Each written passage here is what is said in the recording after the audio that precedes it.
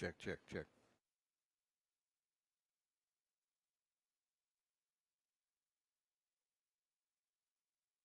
Check, check.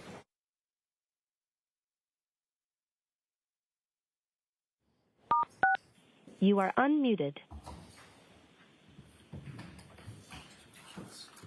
you agree with that? No, that's complete garbage.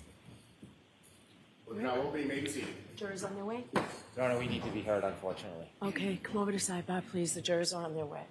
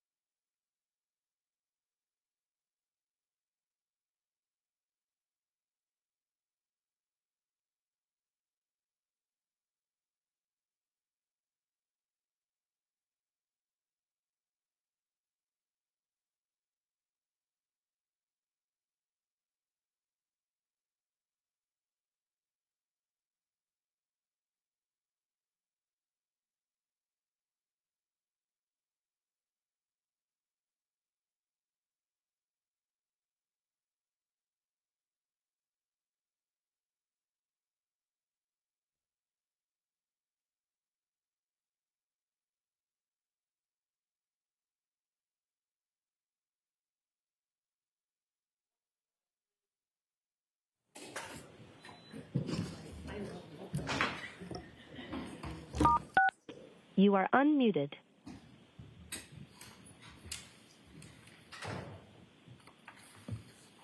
Julie, can you set this up? Thank you. Plug it in here. I need to see that flash drive. We'll now open and may be Here, I seated. need my mouse too.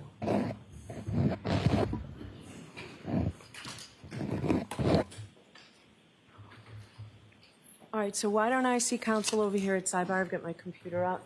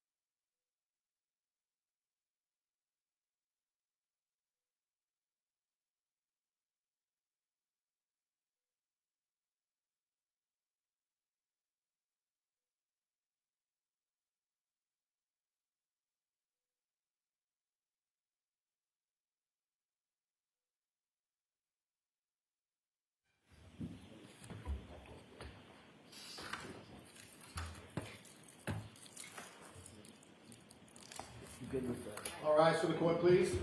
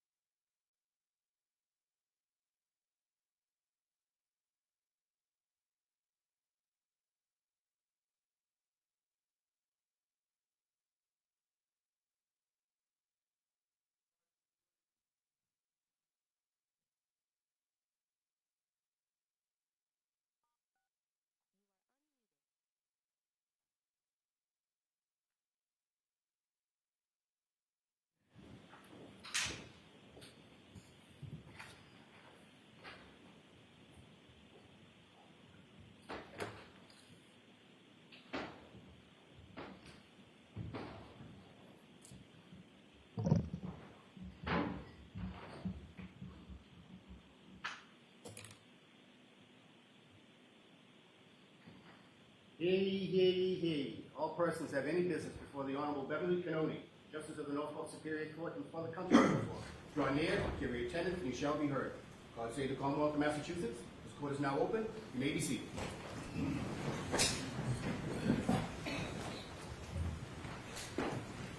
Good morning, jurors. Good morning. So I have started far too many mornings by saying to you folks, I apologize for the inconvenience, having you wait around so long. I appreciate your patience. I didn't want to do that today, but I had to do that today.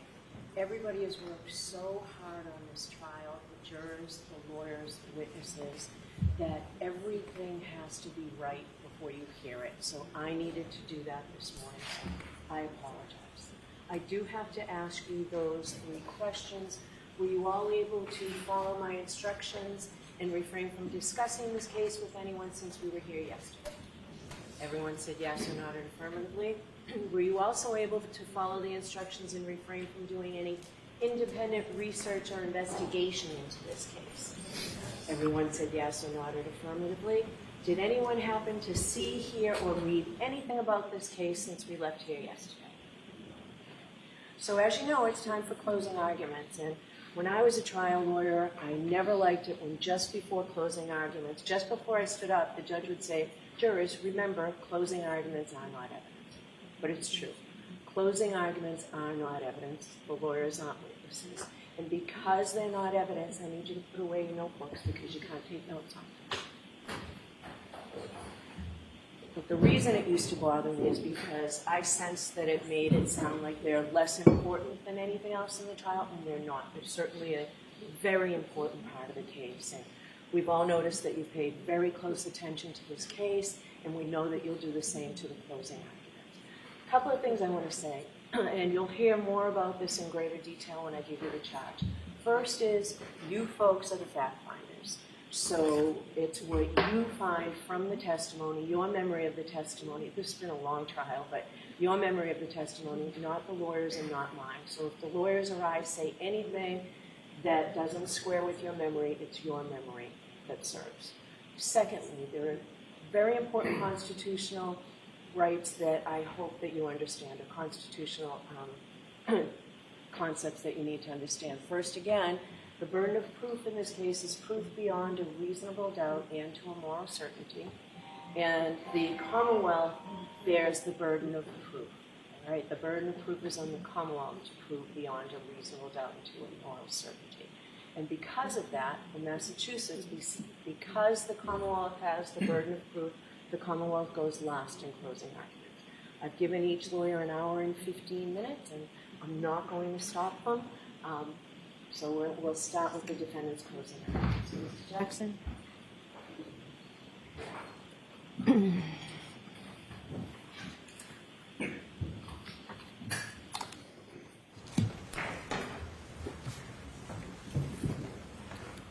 There was no collision.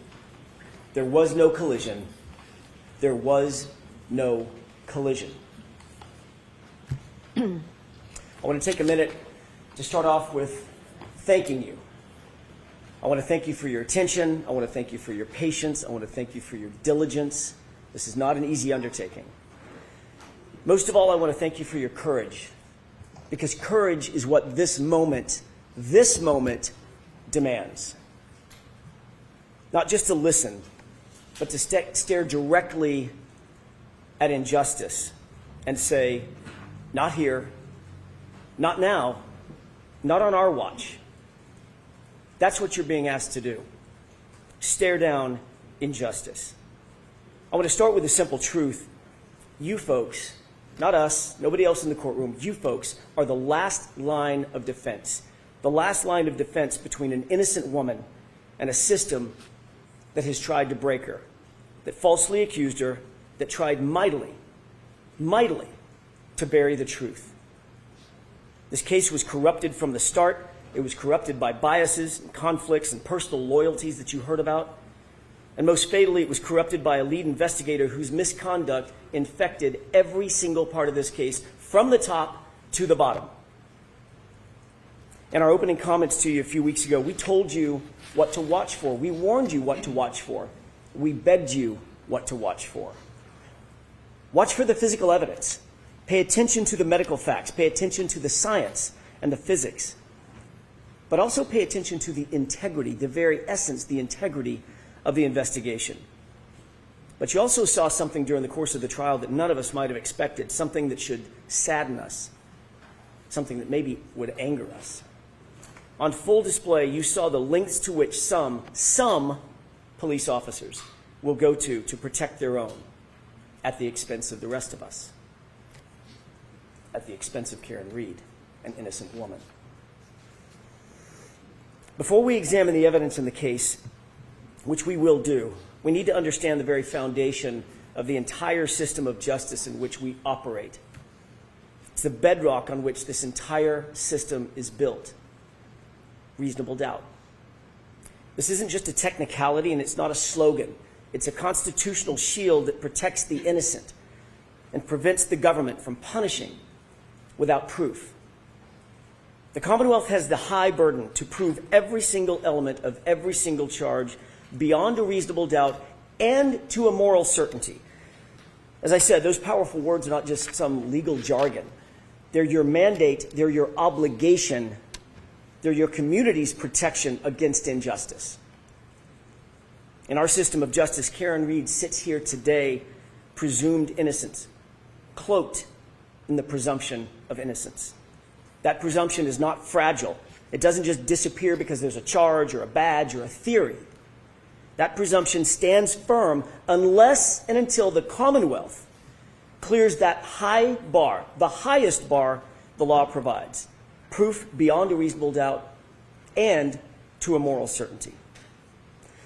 That means at the end of this case, at the end of the trial, you think about one or more of the charges, you think, you know what, maybe that's true. It might be true. Then you vote not guilty. If you think it's possibly true or probably true, your vote must be not guilty. If someone among you thinks it's likely true or even very likely to be true, your vote is not guilty. It's because none of those standards, maybe, might be, possibly, probably, likely, very likely, none of those meets the extraordinary burden of beyond a reasonable doubt and to a moral certainty. A moral certainty means a level of confidence so strong, so incredibly unshakable, that you could go home, you would go home, look your loved ones in the eye and say, I am certain. Not probably, not likely. I'm morally certain, and my certainty remains unshakable. The law defines moral certainty as the highest level of certainty known in all human affairs. Think about that. You must be that certain about the entirety, not part of, the entirety of the Commonwealth's case. As we discuss this case, you'll see that the Commonwealth comes nowhere near, nowhere close to reaching that extreme burden of proof. Ladies and gentlemen, on January 28th, 2022, it was a Friday night. John O'Keefe and Karen Reed made plans to meet up with friends, go out for drinks. You saw through video evidence and eyewitnesses that they were affectionate, they were loving, they were in good spirits throughout that evening. They started off at C.F. McCarthy's, which you've heard about, and eventually made their way over to the Waterfall Bar and Grill. When they got there, the Albert family, they were already there, and they were already drinking. The Albert family, it's been established as a very well-known family in Canton. They've got quite the reputation. Brian Albert was at the Waterfall, a longtime Boston police officer. His wife, Nicole Albert, was there. She was with him. His brother, Chris Albert, who was a Canton board selectman, he was there. His wife, Julie Albert, their daughter, Caitlin, and his sister-in-law, Jennifer McCabe, whom you met, and her husband, Matthew McCabe, whom you did not meet. They were all there drinking before John and before Karen ever arrived. But also present at the Waterfall that night was Brian Albert's friend, Brian Higgins. We know that he had a romantic design on Karen. That becomes an incredibly important fact as we discuss the facts of this case. As the bar was closing around midnight, the Alberts invited everybody back to their house. They wanted to keep the night going. But the evidence revealed something interesting, that the invitation to John O'Keefe appears to have been for a different reason, an alternate reason. Think about the video of Brian Higgins and what Michael Proctor in his investigation completely and utterly ignored. Higgins was agitated after a day of drinking, agitated that it was John and not Karen, John with Karen, not him. Recall that ominous text that he sent to Karen with her and John standing just feet away. Well? He got no response. And then we see this.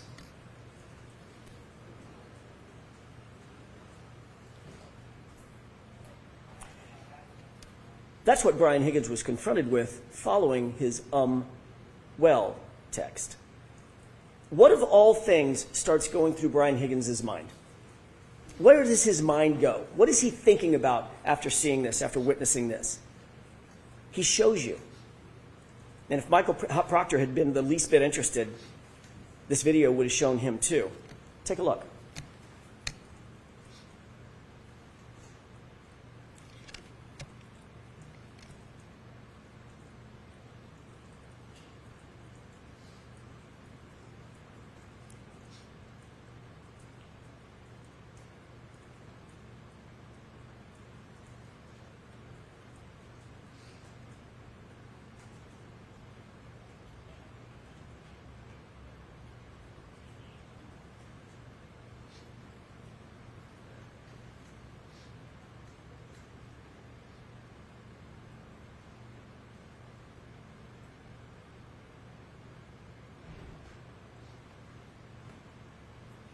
Sparring, practicing, fighting techniques. Where was Brian Higgins' mind? What was he thinking about? And then what happens? Before you look at the next video, think about what you're going to see. This next video is after he sees John kiss Karen on the forehead, after he sends that aggressive text to Karen with her standing just feet away. Watch closely, and this is what you're going to see. This is what Michael Proctor in his investigation completely ignored. Higgins is very clearly upset. He's agitated. Chris Albert tries to control him. He tries to talk to him, calm him down perhaps. Chris forcefully grabs Higgins' arm. You'll see that in the video that you're about to watch. It appears that Chris is trying to calm him down from something. Brian Albert's standing right there with the other two men. But Brian Higgins is having none of it. He appears to be hyper-focused on one person and one person only, John O'Keefe. In an instant, Higgins angrily jerks his arm away from Chris. Higgins rubs his brow, and he directly gestures at John. A gesture that looks a lot like, let's step outside. Let's go outside. But John looks at him, takes a swig of beer, completely ignores him. Take a look.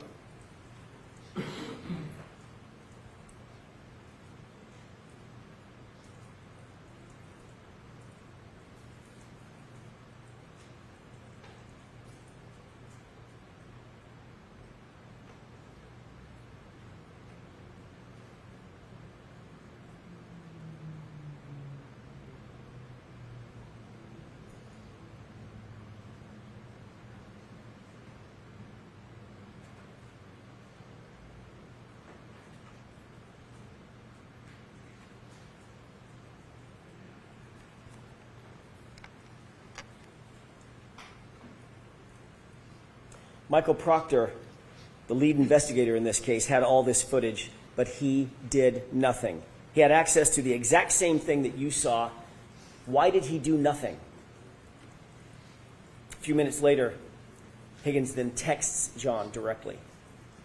You coming here? 3 question marks. It's now 12:20 a.m. These guys are not good friends. They barely spoke or even acknowledged each other when they walked into the bar together, other than a quick greeting. So why was Higgins coaxing John over to 34 Fairview? You coming here after this? And why not text Karen? Because at that moment, he wasn't interested in Karen. He was interested in John O'Keefe. This is about 5 minutes before John gets out of the SUV and walks toward the house, about 5 minutes before Karen sees him alive for the last time. So what happened inside that house or that basement or that garage? What evidence was there for the investigators to look into? What did they ignore? Laceration over John's right eyelid, black eyes, a large dog at the home, an obvious dog bite on John O'Keefe's right arm, a head injury from falling backward onto a hard surface, alleged surface, a text from Higgins, one of the last people to ever communicate with John O'Keefe. You come in here? Those words now echo in the wake of John's death. But Michael Proctor, he didn't listen. When John didn't come back outside, Karen, very oblivious to what had happened, thinking she was just left alone in the car, out in the cold, in the middle of the night, she got frustrated and she drove home. She arrived back at home, and her Wi-Fi connected to her car or phone connected to John's Wi-Fi at 12:36 a.m. It's an important time, 12:36 a.m. She left John voicemail after voicemail after voicemail. He was unresponsive. He didn't pick up a single call. He didn't respond to a single text. The longer he didn't respond, the more upset she got. Her voicemails reflect that frustration after the fact. That's the frustration that you hear in her angry voicemails. She uses harsh words and foul language. She's obviously upset. She's obviously irritated because he didn't come back out of the house and he wasn't responding. But Karen did not know what you know. She didn't know what the investigators should have known. She didn't know what was happening with Higgins and Albert and with her boyfriend, John O'Keefe. When he didn't come home at about 5 a.m., Karen went looking for him in a panic. As you know, her worst fears were realized when she found John beaten, battered, bloody, and left in the snow in Brian Albert's front lawn. At 6 a.m., when Karen found John, you heard about the scene. It was described in detail. It was chaos. To use Mr. Brennan's word in his opening statement, it was bedlam. The screams for help by Karen, the yelling and the hollering, ambulances, emergency lights, fire engines, ladder trucks, paramedics, patrol vehicles, patrol officers, all of them swarming all over the lawn just under Brian Albert's bedroom window. And of course, as you learned during the course of this trial, Brian Albert, a sworn peace officer, a first responder trained in being a first responder, never came out of the house. Never went outside to help a fallen fellow officer who was laying on his own property. Never came out. And you learned through the undisputed evidence that the lead investigator, Michael Proctor, for his part, never went into the house. The Commonwealth has struggled to try to prove that John O'Keefe ended up in Brian Albert's front lawn because he was struck by a vehicle. They have failed. They cannot and they will not ever be able to prove that John was struck by a vehicle beyond a reasonable doubt and to a moral certainty, because the science does not lie, the medical evidence does not lie, the physics do not lie. Their investigation was flawed from the start because their investigator was corrupted from the start by bias, personal loyalties. Folks, they cannot prove a collision. John O'Keefe was not hit by a car. There was no collision. So let's start there. I want to take a minute to discuss the actual science, the actual physics, and the actual medical evidence that was presented in this case. The science, it's an old saying, is known as the silent witness. It doesn't lie, it doesn't forget, and notably, it doesn't take sides. If there was no collision, what are we doing here? In order for there to be a collision, there has to have been an impact site. The vehicle had to have struck John, period. I want to remind you of some of the most important testimony in the entire case, and it comes from the Commonwealth's own medical expert, Dr. Irini Scortibello, the Commonwealth's medical examiner, someone governed by law to make these decisions. We know that a person struck by a vehicle suffers massive trauma, broken bones, fractures, soft tissue damage, torn ligaments, contusions, soft tissue injury, severe tissue injury, crushing blows. None of that was present with John. None of it. Not anywhere on his body, including his right arm. Not one bruise. Nothing. The fact is, the injuries are not from a vehicle impact. Not his head injury, not those scratch and bite wounds.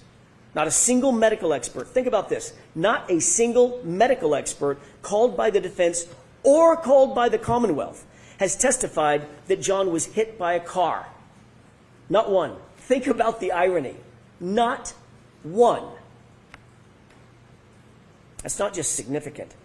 It's literally the most important point in the entire trial. Listen again to Dr. Scorti-Bello's words. Question.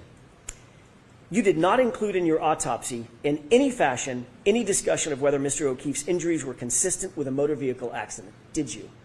Answer. No, I did not. She told you, quote, I did not see any evidence of an impact site, end quote. She was talking about John's body. The Commonwealth's own medical examiner, Dr. Scorti-Bello, performed the autopsy. She did it personally. She's the only one to have personally examined John's body, and she found no evidence of an impact site on his entire body. That in and of itself is reasonable doubt. You don't need anything more. The Commonwealth's case is done. It's cooked. Their own experts said there is no evidence of a collision, no evidence of an impact. If you want to know what an impact looks like, take a look at this. This is what a body looks like after being struck by a car at 25 miles an hour. And this is what a car looks like after hitting a person at 25 miles an hour. These are exhibits from Dr. Welcher, the Commonwealth's expert. John didn't even have a bruise. Make no mistake, Dr. Scorti-Bello was presented with the Commonwealth's theory of the case, the same case that you've been presented with, and she refused to conclude that John's death was a homicide. She flatly refused to conclude that there was a collision. And you know who agrees with that? That silent witness, the science, the physics, the data. Dr. Wolf and Dr. Rentschler, you just met them recently. They explained they were not initially hired by the defense. They were asked by another agency to conduct their analysis. They looked at the evidence from both sides, not taking a side for the defense or the Commonwealth, completely independent.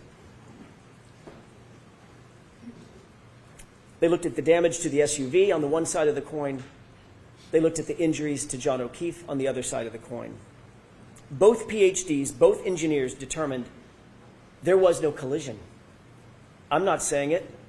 The science says it. That SUV's taillight was not damaged by striking an arm, and John was not struck by a 6,000-pound SUV. Period. Full stop. Dr. Dan Wolf did the testing on the taillight. Actual testing, not some ridiculous blue paint kindergarten project. He did lab testing. He did field testing. He did data testing. Actual impact force analyses. In every single test at every single speed, the taillight damage was inconsistent with striking an arm. In every test, the taillight damage was inconsistent with damaging the shirt, the sweatshirt. Remember that severe internal damage to Karen Reed's taillight. Not just the outer lens. The internal diffusers were completely smashed, completely shattered. ARCA testing established that all the internal components of every single test taillight, especially the diffusers, remained completely intact. Conversely, on Karen's taillight, the diffusers were almost completely gone. Folks, understand something. If any part of that diffuser, portion of the taillight is broken, there is no light. It doesn't illuminate at all. It's just black. Let's take a look at a couple of photos. At 5:07 a.m. at One Meadows, that's the photograph on the left. What do you notice about the right taillight? It's completely illuminated. Later, at 4:12 in the afternoon, photograph on the right, it's lit up. How can that be? How can that be if the Commonwealth claims that those diffusers, the portion that lights up the light, were already scattered all over 34 Fairview? That's their theory. But don't believe your lying eyes. The taillight's completely lit up. That would be impossible. Dr. Andrew Rinchler, a PhD, a biomechanist, explained that at those speeds, the other side of that coin, John's arm would be basically destroyed. Contusions, swelling, torn ligaments, hyperextensions, dislocation of joints and bones, fractured, broken, and shattered. But as you know, John's arm was pristine, save those dog and claw bites. He didn't even have a bruise. Think about this. Think about that photo of those x-rays as you deliberate. You can manipulate a taillight fragment. That's not that hard. You can't manipulate a bruise. If they claimed the car was going fast enough to shatter the taillight and shatter the diffusers, that it was also going fast enough to destroy and shatter John's arm, and it simply did not. How do they square that? They don't, and they can't. So they spent nearly $400,000 of taxpayer money to hire someone to dress up and look like John and paint his arm blue, which told you exactly nothing. The ARCA testing, conversely, also established that it is impossible for John's sweatshirt sleeve to be damaged by an impact with the taillight. The Commonwealth's theory is that the sleeve of John's hoodie sweatshirt was damaged by flying shards of taillight slicing through the shirt and through John's arm. I have 3 questions. Number 1, John's arm had about 36 abrasions. How did 36 shards of acrylic go through 9 tiny little puncture holes? How'd that happen? Somebody needs to answer that. Number 2, why are there no slices or cuts in the hoodie? All the defects are punctures. Punctures that you might get from, say, I don't know, canine teeth.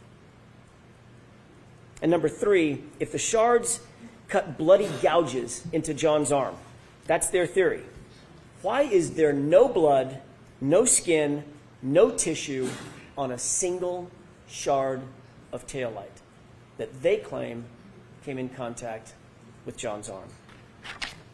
The Commonwealth cannot answer a single one of those questions because John's arm was not impacted by the taillight. It doesn't make sense simply because it didn't happen. Compare and contrast the ARCA experts and their actual testing to Judd Welcher. He came to you in the Commonwealth's case in chief, and he told you that for the better part of $500,000, he'd come in and testify that John was tall enough to touch the taillight with his elbow. That's it. And even in that basic demonstration, he had to lean in to manipulate it, to get the results that he wanted. Dr. Welcher then claimed that the reason he didn't do the reconstruction, the actual testing, think about what he said.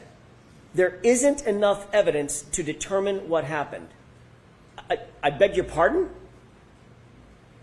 What happens when there isn't enough evidence, in his words? You vote not guilty. That's what happens. That's out of his mouth, not mine. The Commonwealth also used the same company, Aperture, to try to establish a time of a collision that never occurred. The Commonwealth called Shannon Burgess, the supposed expert from Aperture. There is a cardinal sin for experts, folks, a cardinal sin. It's called confirmation bias. It's when you decide to change your opinion to fit a theory. The most important takeaway from Shannon Burgess' testimony was how brazen, how shameless he was in trying to change the data to try to suit the Commonwealth. Remember Mr. Brennan's opening statement. He made some promises to you. He said, this case is about the data. He stressed it over and over again. They've had 3.5 years to get this right. The Commonwealth has had this case for 3.5 years to get it right. So his top expert, Dr. Welcher, prepares a report. And that report says that John O'Keefe was struck by Karen Reed's SUV at 12:31:38. Note that time, 12:31:38. He was struck, he was immediately incapacitated, he was immediately unconscious. So says Judd Welcher and the Commonwealth's theory. But there was a huge, huge problem with that. And somewhere in the middle of trial, somebody must have realized it. They must have realized that the very data they produced unequivocally establishes that they are wrong about a collision. It could not have happened. Why? Because John was interacting with his phone after 12:31:38. Remember, the collision immediately incapacitating. How could he be interacting with his phone afterward? He was on his phone, opening his phone, checking his phone, reading texts on his phone, and locking his phone, all of it after 12:31:38, which is the time Welcher clocked for the moment of the impact. And he was taking steps and walking with that phone after 12:31:38 also. That's what their own data showed, and it devastated their case, and it devastated that false theory. There must have been panic, I'm guessing, in the room. What do we do now? The data shows John wasn't struck by the car. What do we do? Enter Shannon Burgess. Question. Can you believe him? Can you believe Mr. Burgess? He came up with a brand new story right in the middle of trial. You might ask yourself, would an expert actually say something he knows not to be true? Would an expert actually say something he knows is not supported by fact? Would an expert shade the truth? You don't have to look any further than Shannon Burgess's CV to answer that question. That was a shame. Even with the pull and push and stretch and manipulation of the time data that Mr. Burgess came in here and told you about, it still shows that John O'Keefe was very much alive and walking around after they claim he was hit and incapacitated. Think about that. Matt DeSogra looked at Burgess's report and told you that in 30 out of 30 scenarios of the possible time skews that Shannon Burgess identified, he came in the middle of trial and identified all these other time skews that he called it. In every single scenario, John was alive and walking after they said he was hit. And that's a problem for them because there was no collision. Just look at Mr. Whiffen's data, Ian Whiffen. John O'Keefe took 31 steps at a steady rate, about 83 feet, and then think about this, in a westerly direction. That would be right toward the house. Remember, it's 78 feet to that garage door. That's not a coincidence. The Commonwealth's witnesses, or the Commonwealth's witness, Mr. Ian Whiffen himself conceded that he has reasonable doubts about the accuracy of John's location data. You remember that question and answer on cross-examination by Mr. Alessi. Do you have doubts? I do. Are those doubts reasonable? They are. And remember, it's still the Commonwealth's burden. If their own cell phone expert has a reasonable doubt about John's location, so should you. John O'Keefe was inside, and the phone battery temperature further proves it. This is not speculation, this is science, and it's irrefutable. It tells us that he was not laying outside in the cold, he was inside somewhere a little bit warmer. Ian Whiffen told you that when the iPhone is exposed to freezing temperatures, think about these numbers. When the iPhone is exposed to freezing temperatures, it will drop from 81 to 21 degrees in 15 minutes. 15 minutes. That's a 60-degree drop in 15 minutes. Now look at John's phone. It was laying, according to the Commonwealth, it was laying directly on frozen ground. He arrived at 34 Fairview and his phone dropped only 20 degrees over the course of an hour. Then inexplicably, it stayed steady, never dropping below 50 degrees for the next 4.5 hours. Never dropping below 50 degrees for the next 4.5 hours, basically through the entire night. He was not outside. He was someplace warmer, like a basement or a garage. Dr. LaPosada confirmed that John O'Keefe did not have hypothermia. No telltale signs, no telltale Wisniewski spots, no frostbite on any extremity. He did not die of hypothermia because he wasn't outside. Dr. Isaac Wolf, Dan Wolf, Elizabeth LaPosada, Judson Welcher, Andrew Rinchler all agreed Every expert agreed.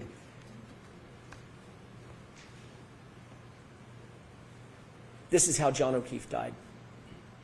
A rearward fall from a standing position.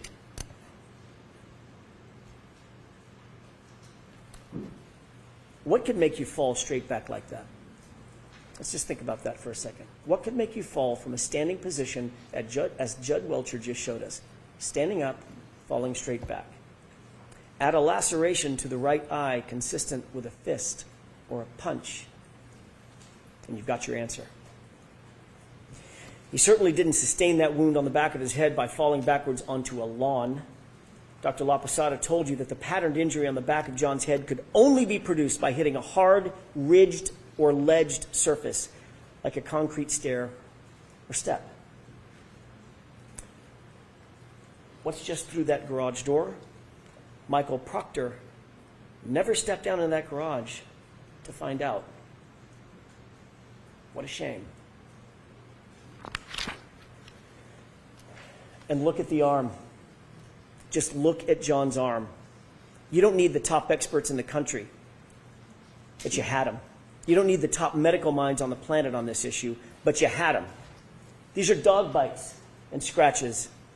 These are animal wounds. Not one witness has been called in their trial. Not one. 8 weeks and counting. Not one witness who actually disputes that John O'Keefe's arm injuries are from a dog. The Commonwealth could not find a single medical expert, a single medical witness who would come in here and tell you those are inconsistent with a dog bite or a scratch. And it's equally clear that there was no collision. Dr. La Posada told you in probably the clearest voice in the entire trial. You remember her testimony. He didn't get hit by a car, in her words. He just didn't get hit by a car. You remember the question that was posed by Mr. Brennan, did you consider the speed of the vehicle? And she said, speed didn't matter because he didn't get hit by a car. She repeated it 3 times because it's true, not just because she says so, but because the medical evidence proves it. The medical science proves it. There was no collision. Dr. Rentschler told you unequivocally and just as firmly he didn't get hit by a car. The Commonwealth has not met their burden. They cannot meet their burden. The Commonwealth hasn't called a single medical professional, not one, to testify that John's wounds came from being hit by a car. Not Dr. Scorti-Bello, not Dr. Isaac Wolf. Contrast that with the caliber and the quality of the experts who came in here to tell you what is obvious to anyone with common sense. Those wounds on his right arm are from a dog. This was not an oversight by the Commonwealth. It's just that there is no one out there. No matter how big a check you write, there's not a medical expert who's going to disagree with that. The fact is, this is the central fact in the case. The only fact that matters is literally uncontested by every medical expert.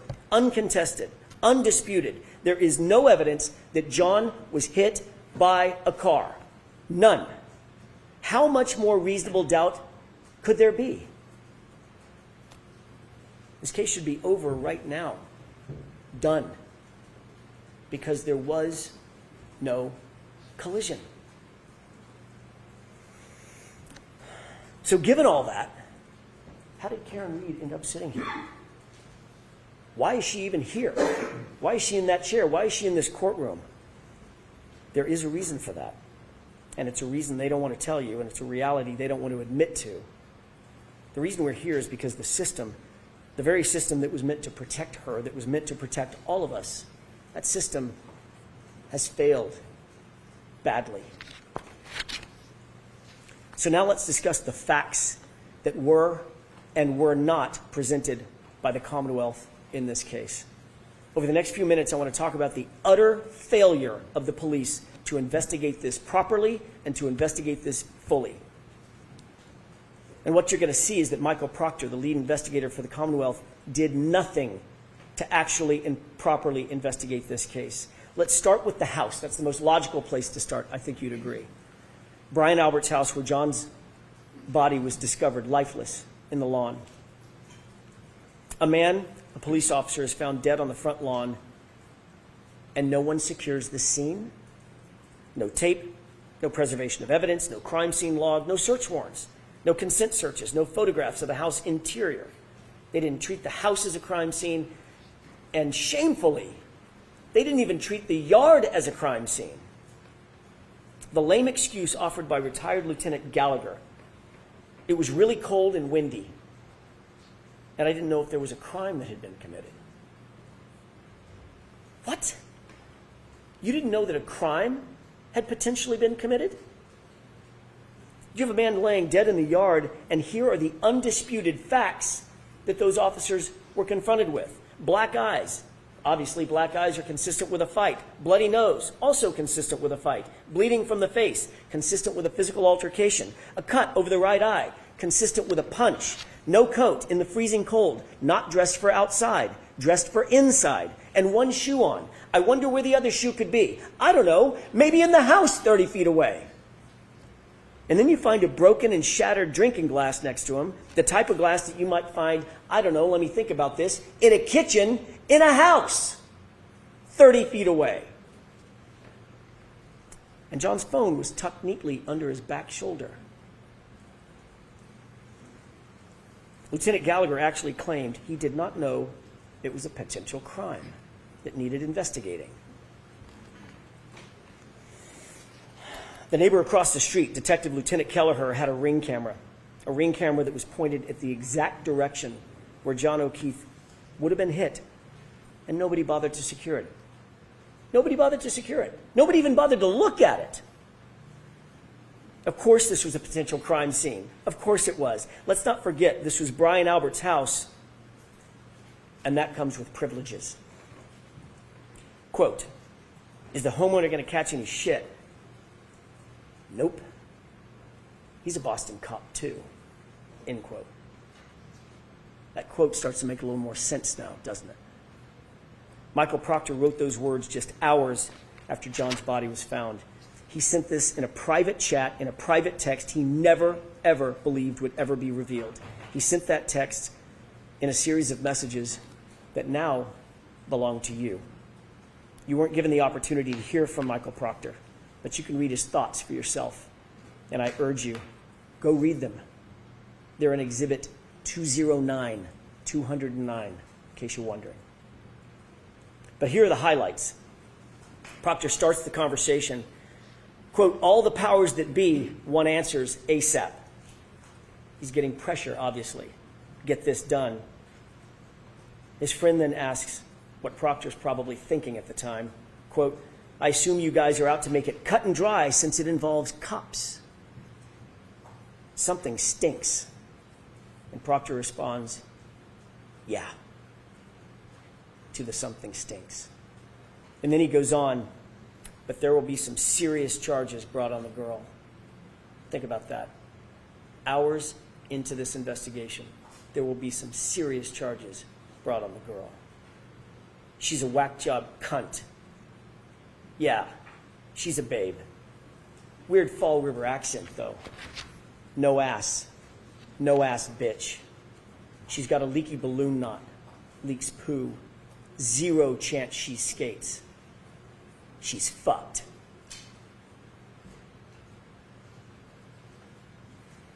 And up to this point, Michael Proctor had done 0 investigation. Nothing. Save talked to a grand total of 3 people, all of whom were named Albert or McCabe. That's it. And this was his mindset. This is the same lead investigator who sent the group chats that you heard about with Sergeant Buchnick. Late night, sitting at his office, rifling through Karen's phone, bragging about looking for naked pictures of her.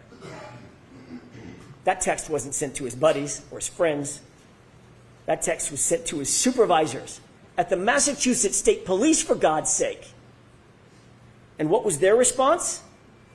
Sergeant Buchanan liked this conduct with a big old thumbs up. He encouraged it.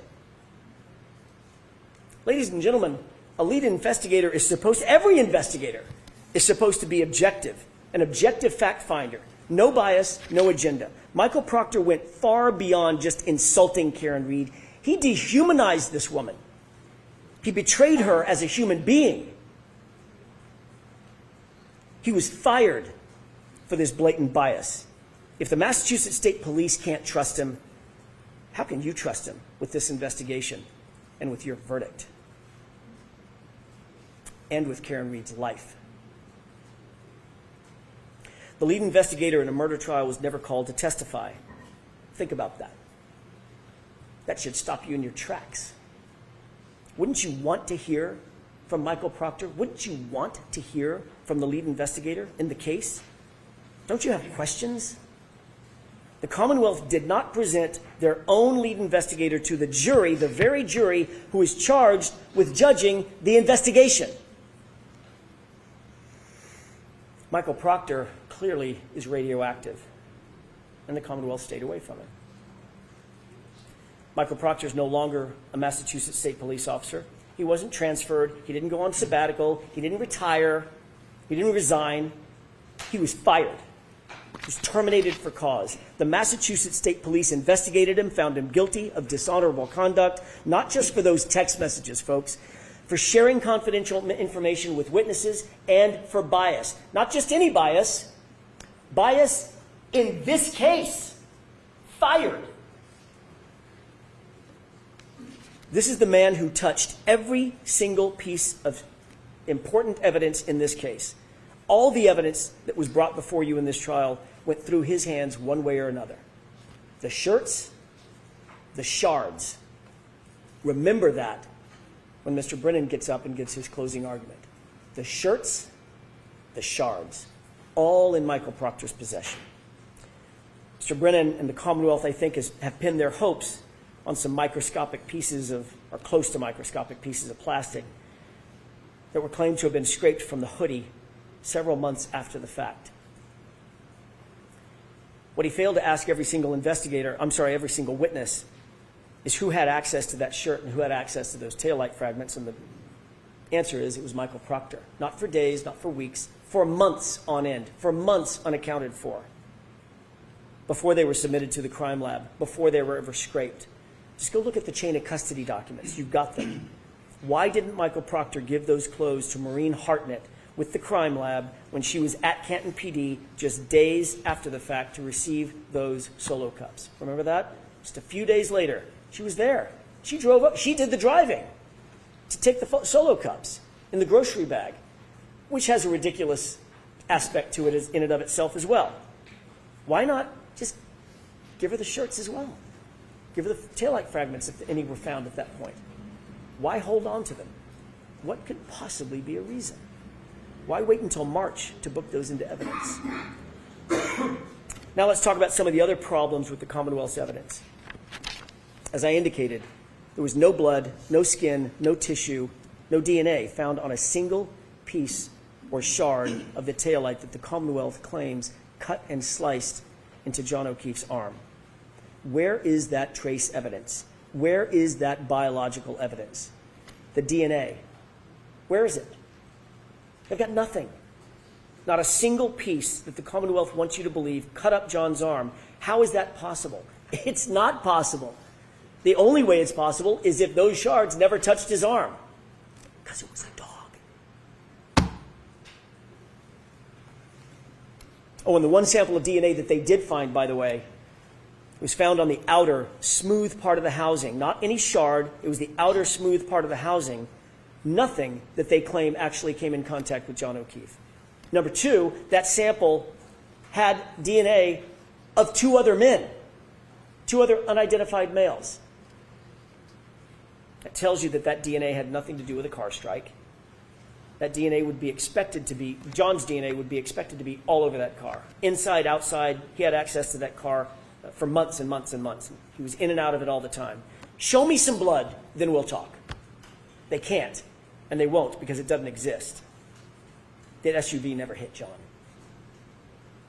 The hair found on the bumper. The Commonwealth really stretched its own credibility on this one. That magic little hair on the SUV supposedly survived a 37-mile drive in 47-mile-an-hour winds. But that little magic hair just clung there, just hung on. That same hair that moved in between photos in the Sally Port. Remember that? There were two photos taken, and it was either the breath of the photographer or just the movement of walking by the hair. It literally moved between the two photographs. But that hair is supposed to have hung on in a 37-mile drive in a blizzard?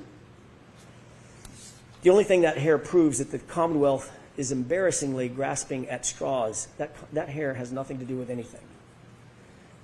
But it doesn't stop there. There was another revelation at trial, a big one, a huge one, and it came from a very unlikely source. Christina Hanley, the quiet, reserved criminalist who told you something the Commonwealth likely did not want revealed because it's devastating to their case. Absolutely devastating. And it's this. The glass on the bumper didn't match the cocktail glass. None of it. Remember, February 11th, Michael Proctor, without any other person with him, no witness, no supervisor, no other person with him, claims to have found a single piece of glass at the scene. February 11th, single piece of glass, Michael Proctor. Keep that in mind. Interestingly, the glass on the bumper that didn't match the cocktail glass, one piece did match one other thing. The Proctor glass. Those two go together. The only two things that go together from that bumper are the Proctor glass. We know that there's no glass in the taillight. We know that nothing else was shattered on the vehicle. Therefore, that glass had to be placed there. Didn't come from a crash. Didn't come from a cocktail glass. So how did it get sprinkled on the back of the bumper? Whose proverbial fingerprints are on that glass on the bumper? The only thing it matched was Michael Proctor. What about the Ford Edge and that snowplow driver, Brian Loughran? He observed that Ford Edge parked outside Brian Albert's house at 3:30 a.m. That vehicle was moved directly in front of where John's body was found sometime between 2:30 and 3:30 in the morning. The only person connected to a car of that make and model, Brian Albert. Michael Proctor did nothing to investigate that point. Did nothing to investigate whose Ford Edge was parked in a spot specifically to block the line of sight in the exact position where John's body would be later found by Karen Reed. No one, not Michael Proctor or anybody else, checked it for evidence. No one even asked any questions about it. That Ford Edge, Brian Albert's Ford Edge, completely ignored. Michael Proctor failed to interview obvious witnesses in this case. Why? Why didn't he want to speak to the snowplow driver, Brian Loughran? Why did he falsely claim that no one plowed the roadway that morning?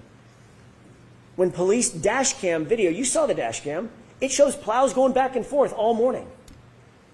Why did he wait so long, years even, to interview Heather Maxson and Ryan Nagel, individuals who were literally outside 34 Fairview at the exact same time John and Karen arrived at Brian Albert's house that night? Brian Loughran, had he been investigated or interviewed, would have told Michael Proctor that he drove past the lawn multiple times on January 29th, and there was no body on the lawn. He would have had a perfect view. Remember, the weatherman told you there was only enough snow at that time. I think he said, in a very charming phrase, only enough snow to track a cat. I think that was it. There was no body there. Heather Maxson and Ryan Nagel would have told him that they arrived at 34 Fairview shortly after Karen and John pulled up behind them, and they would have told Michael Proctor, at least Heather would have told Michael Proctor, that when she left 10 minutes later, she drove past the SUV and observed Karen Reed in the driver's side, dome light on, passenger seat empty. So where was John? He wasn't outside, wasn't sitting down, wasn't laying down. There's only one place he could be. We could all say it together if you could talk with me. He was in the house. But Michael Proctor did not want to have those answers. He did not want to have to disclose those answers. He didn't want the truth. The Commonwealth hasn't presented a shred of evidence of when Karen Reed consumed her last drink that night. Think about that. It's critical information that the Commonwealth has to prove beyond a reasonable doubt and to a moral certainty. They have to prove when her last drink was that night. They have to prove it. We don't have to prove or disprove anything. Every single witness who was asked and who had an opportunity to observe Karen that night said the same thing. She wasn't drunk. She wasn't stumbling. She wasn't slurring her words. She was, in the words of Ms. Kolakithis, completely normal. Even Jennifer McCabe, grudgingly, had to admit that fact. It's on video. Instead, they used Yuri Buchanan to try to come into court and count sips of alcohol, which he admittedly got wrong. According to Ian Whiffen, the Commonwealth's own expert, the location data, using location data on John's phone, showed Karen driving lawfully. She was driving safely. She was under the speed limit. She was slowing and stopping at stop signs, slowing around corners. And Ryan Nagel corroborated that when he saw her make that left-hand turn onto Fairview. The Commonwealth has an incredibly high burden to prove that Karen was driving under the influence. They have failed to prove that beyond a reasonable doubt and to a moral certainty, because it depends on when she had her last drink. What happened after she got home and she was upset with John for not coming back out of the house? That would answer that question. As you well know, no one searched the house for signs of a struggle. Not that night, not the next day. I'm talking about 34 Fairview. Not ever. Not once. Not with a warrant, not with consent. They never went into the basement, the stairwells. They didn't look at the walls. They didn't look in the garage. Nothing was ever examined. Nothing was checked for blood. Nothing was checked for DNA. They didn't look for a ledged or ridged surface. Zero. You'll remember how surprised Jennifer McCabe was to recall that there was a garage door even on the house. Except this was her sister's house. She's been going to that house since she was 5. She's seen that house. She's been in and out of that house hundreds of times, maybe thousands of times. She's been going to that house her entire life, and yet she acted surprised when I asked her about it. Remember Jennifer McCabe's answer when I asked her whether there was a door at the garage. I was asking her about the front door, the side door, and the garage door, and her answer was, oh, actually there is a garage door right there.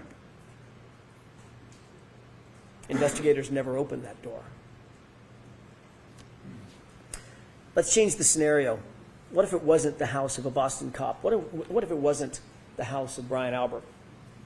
We can be certain that investigators would have torn that house apart to get answers about why a fellow police officer was laying dead on the homeowner's lawn.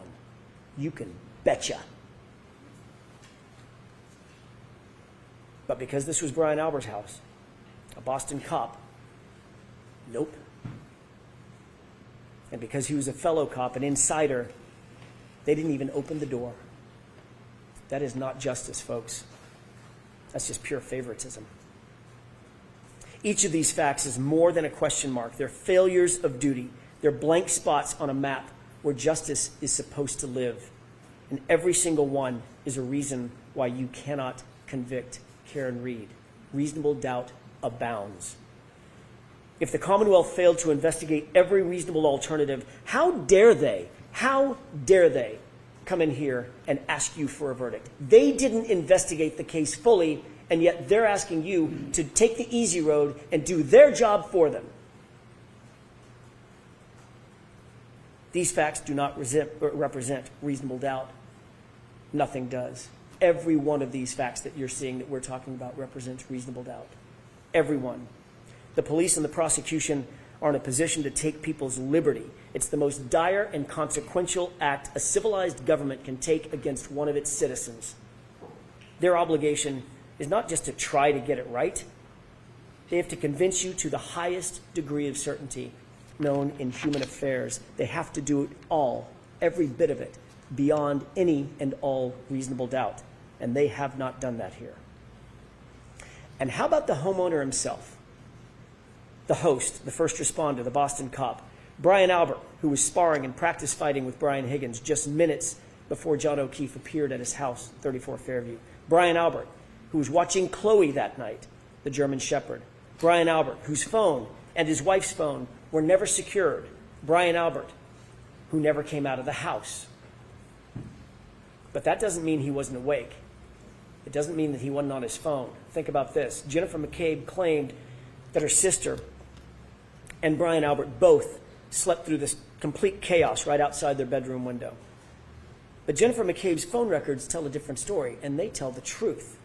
she spoke with them for the better part of a minute, 38 seconds to be detailed about it, at 5:07 a.m.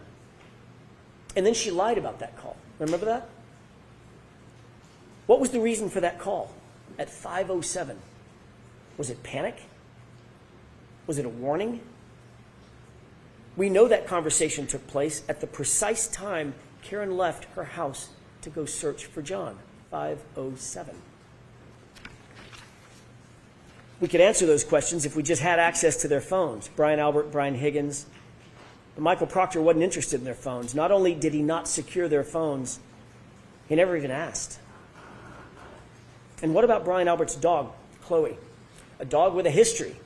A dog that is, quote, not good with strangers. Dr. Russell confirmed that John's patterned injuries were from a dog, just like the dog Brian Albert owned. And then Chloe just disappeared. Not there the next morning. None of the officers that you heard from said that there was a dog in the house. They didn't see her. She was just gone. And then ultimately gotten rid of altogether. Who gets rid of their family pet? Unless they had something to hide. Michael Proctor wasn't interested in that either. And recall the group chat with the Alberts and the McCabe's. They were getting their story straight. Matt McCabe, whom the Commonwealth did not call in this trial, instructed the group in that group chat, you'll recall, tell him to say the guy never came in the house. Think about that exact quote. Tell him to say the guy never came in the house. And Brian Albert, the patriarch of the family, exactly, exclamation point. He blessed it. With the truth, as we all know, you don't need to get your story straight. You don't need to tell someone what to say. It's just the truth. And what about the Google search? A Google search that Jennifer McCabe admitted having made. A Google search that was time-stamped by Celebrite at 2:27 a.m. A Google search that read, Hoslong to die in cold. It is uncontested and undisputed that that search was deleted. If the 2:27 a.m. timestamp is not true, why does Jennifer McCabe have to lie about it? Why delete it? If the 2:27 a.m. timestamp is not true, why create a false story about Karen screaming ghoul hypothermia? That's just a fabrication. That's just a made-up fact. And by the way, if someone does tell you Google hypothermia, why would you Google how long it takes to die in cold? Wouldn't you just Google hypothermia? Jennifer McCabe enlisted Carrie Roberts to help shift the blame to Karen. Why go to that much effort unless you're trying to cover for something? Keep in mind the entire foundation of her claim that Karen said Google hypothermia is this fantasy about Karen screaming it at the location, at the scene. That's her entire excuse. But that story went completely off the rails when Carrie Roberts admitted that she perjured herself to back up Jennifer McCabe's false story. That was a dramatic moment in court. It's an admission of perjury, and you don't see that very often in a courtroom. That tells you everything you need to know about the character and quality of the prosecution's case and their witnesses. Lying and perjury and admitting to it. A fundamental tenet of any investigation is to ensure that witnesses are independent and not influenced by other witnesses. You start by separating the witnesses. Michael Proctor did none of that in this case, and we see the results. Think back to Jennifer McCabe's own text messages with Carrie Roberts. About Carrie Roberts, not with Carrie Roberts, notably. What Carrie Roberts didn't know was at the time she was being interviewed by the police, Jennifer McCabe was, in real time, she was bragging about having influenced Carrie's testimony or her statements to the Alberts and the McCabes. Quote, she's telling them everything, all the stuff. Remember that timeline that we talked about with Jennifer McCabe? That's what she was referring to. She's telling him everything that Jennifer McCabe had put in Carrie Roberts' timeline. The Commonwealth wants you to believe that Karen Reed made a statement at the location, at the scene. I hit him. I'm sure you'll hear that from the prosecution in their final arguments. But their own witnesses contradict that. Jennifer McCabe admitted on cross-examination that her very first statement to law enforcement, confirmed that Karen didn't say anything. She asked, could I have hit him? Did I hit him? Is he dead? The physics and the science answer that question. Could you have hit him? No, you couldn't have. Sergeant Buchanan also testified that the only statements Karen Reed made at the scene, according to his conversations with the first responders, was, could I have hit him? Did I hit him? It wasn't a confession. It was confusion. And Dr. Russell explained that confusion. She told you why Karen Reed or anybody in that position might ask those questions. She was suffering from extreme grief reaction, which according to the evidence can last for years. Even her medical records confirm that diagnosis. It's common to ask those questions in grief. It's common to ask those types of questions in shock. You're trying to make sense out of the nonsensical in the moment. And the Commonwealth has tried to twist those words into a confession. There is no evidence that any officer at the scene ever heard Karen Reed say, I hit him. Not a single police officer at the scene came in to support the Commonwealth's claim. It's not on video, it's not on audio, it's not in a single police report, it's not in a single EMT or EMS report. Nowhere. The fact is, Karen never said, I hit him. You saw the video, multiple officers were right there. She simply never said it. What did Jennifer McCabe do and not do when she got to 34 Fairview? She would have you believe, I want to set the scene for you, that she's confronted out of the blue with John O'Keefe's lifeless body. Her friend, John O'Keefe. He's bruised and battered, he's bleeding, his eyelid is cut, his nose is bleeding. Karen is screaming at the top of her lungs. Carrie is screaming back to Karen, shut up! Both women begin crying. Both women are giving CPR. There's chaos everywhere. It's building in the yard, just feet from Brian Albert's house, Brian Albert's window. Jennifer calls her sister at 6:07 with all this chaos going on. No answer. Jennifer calls her sister at 6:08 with all this chaos and bedlam going on. Still no answer. No lights come on in the house. In the midst of all this screaming and this chaos, Brian Albert doesn't come outside. Nicole Albert doesn't come outside during this maelstrom. And yet, Jennifer McCabe never goes inside to check on her sister. There's literally no signs of life inside the house. And Jennifer McCabe doesn't take a step inside that house to check on her family. Why is that? Does that make any sense? Everyone would sprint inside the house to make sure that there's no one in there that was hurt or injured or, God forbid, dead. Everyone would do that. But not Jennifer McCabe. The only way that makes sense is if Jennifer McCabe already knew that Brian and Nicole were just fine. That's the only reasonable explanation. And the only way she would know that they were fine is if she knew what happened. But Michael Proctor never explored this incredibly suspicious behavior. Don't you have questions? This would give anyone reasonable doubt. And don't you have questions also about Brian Higgins? Michael Proctor certainly didn't.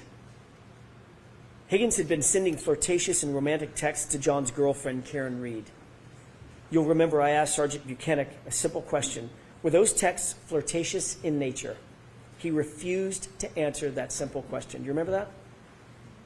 Quote, I'm not comfortable putting a label on that, end quote. We read the texts. It's not a secret. Of course they were flirtatious. Of course they were romantic in nature. The reason he refused to answer that simple question is telling. It's because these flirtatious texts establish a motive for Brian Higgins. Sergeant Buchanan could not bring himself to tell the truth. His bias was on full display. He was covering for another cop.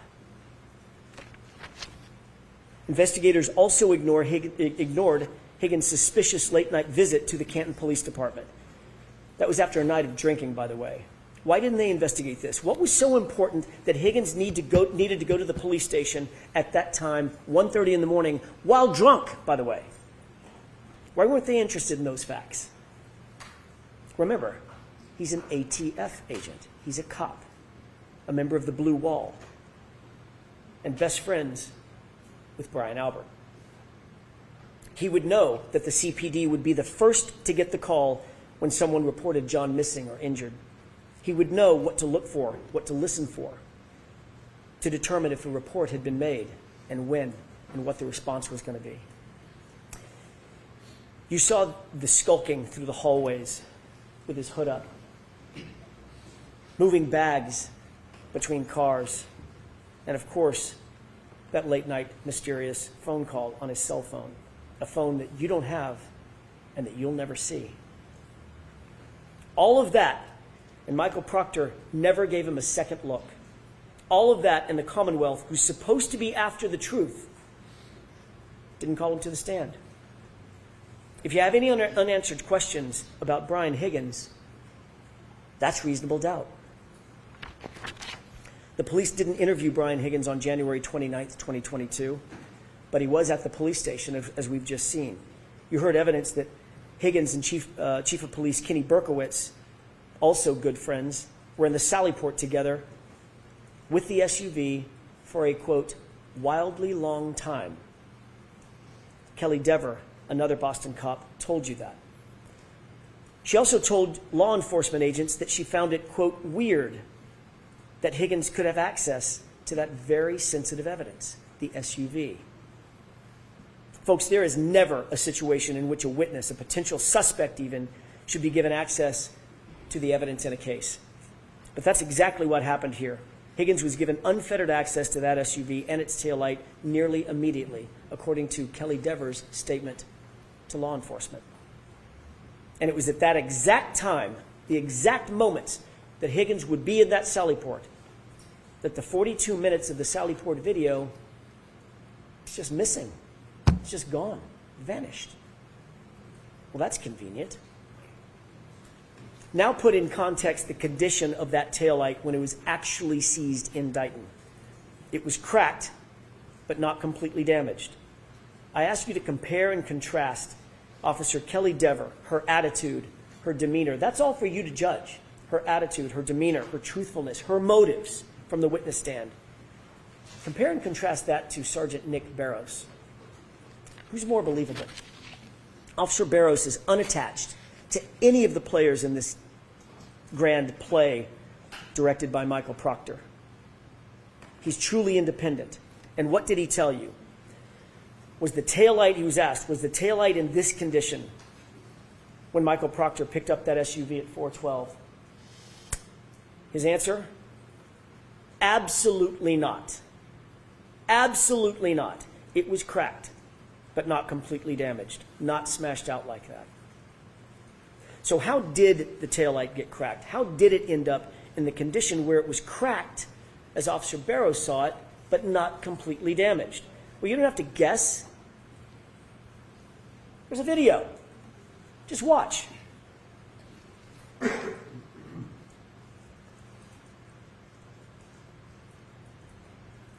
That's how it got cracked. And Judson Welcher's own recreation confirms it.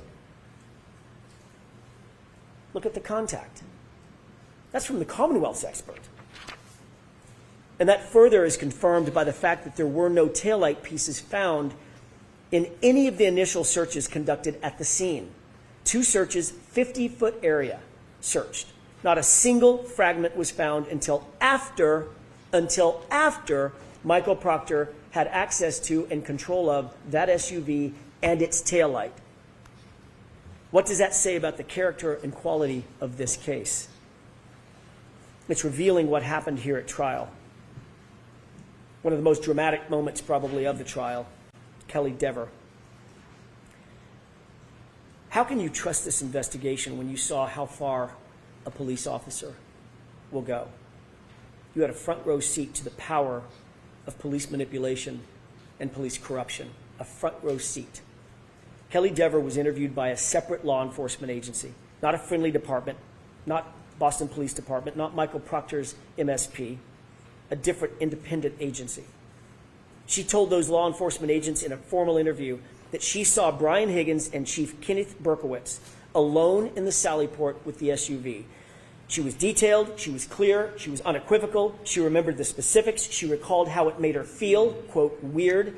She recalled how long Higgins spent, a quote, wildly long time, as she described. These are all incredible details to tell law enforcement.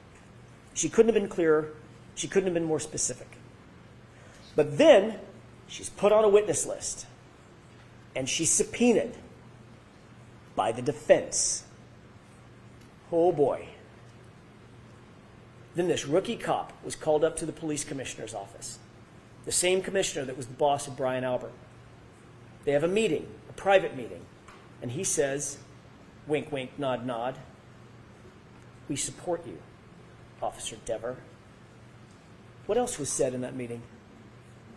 What else is reasonable to believe was said in that meeting? She claimed she couldn't remember. She claimed not to remember if he instructed her to do the right thing. But the commissioner of the Boston Police Department certainly said something to this rookie cop, and all of a sudden, that detailed, unambiguous, unequivocal statement to law enforcement became, what did she say? A false memory. Not I didn't say it. She admitted she said it. She admitted she detailed the entire story. She just said, it's a false memory. What? So she's called to the commissioner's office to make sure that she would do the right thing. That's why she was called. And now we know what that means. In her words, my entire career depends on what I say here on the stand. I'll quote that again. Quote, my entire career depends on what I say here on the stand. You bet it does. That's how it works. And that's how we got here. At the end of the day, you have to ask yourself, can you trust the Commonwealth's case? Can you trust their witnesses? Can you trust their evidence? And here are a few of the highlights. A video that was played in a courtroom and sold as accurate. Turns out it was completely inverted, flipped backward, completely false. The test that formed the basis of their entire theory of the case. Watch closely as Dr. Welcher stands as a surrogate.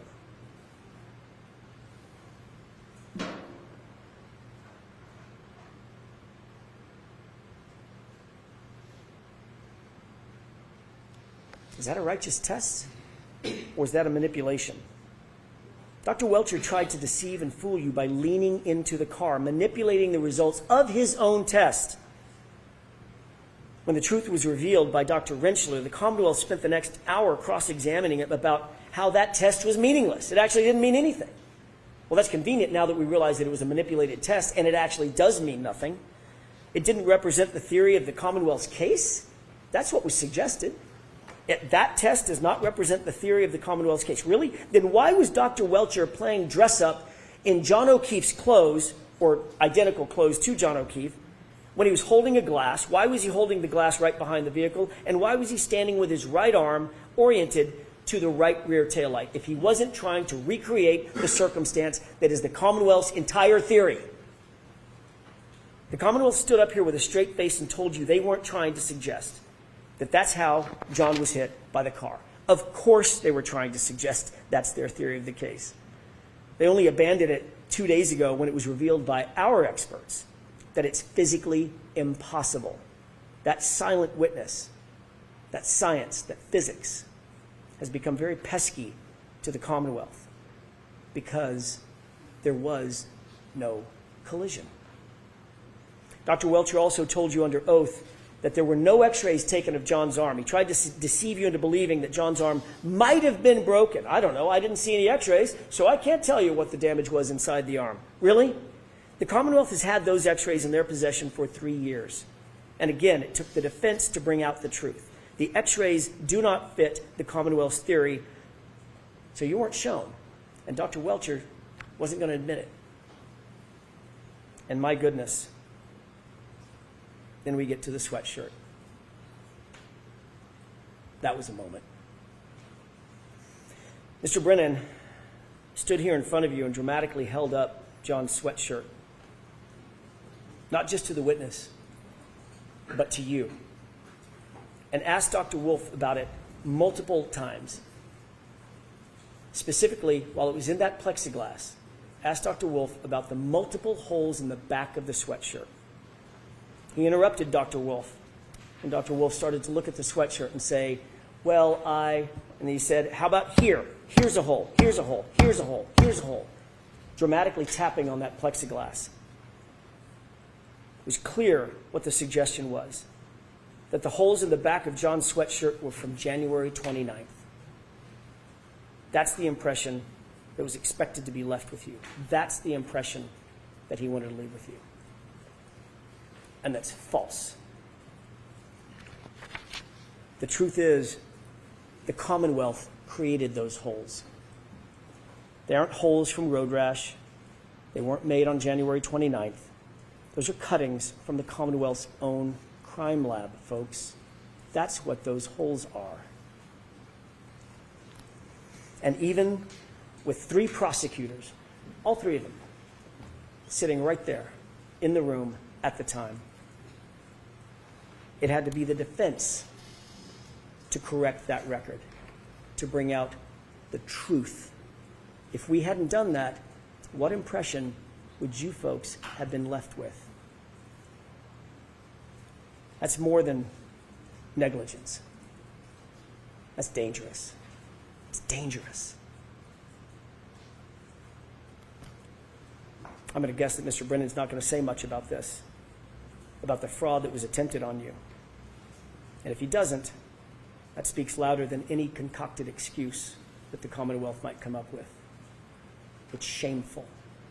It's shameful. We are after the truth in this courtroom. You're entitled to it. Demand it. Why would the Commonwealth stoop to a stunt like that? It's desperation. They know what you now know, what their experts know. There was no collision. So now we've reached the final moments of the trial, and you've seen the facts and you've seen the evidence, and we've just talked about dozens and dozens and dozens of facts that are reasonable doubt. Each one of them are reasonable doubts. These facts, these note cards that you're looking at, piled high, one on top of another, literally stacks and stacks of them covering the table. As you mentally sift through those cards, realize that every one of them is a massive hole in the Commonwealth's case. Every single one of the note cards represents a hole in the Commonwealth's case. If you're holding mentally even one of those cards, you're holding reasonable doubt, folks. You're holding a not guilty verdict. Reasonable doubt is not a sliding scale. It's a wall. If the Commonwealth cannot get over every one of these dozens of walls, you have to acquit Karen Reed. The truth is, Karen Reed is not guilty. Not because of technicalities, but because the facts, the law, the science, the physics, the data, they all say so. They demand it. The Commonwealth does not have a theory about how John was hit by the car. They haven't even shown you that it's possible that he was hit by a car. And the reason they haven't is because it's not possible that he was hit by a car. There was no collision. Your job is not to do their job, their burden entirely. It's theirs. They have to prove this case and their theory beyond all reasonable doubt and to a moral certainty. And not only do they not have a theory, they can't prove one that doesn't exist. All you need to know is that the Commonwealth failed. They failed to provide you with a truthful representation. They failed to prove the essence of their case, that John was even hit by a car to begin with. They failed to prove any intent on the part of Karen Reed because she has none. They failed to investigate the actual suspects in this case. They failed to present the lead investigator to you. They failed to justify the perjured testimony that you heard discussed in this case. They failed to hold accountable an officer who came in here and lied to you and claimed false memories so she could do the right thing to cover for a fellow cop or cops. They failed to maintain a fair and unbiased and honest investigation. They failed to present you with the truth. And this is what you get. An investigation that's riddled with errors and omissions and a rush to judgment and conflicted and corrupted from the start. Every part of it. That is the literal definition of reasonable doubt. How can they ask you to be morally certain based on this evidence? It's a tragedy. When the government fails so completely, so catastrophically, when there are dozens and dozens of points of reasonable doubt on the table, your duty, your oath is clear. Your sworn obligation under the law is to acquit Karen Reed, not just because you can, because you must. Justice demands it. Do not let the Commonwealth get away with this. Don't let them get away with this. Do not endorse and sanction an investigation that is broken and corrupted top to bottom. But just as importantly, do not let Michael Proctor get away with it. And make no mistake about it, folks. If you convict Karen Reed of anything, if you convict her of anything, science, the physics, the data, they lose. But tragically, Michael Proctor wins. Remember his texts. Something stinks. Yeah, but serious charges will be brought on the girl. She's fucked. Could you ever say to yourself, this is justice? The fact is there was no collision. A car did not kill John O'Keefe.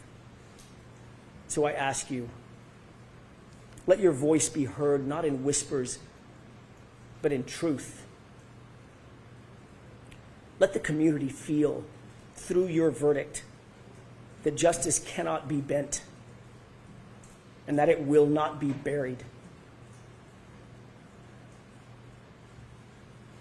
Find Karen Reed not guilty, not guilty, not guilty. Thank you.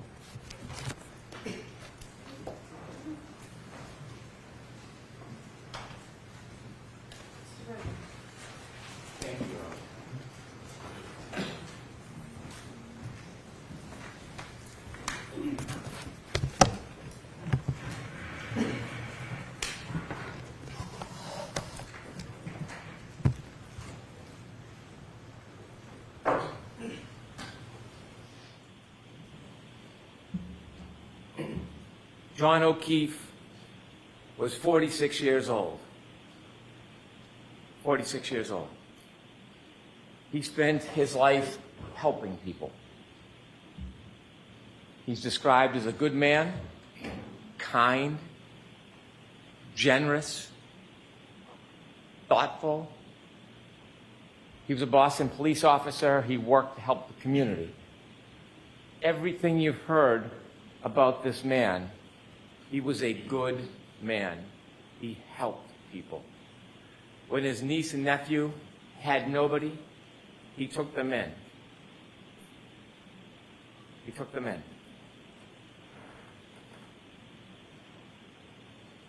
John O'Keefe seemed to be the type of person who would help anybody at any time.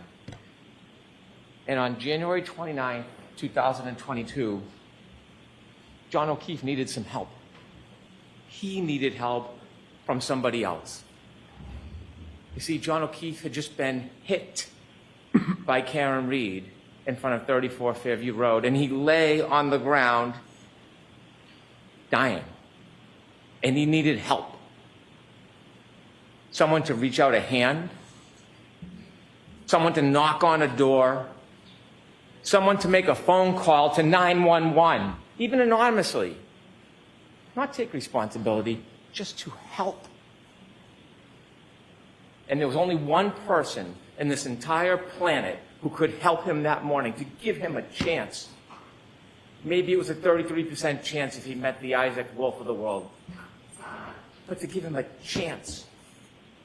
And that one person who could help him that morning was this defendant right here, Karen Reed.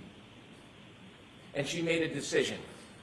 In her Lexus with the shattered taillight, debris field all over the front yard, and John O'Keefe lying helpless like a child on the front yard, she made a choice. She didn't call 911. She didn't run to his aid. She didn't knock on a door. She made a decision about herself. In her Lexus, she drove away.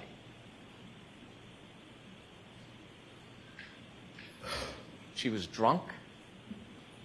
She hit him, and she left him to die. She was drunk.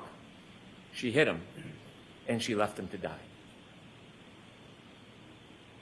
Before I go through and detail the evidence, let's talk a little bit about the evidence as a whole. She was drunk. She was drinking that night. She was drinking at McCarthy's with John. She was drinking at the waterfall. Her blood was taken with samples of a retrograde analysis, almost 2 to 3 times the legal limit. She was drunk. She hit him. The timeline in this case is beyond dispute. You can accuse, assault, characterize, malign, twist. The timeline doesn't change. It is data. Data is data. The black box, the forensics from the SD card, we know exactly step by step where they were. We know in that window she hits him because he never moves again. His healthcare data, the temperature on the battery of the cell phone, the physical evidence, the debris field, the DNA, the hair. And then she left him to die. He had a basal skull fracture, countercoup. You heard all about it when the back of your head hits the ground and the brain comes forward. Dr. Wolf told us the reason why they have level 1 trauma centers around the country is because people can survive this injury if they get help. That's why they have this care. That's why they have these hospitals. But you gotta get help. You gotta get help. And if you don't, you develop symptoms, ecchymosis, raccoon eyes, your brain swells, and you die.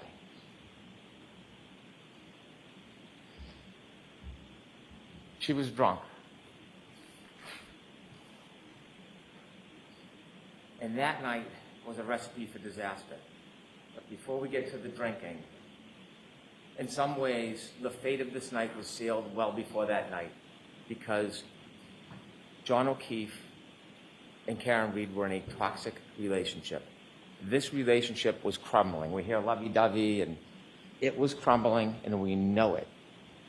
And we know it because a month before, his niece Kaylee talks about when they went to Aruba. It should have been a wonderful event. It was discord. It was fighting. It was aggravation. And when they got back, the discontent was palpable. Miss Reed reaches out to Brian Higgins, text messaging. John O'Keefe, the relationship is crumbling. And you heard a little bit about what that relationship was like. Kaylee, his niece, told you, when there was an argument, John would do what John does. He would walk away. She described for you one time, to get away from the scene, he walked into his bedroom. But the defendant wouldn't let it go, pounding on his door, having to get the last word, never letting go of the fight. Kind of mirrors what happens on January 29, 2022. And maybe outward appearance, they got along. Maybe sometimes quietly they got along. But behind closed doors, relationships have up and downs. We have a bird's eye view into the relationship on January 28, 2022, because we have the text messages. Not so lovey-dovey. The relationship is almost over. The tensions are simmering beneath the surface. They are not getting along. She believes Mr. Keefe is already halfway out of the relationship and he's not into it anymore. You will read them, you saw them. This relationship was unstable and at its end. And so fast forward that night. That night, after this discord, after the arguing, they go out and what do? They drink. And they drink a lot.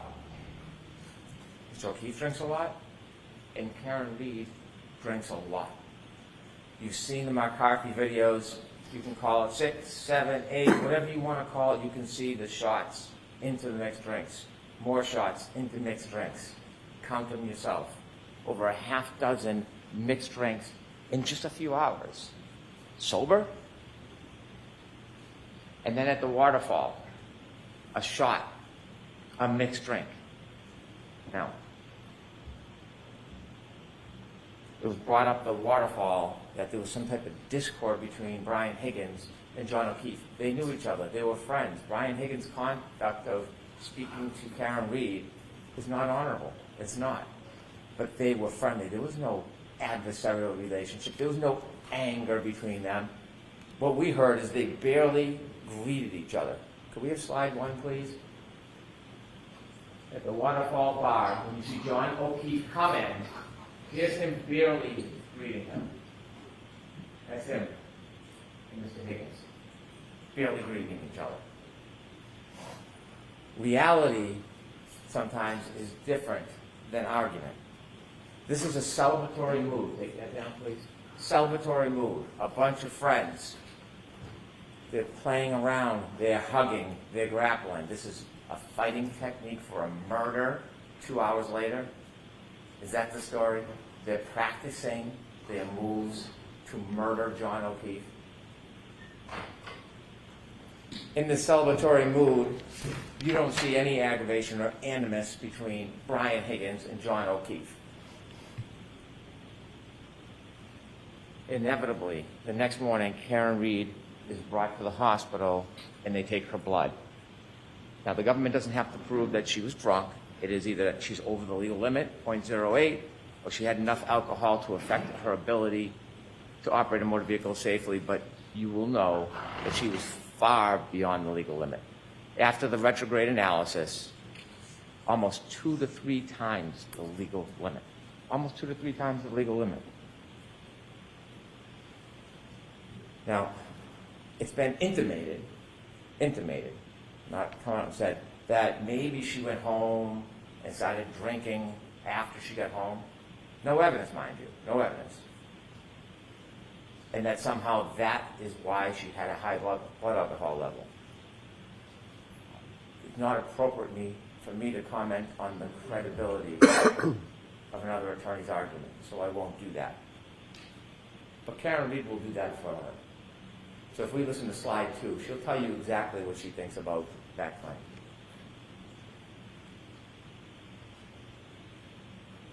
My alcohol intake's probably about 5 or 6 or 4.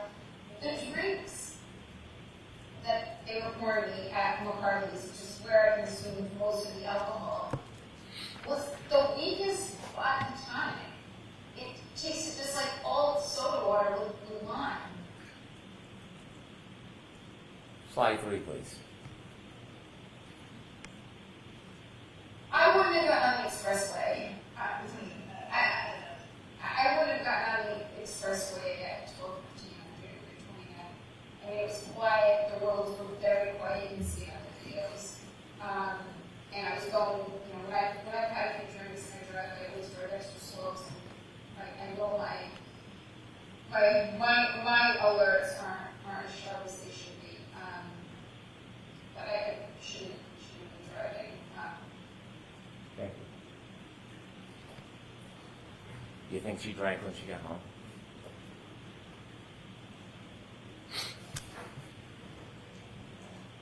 When they leave the waterfall bar at 12:12, you see a video, you have it in evidence, there's a still photo of John O'Keefe holding a glass. Not from the Albert's home. He didn't sneak into the house in the cupboards and grab a glass. From the waterfall, you see him with a glass, and in it is a straw. Take a look at that picture.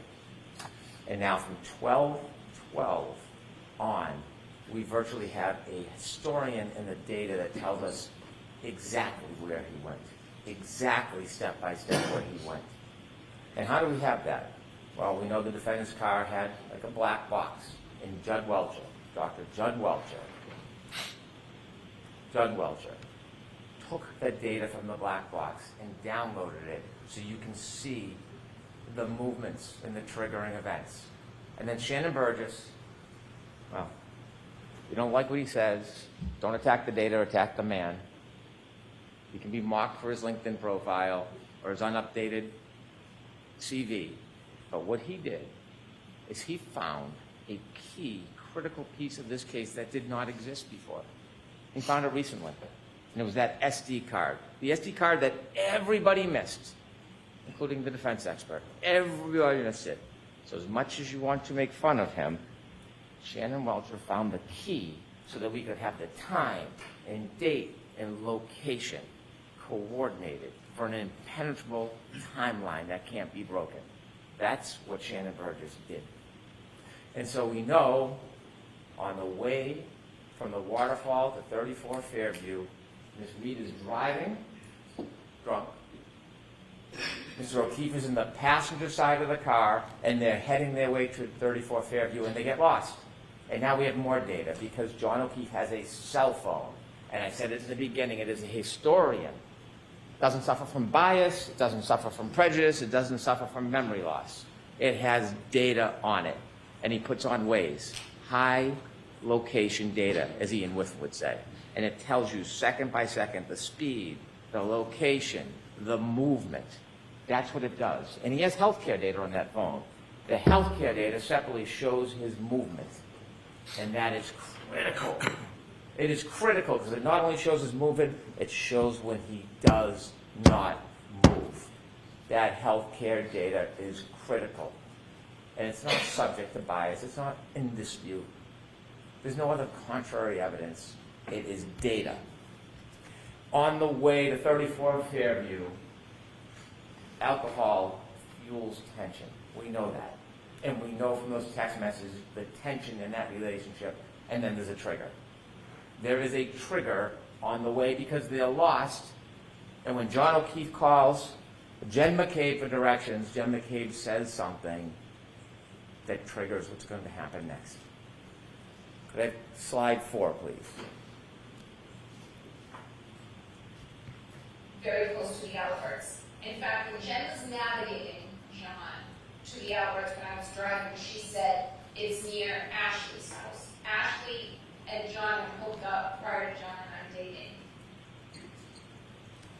And so as they travel to 34 Fairview, under the duress of this crumbling relationship, fueled by intoxication, we have triggers. Now, we know on their way there, we know from the data, where they went, how they moved. If we look at slide 5, Ian Whiffen showed you a guide. You could enlarge that just a little, please. And it shows you, with the healthcare data, it registers as flights climbed, but it doesn't mean someone's climbing upstairs. What it means is there's an elevation, and he breaks down the data, the red, the green, if you could move down, please, Ms. Gomez. And then in the bottom left, that's 34 Fairview. You can see, second by second, the circles of their route, even the 3-point turn on Cedar Crest. That's what you see. At that point, they've left the bar. Remember, the battery temperature was 82 degrees. They're now in a car. It's now 77 degrees. Think about how accurate the battery temperature is, that it reflects the difference between being in a bar and being in a car. They take a 3-point turn at Cedar Crest. And because of Shannon Burgess and because of Judd Welcher, we have the data, and it's a triggering event. Remember, if there's an acceleration past 30%, it registers data on the car, and that's exactly what happens. Is a 3-point turn, and it all lines up with the cell phone after you synchronize the times. It's that simple. It's nothing complicated. There's nothing tricky. There's nothing devious about it. It's data. They do the 3-point turn, and you can match the cell phone clock with the Lexus clock, and when you do, you can reconcile the difference. There's been a lot of talk, a lot of argument, a lot of fights.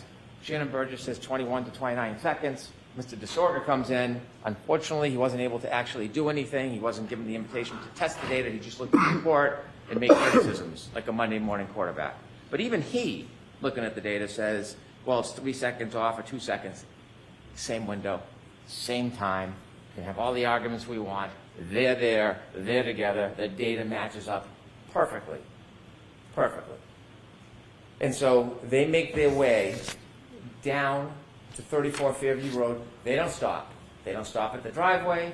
They don't stop. And John O'Keefe gets out of the car. They go to the flagpole, and we know for 2 reasons. One, the data. And secondly, Mr. Nagel and Ms. Mason at Cedar Crest, at that intersection before it goes down to the right, they meet. They let Karen Reed go first. They fall behind in the truck. Now, at this point, Mr. O'Keefe has about 8 more minutes before the beginning of the end of his life. And he's in that car. He's in that car for most of it. Because Ms. Mason and Mr. Nagel don't see anybody get out of the truck. Nobody crosses the lawn. Nobody goes to a garage. Not just because they didn't see it. And they didn't. Not because they didn't see it. Because the healthcare data on the phone shows that John O'Keefe is not moving. The car is stopped at the flagpole. The healthcare data stops. The battery stays at 77 degrees. The data is the data. You can't change it as much as you want to. It's data. And they sit at that flagpole for minutes. It's 12, 24, 33 when they get there. They're there past 12:30. Remember, Ms. Mason and Mr. Nagel said they were there about 5 minutes and then they go. It's not exact, but about 5 minutes, they said. So there's about 2 minutes left for John O'Keefe. And what are they doing in those 2 minutes? What are the last 2 minutes of his life that he can remember that would be open to him? They're arguing. They're arguing. They're arguing. And we know they're arguing because Ms. Reed tells us through first responder Becker. She was sad. Remember, he sees her in the back of the ambulance and he's trying to calm her down? She was sad because her last moments were arguing. They're in an argument. That's why they're not going in the house. But John O'Keefe decides to get out of the car, and we know because the dome light goes on. That's what happens when you open a door. Whether he's bent down, he's standing outside, or on the other side, the dome light is on. And then you see the data. John O'Keefe begins to move. 12:31:56. It's the first time he has moved since they got to the flagpole, and it will be the last time he moves in his life. And he moves for 20 seconds. Ian Whiffen said that the satellites, they move, they reconnect, they pull information. He's no longer on high-frequency data because waves are shut off. Now it's more random. It's low-frequency. We would never suggest, and Mr. Whiffen did not claim, based on location data alone at that point, you can tell exactly what John O'Keefe is. What he said is it was readings all night. The bullet is always near the flagpole. That doesn't mean he was always near the flagpole. He could have moved. He could have moved in the circles and come back. Location data is consistent with him never leaving the flagpole. But that in itself is not enough. But there's more. There is more. There is the healthcare data. There is the temperature of the cell phone battery. And so he moves for 20 seconds. It turns west. It does not say he walks to the house. That's not what the data says. It doesn't say that he goes straight line and he walks over to the door. In fact, could he even get to the door in 75 feet? Could he get there? Because when the investigator for the defense testified, he measures from the driveway. He never stopped at the driveway. He never measures from the flagpole. He never measures from the flagpole to the garage door. So this fantasy that somehow he walked in the garage, even though there's no evidence, there's no witness, there's no data, 20 seconds of his life, and he moves. And healthcare data registers his steps. It could be pacing. It could be a straight line. It could be shaking the phone. We don't know. We don't know. We don't know everything. We don't know every little detail in every little second. We don't have to. That's not doubt. That's not reasonable doubt. We know for that 20 seconds he's moving. And in that 20-second window when he moves.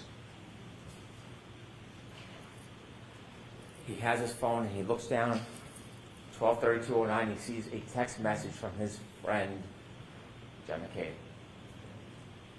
And he looks at the text message and he closes it.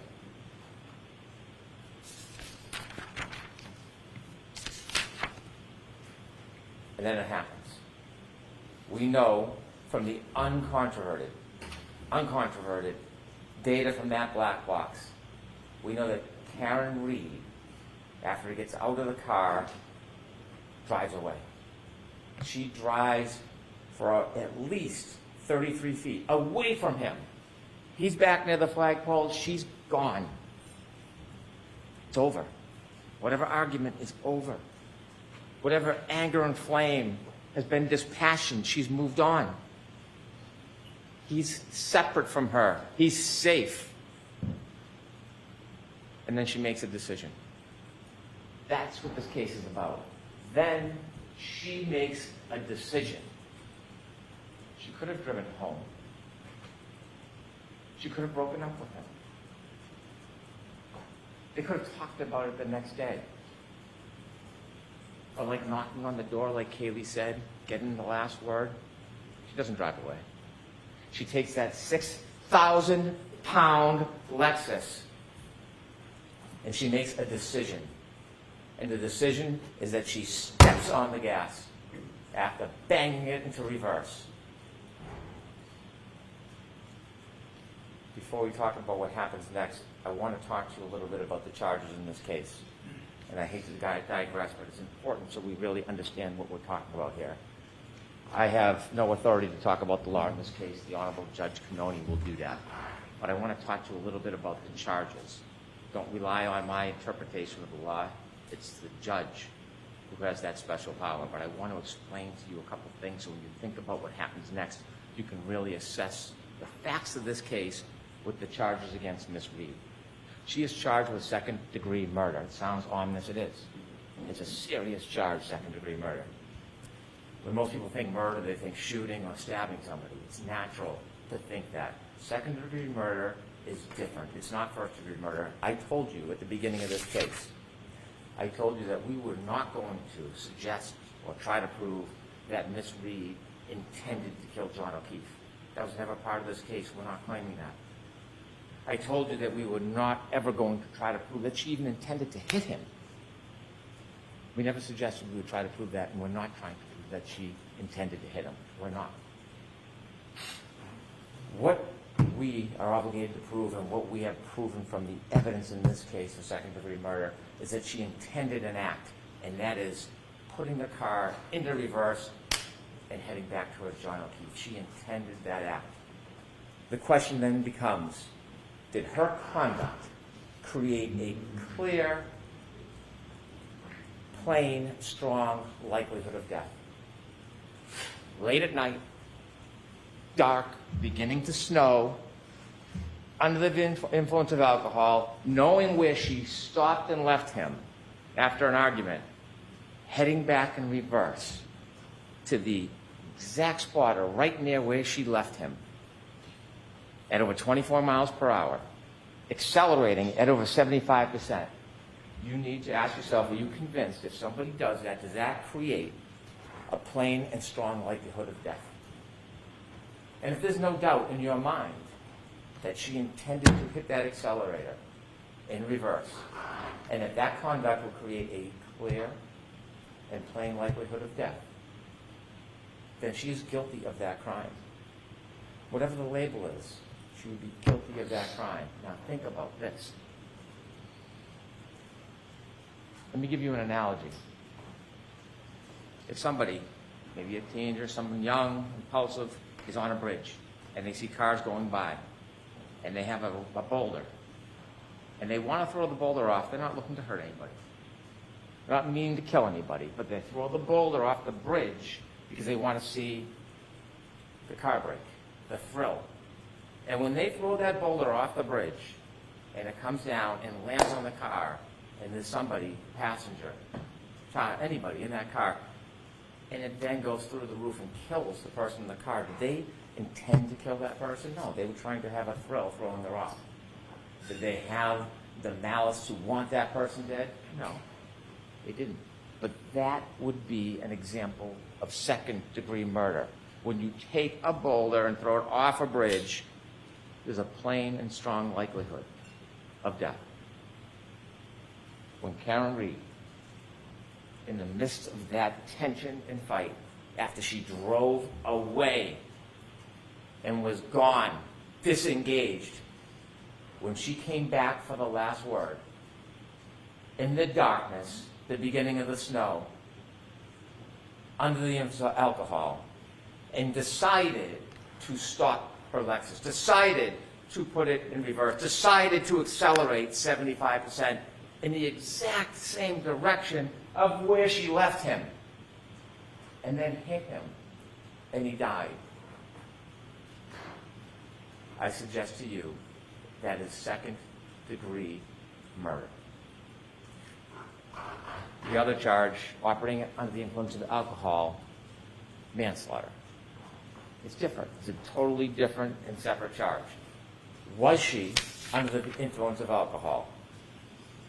And then secondly, did she operate her Lexus wantonly and recklessly in a way that would very likely result in serious injury? When you're under the influence of alcohol and you drive a 6,000-pound Lexus in the heat of the moment at the direction of where somebody is, whether you intend to hit them or not, I submit to you that is wanton, it is reckless. And any reasonable person would think it's very likely that serious injury would result. It's not a matter of intending to kill.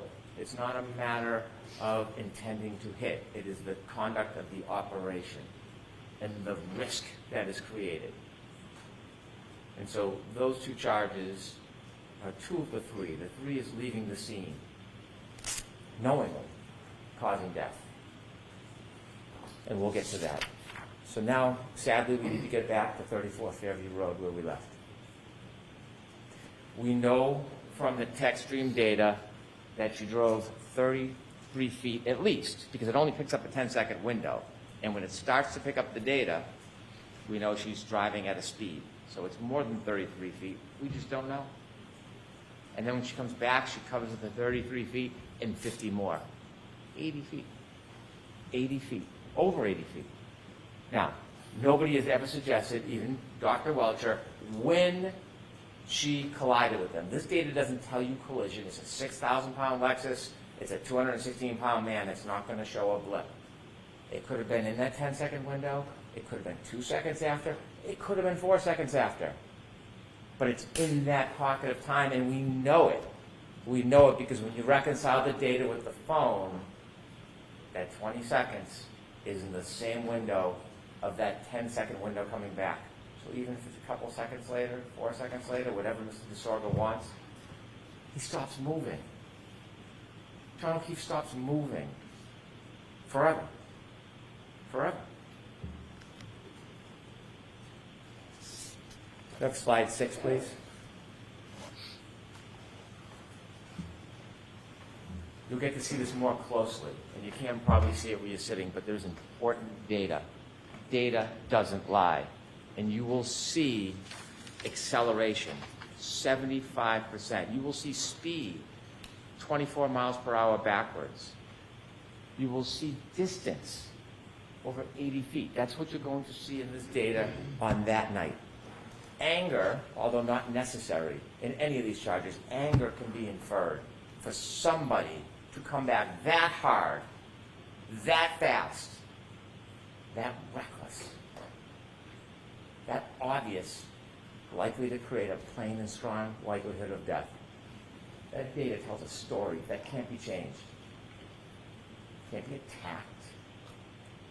ARCA, they did some crash test dummies. You know what else they do? Tech stream data. There's nothing about that data that is uncertain. Nothing. Take that down, please. When Ms. Reed hits John O'Keefe, hits John O'Keefe, collides with John O'Keefe. We don't know if he went in the air a foot. We don't know if it was how much of a clip it was. We don't know if he stumbled back. But we know there's a collision. There's no doubt there's a collision because her taillight's all over the yard. It's all over the yard. And when he falls back and he hits the back of his head, his basal fracture, he's then lying there helpless. When Miss Reed leaves, she leaves behind tons of her taillight all over the yard. All over the yard. It's called debris field. And you've seen videos. You can't replicate the exact contact. You can't because you need where the person was hit, how fast the person was going, but you know what happened because when you look at the debris field, when a light is broken, it's no different than what was on the front yard. It's no different. She leaves him behind. She leaves her taillight behind. She goes home. And on her way home, you know she's still angry. You know she's still angry because she starts leaving him voicemails. Slide 7, please.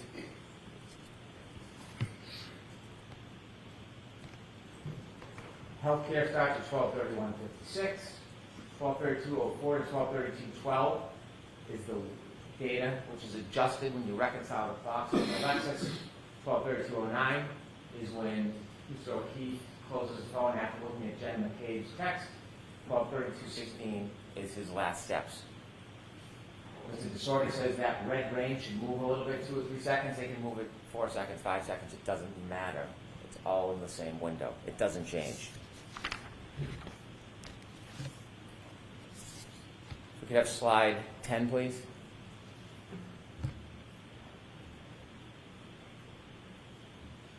Could you play that, please?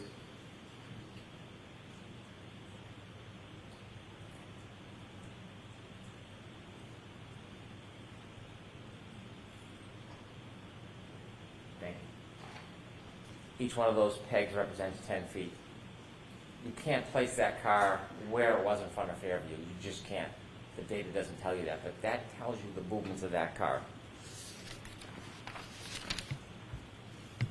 Now, as John O'Keefe sadly lays on the ground, abandoned, you're going to have to ask yourself a question for charge number 3, leaving scene knowing somebody was injured and then died. You're going to have to ask yourself, is there evidence that Miss Reed knew that she had hit him? Don't need to prove it for murder 2. Don't need to prove it for OUI manslaughter. But for the 3rd charge, Commonwealth has to prove beyond a reasonable doubt she knew she hit him. We weren't there, but there was an eyewitness. There was a guide. And that eyewitness tells us that she knew. And that eyewitness is Karen Reed herself. She tells you that she knew. Could we have slide 8, please? Could I have hit him? Did I hit him? How could that have been? I mean, I don't know what that could have been. It was howling wind. I had YouTube blasting on the stereo, and I thought, did he somehow try to flag me down, which was the reaction I was hoping to garner as I slowly pulled away from the house. Did he come out and maybe trip or bend over to pick up his cell phone, and I ran over his foot, and then he passed out drunk? I mean, I didn't think I hit him, but could I have clipped him?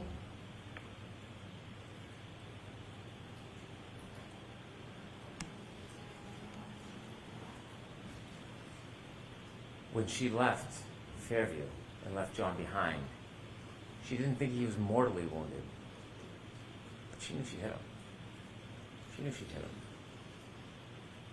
And so when she made her way back home, not only did she leave debris field all over the front lawn, but she took evidence with her too. Hair, DNA on the taillight, and she drove back to John's house. And she started calling on the way back, 12:33, just a minute and a half later. And then her messages show her anger. You see, this was John's fault. This was John's fault. And her phone calls tell you about the tone and the destruction of that relationship. 53 phone calls that night. 53 phone calls. Not one to 911. Not one to Jen McCabe, please go outside and try to help. Not one to a hospital. Not one to anybody but him. 53 calls. Slide 12, please.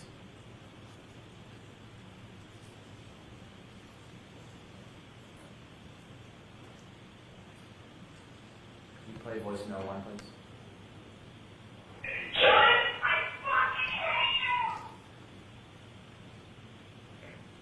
The calls keep coming. Cell phone temperature, 72 degrees. He's been outside now, not moving, on that cold, hard ground with his cell phone under him. The warmth of his body, the cold ground, 72 degrees.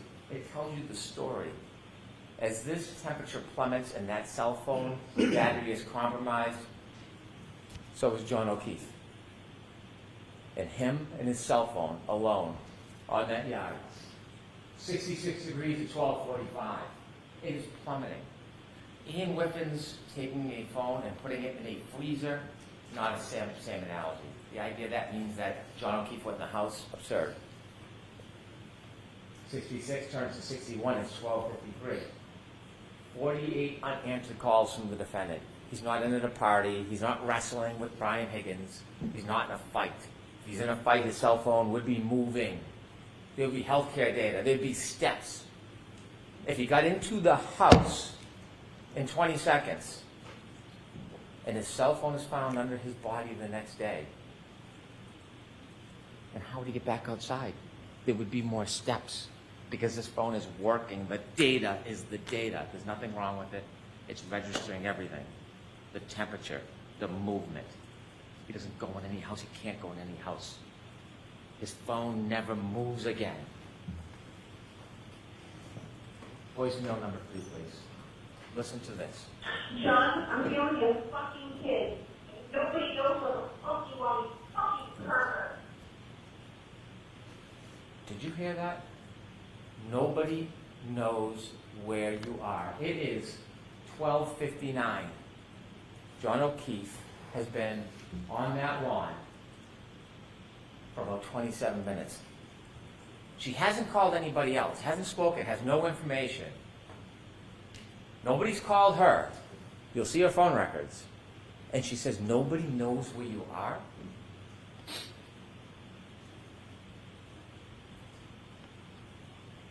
She knows. She knows. Nobody does know where he is. Except her. Except her. Why is she asking nobody knows where you are? She is starting to get panicked. Because she knows she hit him. Not suggesting she meant to kill him. Or for him to die. But she knows she hit him. And now he's not responding. And she's getting nervous. And she's getting anxious. And she's leaving call after call after call. He's not answering. He's not calling back. He's not even picking up the phone. And we know what's happening at this point.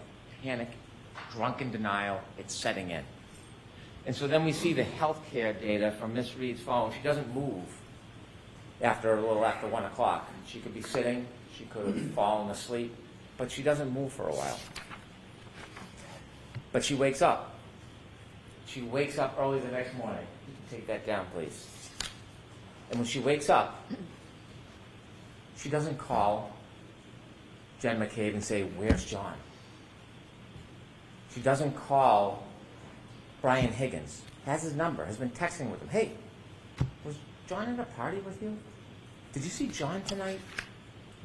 She knows exactly where she is, and she's frantic. So she wakes up Kaylee, that young girl at the time, and she says, she's panicked, she can't understand what she's saying. Call Jen McCabe. Call Jen McCabe. Why is she calling Jen McCabe? She calls Jen McCabe. You know what she doesn't say when she calls Jen McCabe? When did he leave the house? What happened last night? No. She calls and says, I left him at the waterfall. I left him at the waterfall. See, now it's gone from panicked to self-preservation. I left him at the waterfall. And Jen says, left him at the waterfall? We saw you in front of the house. Click. Hangs up. Hangs up. So then she calls someone that she doesn't know very well. She calls Kerry Roberts. But now she has to pivot. because someone has seen her in the exact spot that John will be found soon. Whether she's the first one there or somebody else, John will be found. Maybe Lucky missed him. It's a snowstorm. You can't see. But someone's going to find him at some point. So she calls Carrie Roberts. It's no longer she left him at the waterfall. She pivots. And she calls, Carrie, Carrie, Carrie. John's dead. I think he got hit by a plow. Why do you think she chose those words? Why did she choose those words? Because she knew that there was a collision with a large motor vehicle, and she had to substitute her 6,000-pound Lexus for another big vehicle. I think he got hit by a plow. And so now we have the introduction of Jen McCabe and Carrie Roberts. Phone calls that they probably never, ever wanted. A worse nightmare to get a call like that. For what's going to happen, what they're going to see, what they'll never be able to forget.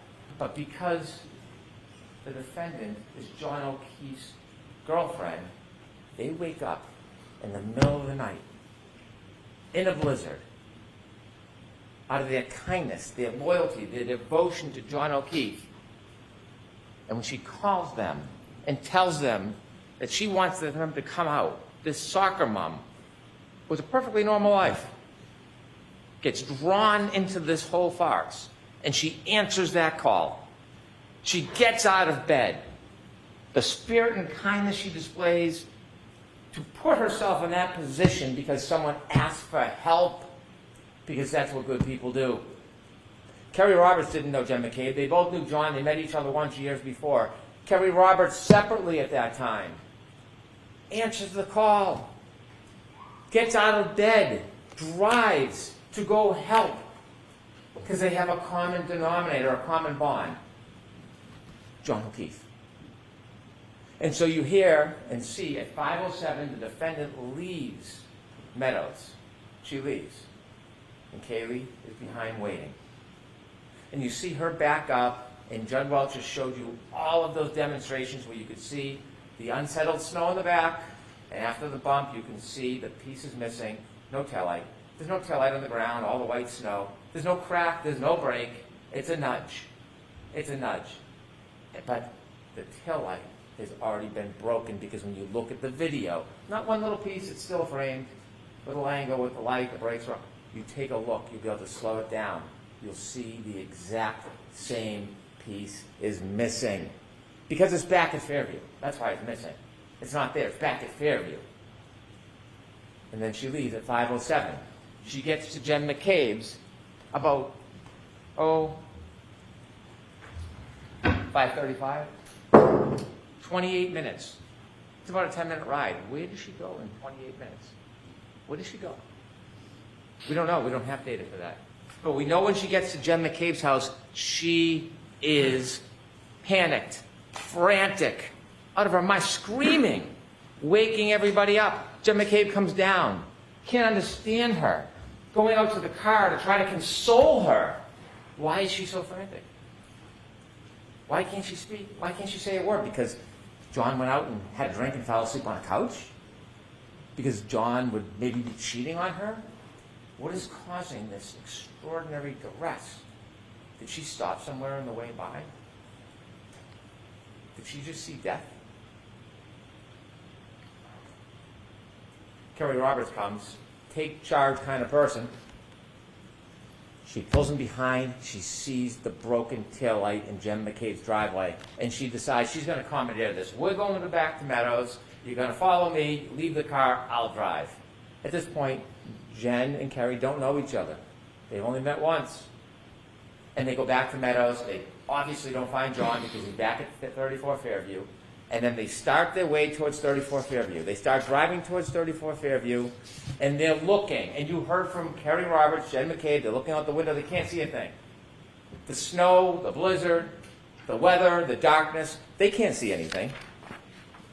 And they're driving, and they decide they're going back to 34 Fairview. And this is remarkable. This is remarkable. When they start their way past towards 34 Fairview, they get close. And when they get close, they can see nothing. But the defendant screams, "Stop, let me out."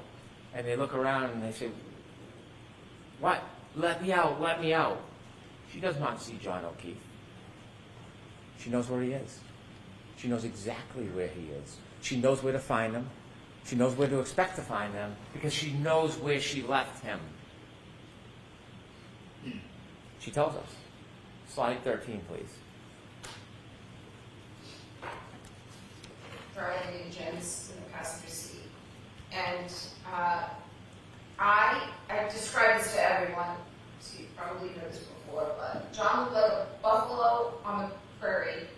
It was just a lawn and a heap that it wasn't a bush or a hydrant or a dog. It was a weird shaped lump at that time in those elements.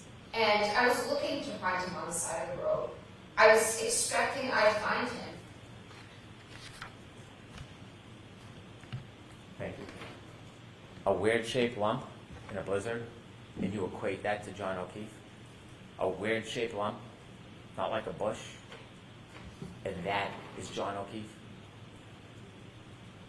She tells us she knows where she left John O'Keefe. And so they go over to Mr. O'Keefe, Kerry, and Karen. And she's upset, there's no doubt. I am not for a second trying to deprive her of the unrest and the trauma that is happening at his scene. Doesn't change what happened before, but I appreciate the trauma.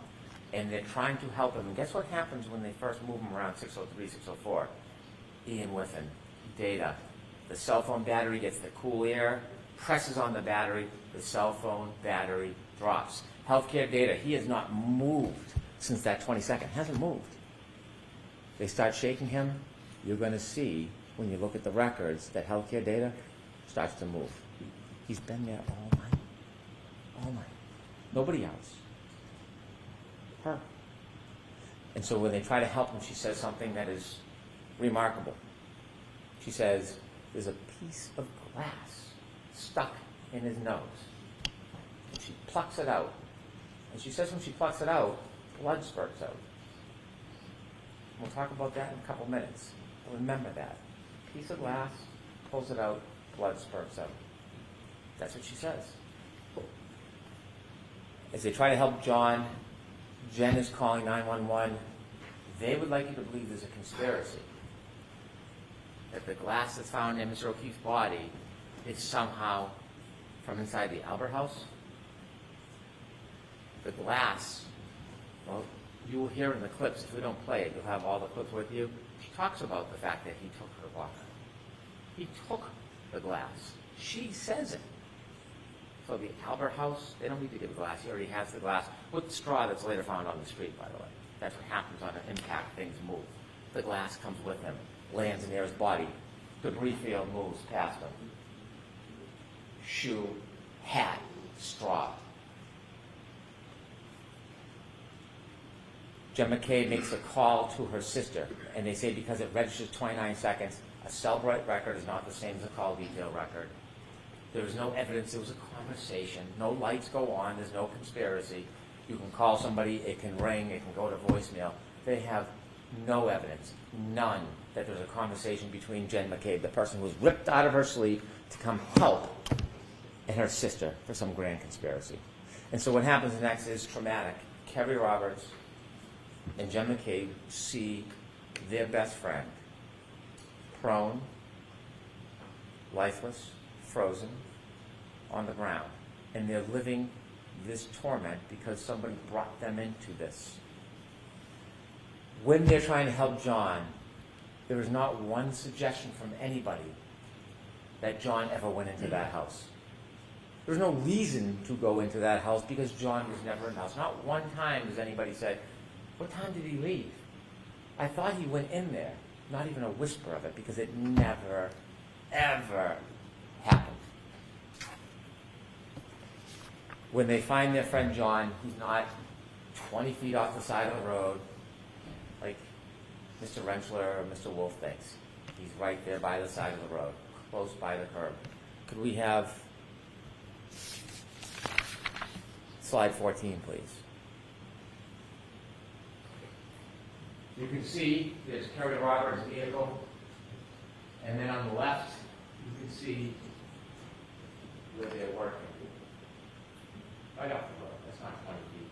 That is a clip, a stumble, and a fall. And remember, when John O'Keefe fell, there wasn't snow. It was just the beginning of a dusting. It was the cold, hard ground. And remember what Dr. Isaac Wolf told us about cold, hard ground?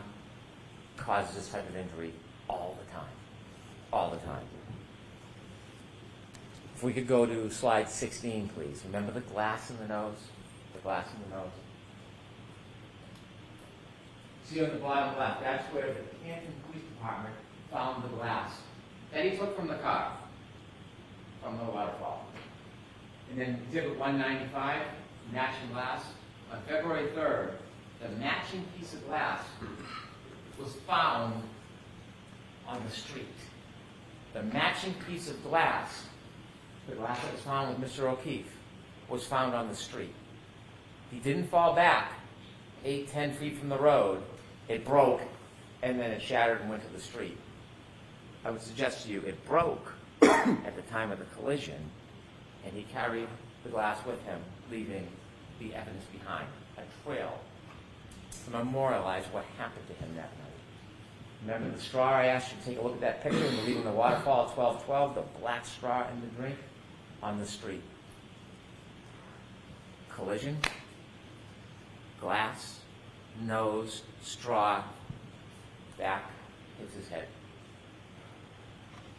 Could you play the clip on the left, please? 59. So when John got out of the car at Brian Albert's house, he took my full.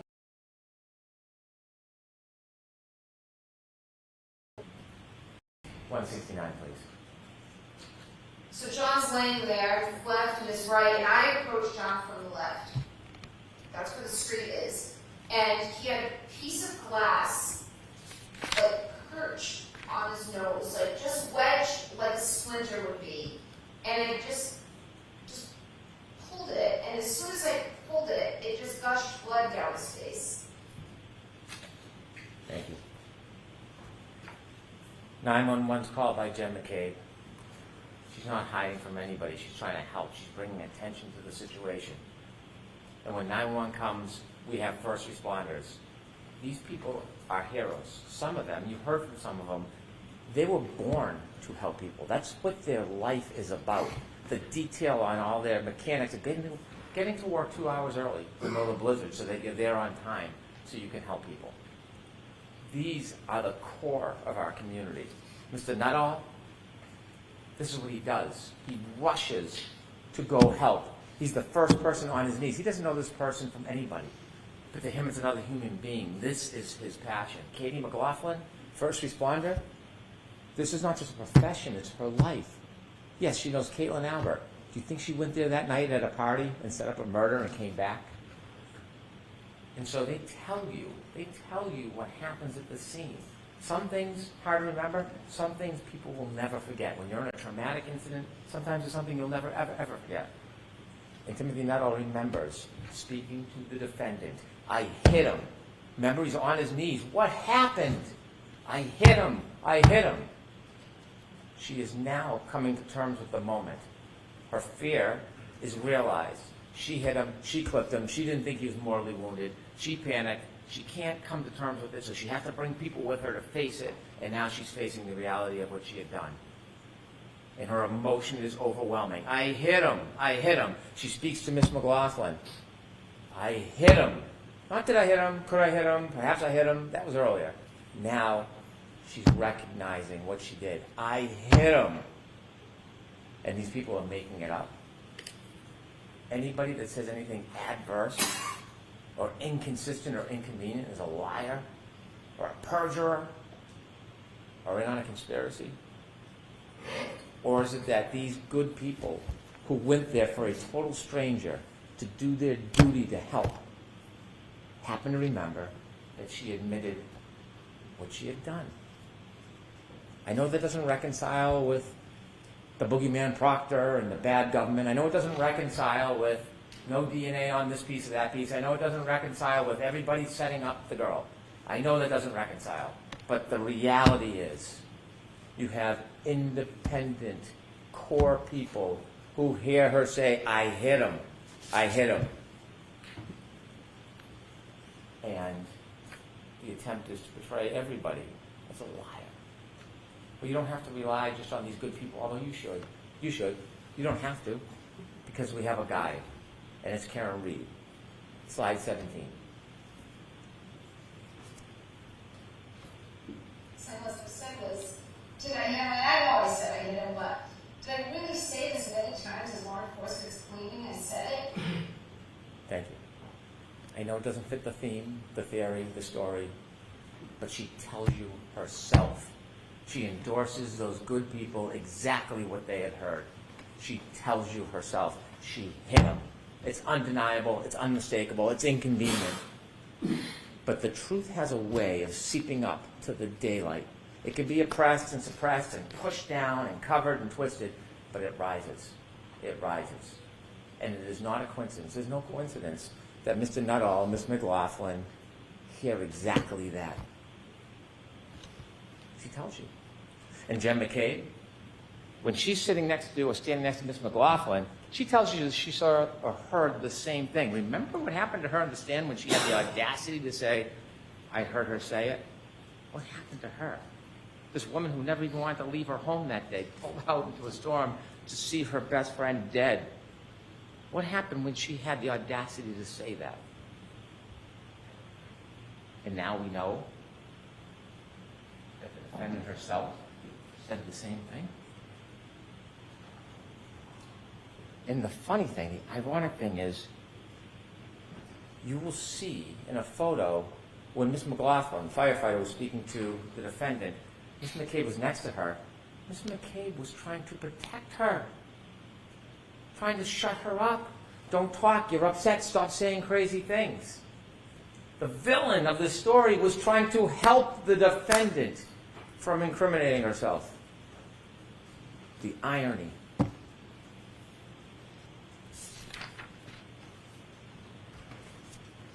Could we have slide 9, please?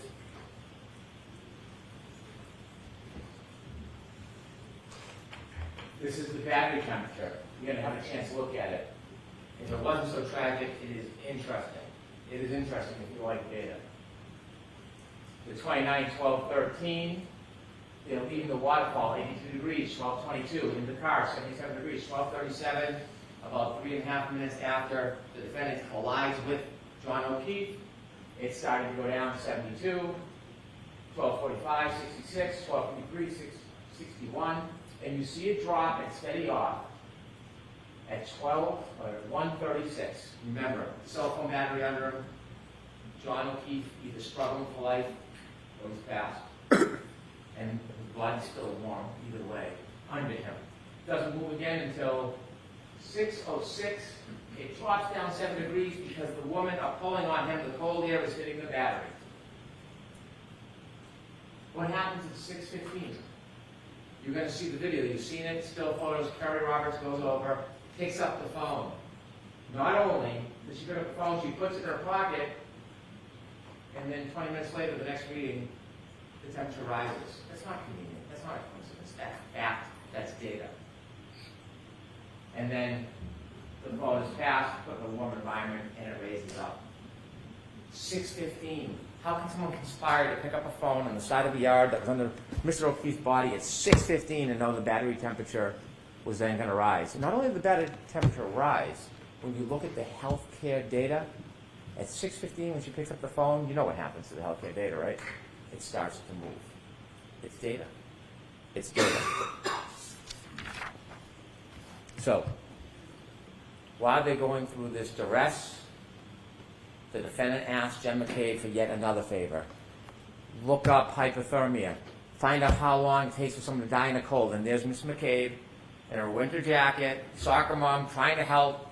She has MS. Her hands aren't working. She's trying to type in what's happening during that time. It's a frantic scene. She tells you that. The defendant then wants to run back to the ambulance, so she goes with her, never finishes or completes the input. And then she tries it again. At 6:23, at 6:24. That's what this woman did that night, that morning. Not only for her friend, for her. For her. That's what she did. And what happens to her after? Because the timestamp, when you open the timestamp, it's at the time it's open, and she's in bed at 2:27 looking up Hockomock Sports because she is so interested in the kids' sports, and that timestamp stays open. And she goes to that tab the next morning when she puts in how long to die in cold. And that is being portrayed that she's in a conspiracy. She gets vilified as a murderer, a soccer mom who came to help.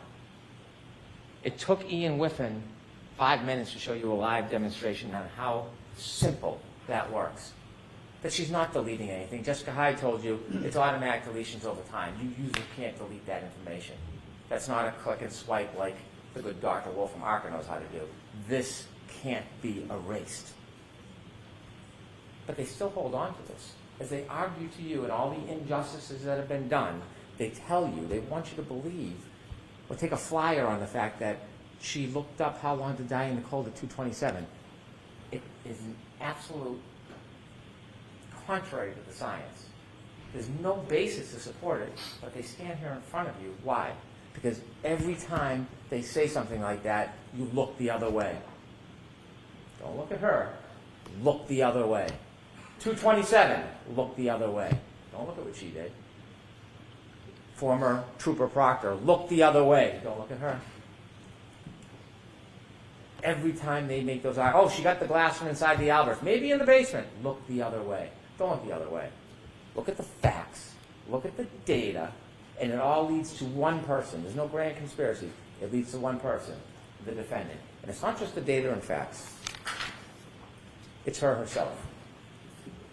Let's talk about Mr. Proctor.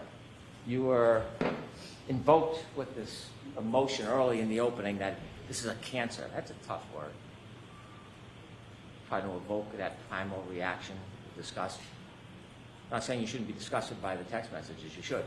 You should. They're not defensible. I don't stand here and defend impropriety. I don't. But that doesn't change the physical evidence, the scientific evidence, and the data. He was terminated. He paid a penalty.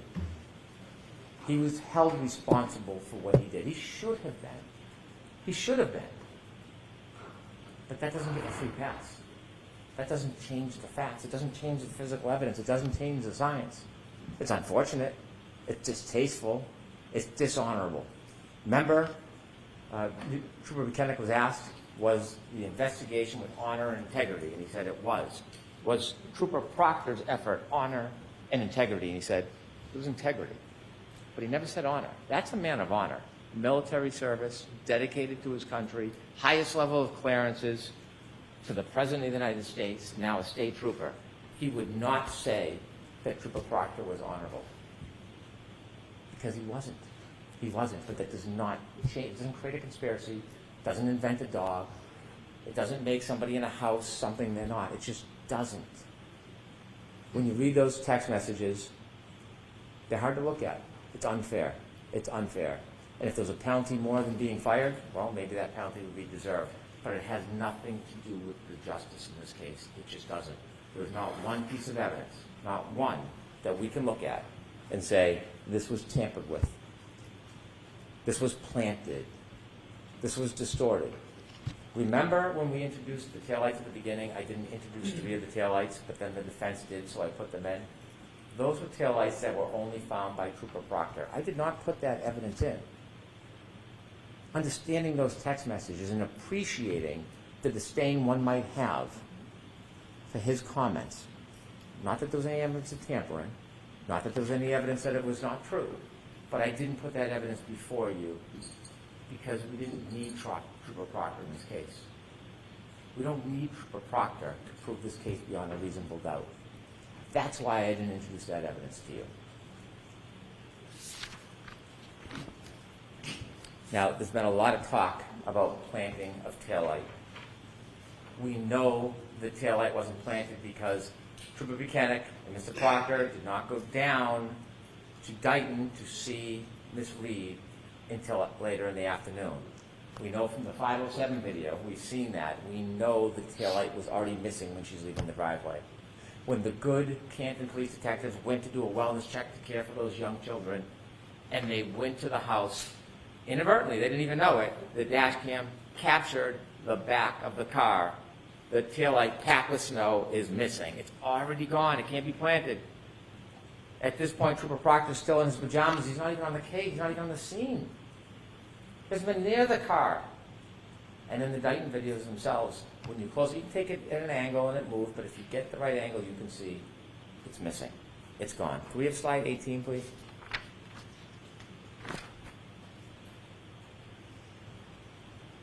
.507. You can play any angle you want, but if you look at this angle, it's gone. You don't plant. It's already gone. You know where it is? 34 Fairview Road, on a debris field. January 29, 2022, 823. Look at the right-hand side. Look at the left-hand side. It's packed with snow. It's gone. It's gone. And the same thing when you do the videos, it's a different angle, a little smaller. If you play that and watch the lights go up and down and slow it down, you'll see it expands. It's gone.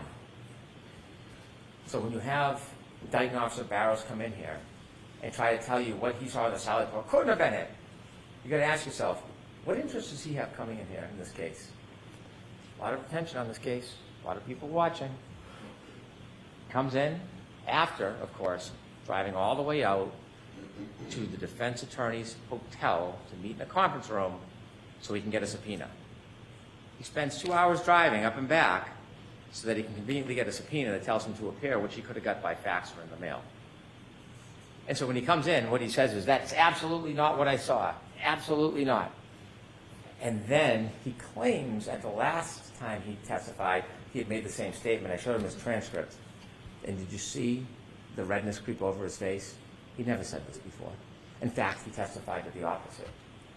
And so he sits on the stand with a new story after a meeting. We don't know why. But then I show him that bottom right photo with the snow, with it missing, and I say, is this the way it looked? That's, of course, before the snow melts out of the salad port so that you can see it unexposed. And he says, yes, he had to agree. This taillight was gone. There's no boogeyman. There's no plant. There's no Higgins at the salad port. There's no one tearing out pieces. In fact, remember I played you a clip and you'll have it where the defendant says, I was picking out pieces, it was crashed in, the bulb was showing, when I was showing Kerry and Jen, when they went back to Meadows. If you don't remember, listen to that clip, you'll hear it. Unfortunately, there's no ring video when they go back to Meadows. There's a ring video when she leaves, there's no ring video when she gets back. And so, now when we're trying to look the other way, we want to find a dog bite. So enter Dr. Russell. Dr. Russell, according to her, nice woman, nice doctor, very accomplished. I respect that. She's the only dog expert in the world. The thing is, we know no idea what that expertise means. She volunteers for the job. She wants to be here, on her profile, but she can't explain the methodology. What are you looking for in a dog bite? She can't tell us. It starts a year ago that it's claws, it's teeth, and then it's claws, then it's teeth, then it's I don't know. And then when you look at each of the different parts of the abrasions, she says, well, I can't tell if I look at each one of them, but all together it's a dog bite. It's a dog attack. That is the masterful expertise that the defense has bragged about bringing in. Dr. Russell telling you, because she says this is a dog bite. She has never been in a forensic situation where she's looked at a wound and identified it as a dog bite before. This is the first time, the only time she's ever done it. And what she says is these are not punctures. Punctures means it goes into the skin, a wound. There's no punctures. And she's sure because she's an expert, so you should rely on her because she's coming in saying she's an expert and she's being presented. Yet, after saying there's no punctures, Dr. LaPosada comes in and she sees punctures everywhere. It's an animal attack. It's a dog. Oh, is it? No method, no methodology, no history of this, no prior testimony that we know of other than arbitrarily what she says. And she says the exact opposite of Dr. Russell. Why is that? How does that happen? So obviously there is no science to looking at an abrasion and saying where it came from. They give us no detail. They give us nothing that we should rely on. They contradict each other. It's just to get you to look the other way. And so we have now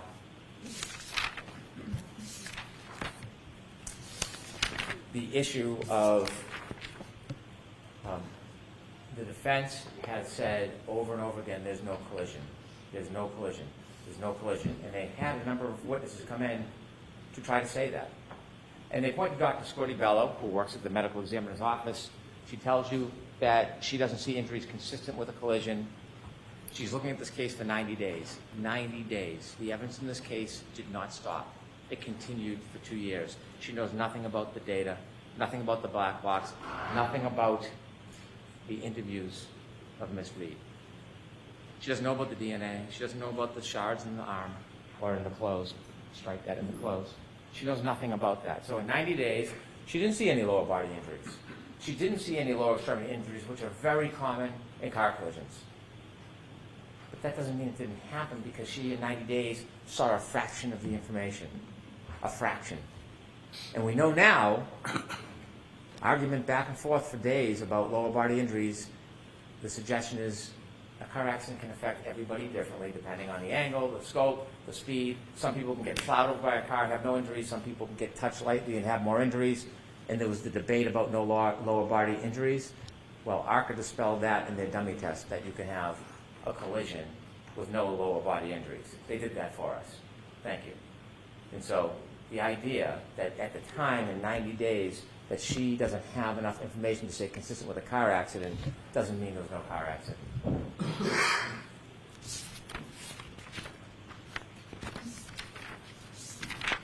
Let me talk a little bit about ARCA. I don't want to waste too much time with them. What expert who's supposed to come to you, they're not the arbiter of truth. Their opinions weigh no more than yours. Your common sense has more value than an expert's opinion. Their job is to assist you, to explain what their expertise is, so that it's a tool for you, so that you can make a decision. That's objectivity. We've heard words like confirmation bias, objectivity. Mr. Wolf got on the stand, and before we even started, you have to ask yourself, what expert has a court order for text messages and then deletes the text messages? What expert, what objective expert uses Signal, an encrypted app, to communicate about the case? Never used it before, hasn't used it since. And so when he did his tests, he used a lower weight arm. Wasn't trying to bash him, wasn't trying to insult him, tried to get him just to recognize that a 9.38 pound arm is less weight than John O'Keefe's metric, which would be 11.8. That's all, and because it's a lighter arm, it takes more speed to create the same damage. I don't know science, I don't know math very well, but that's basic. It's basic. And he fought me over and over again. Did he seem objective that he was trying to help you? Because Dr. Renshaw came in the next day and said, well, you have to adjust for that. That's all I asked him for an hour about adjusting, just like Judge Welcher adjusted. Do you adjust it? And he tried to talk to me like I was making something up. His own colleague had to admit it. Now, it's funny, he admitted it before he got through his credentials. No sequestration order violations. Nobody was coaching him, but he knew enough to come in at the beginning and get right on that point. And speaking of sequestration, remember Dr. Russell on her limo ride over? If Brendan asks you a question, make sure you ask for a transcript. Impede the progress. Slow down the questioning. Interfere. Sequestration orders is so there's fundamental fairness for all witnesses, not just some. And so what happens with Dr. Renshaw, we don't know, but we do know he comes in here and he tells you that he was not getting information that was helping him the last time he testified. He insisted. I asked him 5 times, was he getting information that would help him in his testimony? Not from the defense, from his former employer. And he said, no, no, no. And at the end of the examination, he reads his transcript and it's yes, yes, yes. And he tells us that he's independent and objective. I asked him about a luncheon, not a big deal, just asking him about it. And he says, I have a sandwich and I stand in the corner until I remind him that we got video footage from a documentarian and he's in one of the scenes. And then things change. So when you talk about objectivity and who to trust, they can come in and say, Judge Welcher said this and that. It doesn't make it so. Judge Welcher, Dr. Welcher, never in any report in any presentation, in any testimony to you, ever suggested this is how it happened. This was how his arm was. This is how his feet was. He was trying to show whether or not the orientation. Could this happen with the angle, with the height? That's all that test was. It was no more. But what they do is they reposture it, repackage it, and say it means this when it doesn't, and we're going to show you why it's not that, therefore we win. That's all that is. It's semantics. Judd Welcher, Dr. Welcher, never suggested that. And his work on text stream data, unassailable. And so what we have, inevitably, is we have a timeline that never moves, data that never changes, physical evidence that can't be put in that spot without a collision. We have, inevitably, proof, without any doubt, that on January 29, 2022, Ms. Reed was with Mr. O'Keefe, and she got drunk. She drank. She was 2 to 3 times over the legal limit. And they went to a party, an after party, and they were fighting. They were fighting. It was a relationship in decline, and he got out of the car, and he had a brief window of life left. And when he got out, and she drove away, she couldn't let it go. She got drunk. She hit him. She left him to die. It's that simple.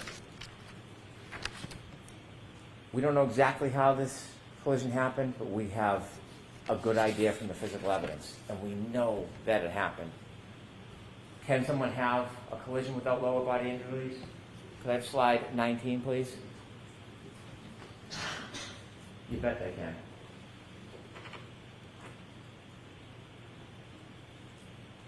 We don't know if this is the body position. We don't know if this is the exact speed, but what it tells us,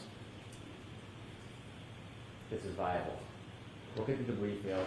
Look at his turn. Remember his sneaker on that curb that got lodged against the sneaker? Mr. O'Keefe then falls back, hits his head, counter coup, left to die.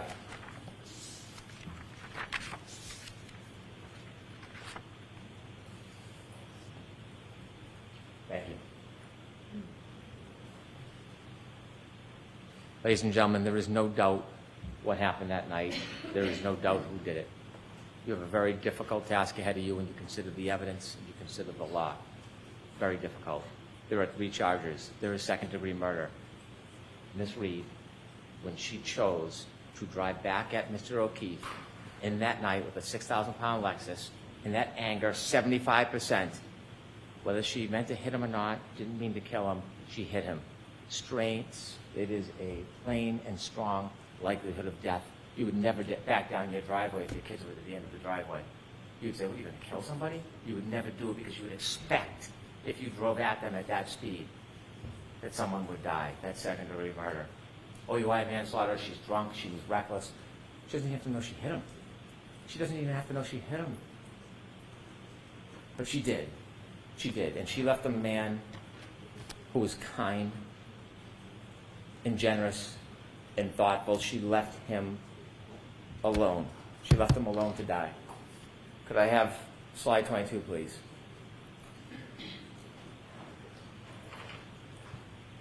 He is not an it. John O'Keefe is not a body.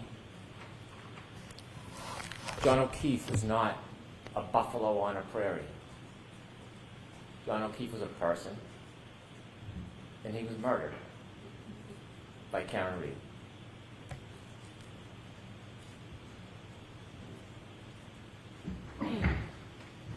Take that, thank you. All right, jurors, the next up is my instructions to you on the law.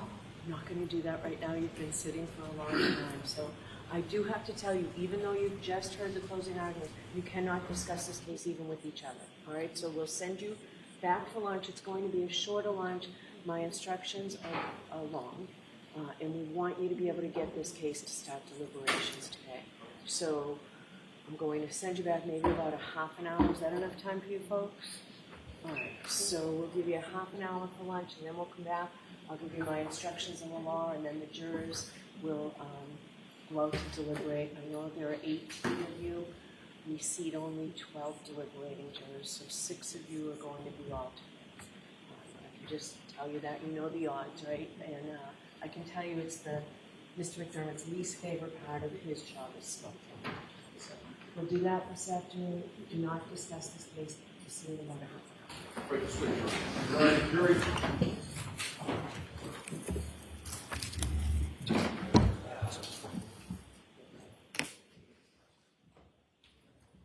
Okay.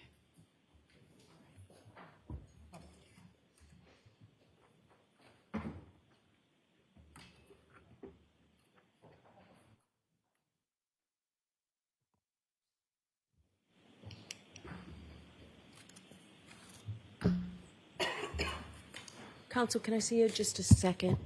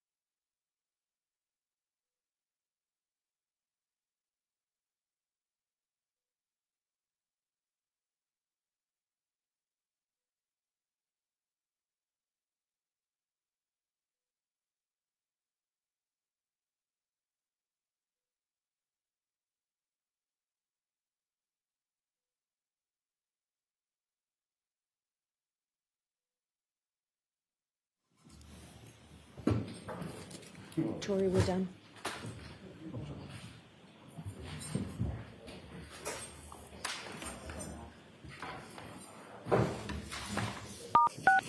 You are muted.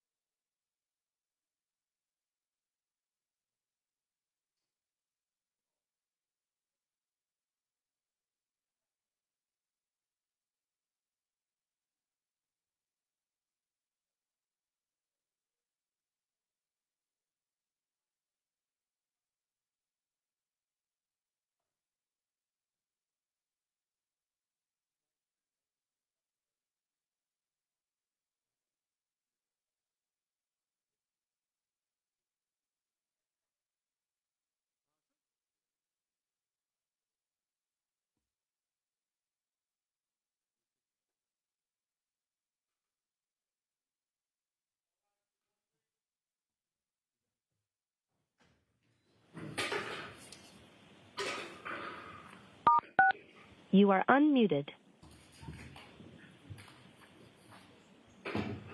Jimmy, what are they doing? Court is now open, you may be seated. So who wanted to see me? I'll see you at sidebar for just a minute.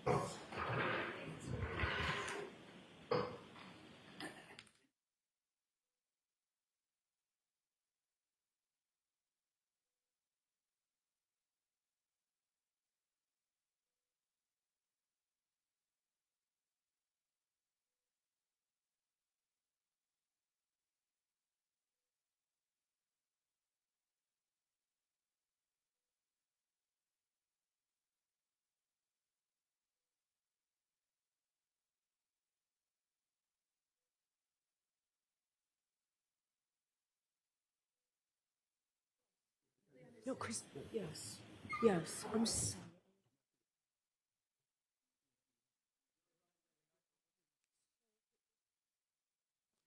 Some space here, please.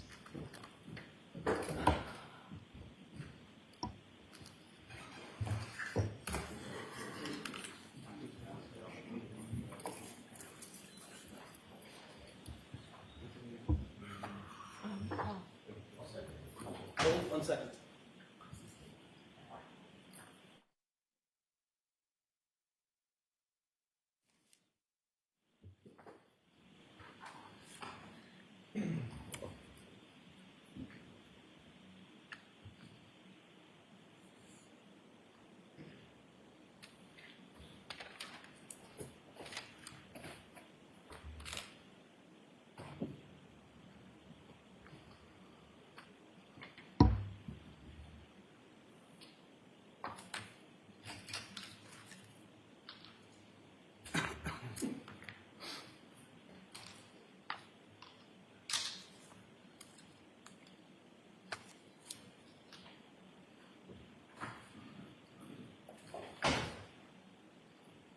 Okay, Paul.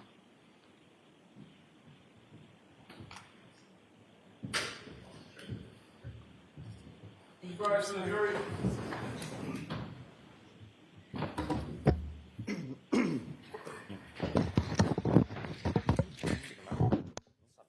Jim. Now you're going to have to go through all of those to pick the alternate out? You okay with that? Oh, okay. Okay.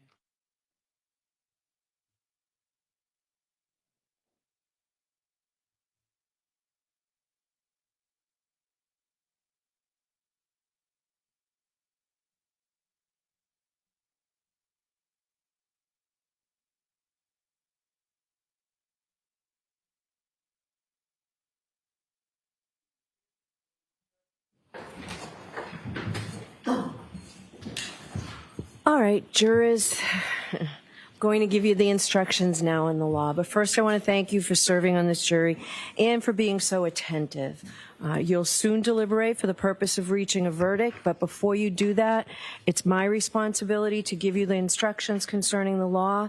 These instructions are divided into 3 parts. The first part, general instructions that are provided in every criminal case.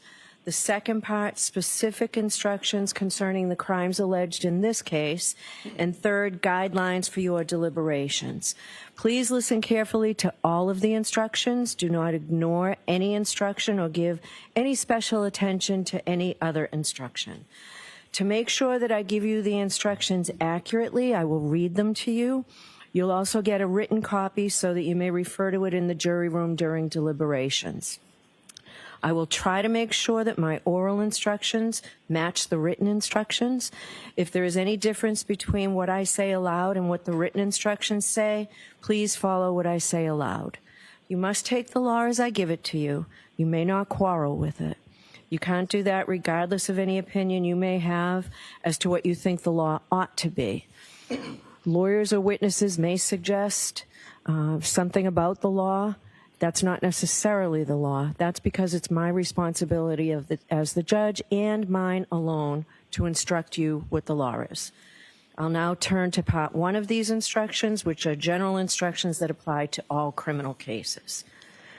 As I've explained to you at the beginning of the trial, there is a fundamental rule that applies to all criminal cases. including this case. Every person who is accused of a crime is presumed to be innocent of that crime. Ms. Reed is presumed innocent of the charges in this case. That means you must consider Ms. Reed to be innocent unless the prosecution has proved beyond a reasonable doubt through evidence presented at this trial that Ms. Reed committed the crimes charged. I'll explain what I mean by reasonable doubt in a moment. Ms. Reed does not have to do anything to convince you that she is innocent. She does not have to explain anything. She does not have to testify, call, or question witnesses, or provide any evidence at all, because you must presume she is innocent. Instead, it is up to the Commonwealth to prove the charges against Ms. Reed beyond a reasonable doubt. This burden of proof never shifts to the defendant. After you have considered all the evidence carefully and fairly, if you have a reasonable doubt about Ms. Reed's guilt in a particular charge, then your verdict must be not guilty on that charge. You may find Ms. Reed guilty of a charge only if all 12 deliberating jurors agree that the Commonwealth has proved the charge beyond a reasonable doubt. Now, what is proof beyond a reasonable doubt? The term is often used and probably pretty well understood, though it is not easily defined. Proof beyond a reasonable doubt does not mean proof beyond all possible doubt, for everything in the lives of human beings is open to some possible or imaginary doubt. A charge is proved beyond a reasonable doubt if, after you have compared and considered all of the evidence, you have in your minds an abiding conviction to a moral certainty that the charge is true. When we refer to moral certainty, we mean the highest degree of certainty possible in matters relating to human affairs, based solely on the evidence that has been put before you in this case. I have told you that every person is presumed to be innocent unless and until he or she is proved guilty, and that the burden of proof is on the Commonwealth. If you evaluate all the evidence and you still have a reasonable doubt remaining, the defendant is entitled to the benefit of that doubt and must be acquitted. It is not enough for the Commonwealth to establish a probability, even a strong probability, that the defendant is more likely to be guilty than not guilty. That is not enough. Instead, the evidence must convince you of the defendant's guilt to a reasonable and moral certainty, a certainty that convinces your understanding and satisfies your reason and judgment as jurors who are sworn to act conscientiously on the evidence. This is what we mean by proof beyond a reasonable doubt. How do you decide whether the Commonwealth has proven that each element of an indictment is true beyond a reasonable doubt? Let's talk about the roles we all have. First, the function of the jury. You are the most important people in this room. It all begins and ends with your function. You will determine the facts in this case, and that is your job and yours alone. You are the sole and exclusive judges of the facts. If there are any conflicts in the testimony, it is your job to resolve those conflicts if you can do so. Once you determine the facts, it is your duty to apply those facts to the law as I explain it to you, and to determine whether the Commonwealth has proven its case beyond a reasonable doubt. You must decide the facts solely and entirely on the evidence as you have seen, heard in this courtroom, and on nothing else. No prejudice, no bias, no fear, no favor. You must not be swayed by personal likes or dislikes. Your deliberations are no place for emotion, sympathy, passion, or prejudice. The Commonwealth and Karen Reed have a right to have the case judged by fair and impartial jurors. All parties who come before the court stand as equals before you. Therefore, your verdicts must be based on the law as I'm giving it to you, and on the evidence and the facts that you find, and nothing else. You cannot allow yourselves to be influenced by any personal feelings you may have about the nature of the crimes with which Ms. Reed has been charged or the consequences of your verdict. Just the cool, reflective, and impartial sifting of the evidence so that here in this courtroom, justice may be done. Your focus is on the evidence. I am the judge of the law. My job is to teach you the law that you must follow in the case. However, I have no opinion about how you should decide this case. You should not consider anything I have said or done during this trial as reflecting any opinion by me about how you should decide this case. If you believe I have an opinion about the facts of this case, you must disregard it. You must decide this case based solely on your evaluation of the evidence. The arguments of the lawyers are not evidence. They are not witnesses. If a lawyer during argument made a mistake in summarizing the evidence or argued something not supported by the evidence, you must disregard it. It is the jury's collective memory of the evidence that controls the matter.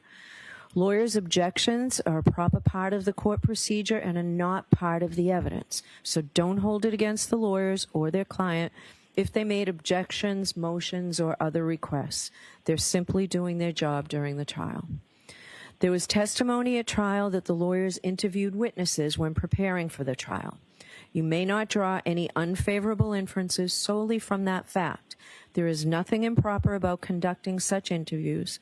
On the contrary, the lawyers are obliged to prepare their case as thoroughly as possible and may interview witnesses. The verdict must be based only on the evidence and the jury's collective reasoning applied to the evidence in a fair and impartial manner. The extent to which you believe or disbelieve a witness or what an exhibit purports to show, and the importance to give any testimony or other evidence is entirely up to your own good judgment. The evidence consists of the testimony of the witnesses and the exhibits that were introduced in this trial. You will have those exhibits with you in the deliberation room. In addition, as you heard during the trial, the prosecution and defendant agreed that certain things are true. Therefore, you must accept those things as true. There are some things you have heard about that have not been introduced into evidence, such as previous testimony of witnesses, police reports, autopsy and accident reconstruction reports, and perhaps other reports. You may naturally wonder why neither side has introduced any of them into evidence. The answer is that under our rules of evidence, such reports usually may not be admitted, although the parties may refer to them for certain limited purposes while questioning witnesses. So you should not hold it against any party that you do not have them, and neither should you speculate on what they may or may not contain. Similarly, as you review the exhibits, you may find that some information has been removed because it is not relevant. Please ignore that and don't try to guess what may have been removed from there. Any information that you may have read, heard, or seen about the case outside of the courtroom is not evidence. My instructions to you and any other comments I made, the lawyer's opening and closing statements and any comments they made, are not evidence. If the lawyers or I made any comments during the trial, those comments are not evidence, and you must base your verdict only upon the evidence. In an interaction between a lawyer and a witness, you may consider only the witness's testimony as evidence. Answers that I struck from the record and told you to disregard are not evidence. Only the testimony of the witness, that is, their answers to the questions and the exhibits, are evidence. Finally, on this topic, if one of the lawyers or I refer to some part of the evidence and that does not coincide with your own recollection, it is your collective recollection which you are to follow in your deliberations. It is important to remind you folks that the verdict cannot be based on emotional reaction or sympathy for any person or side of this case.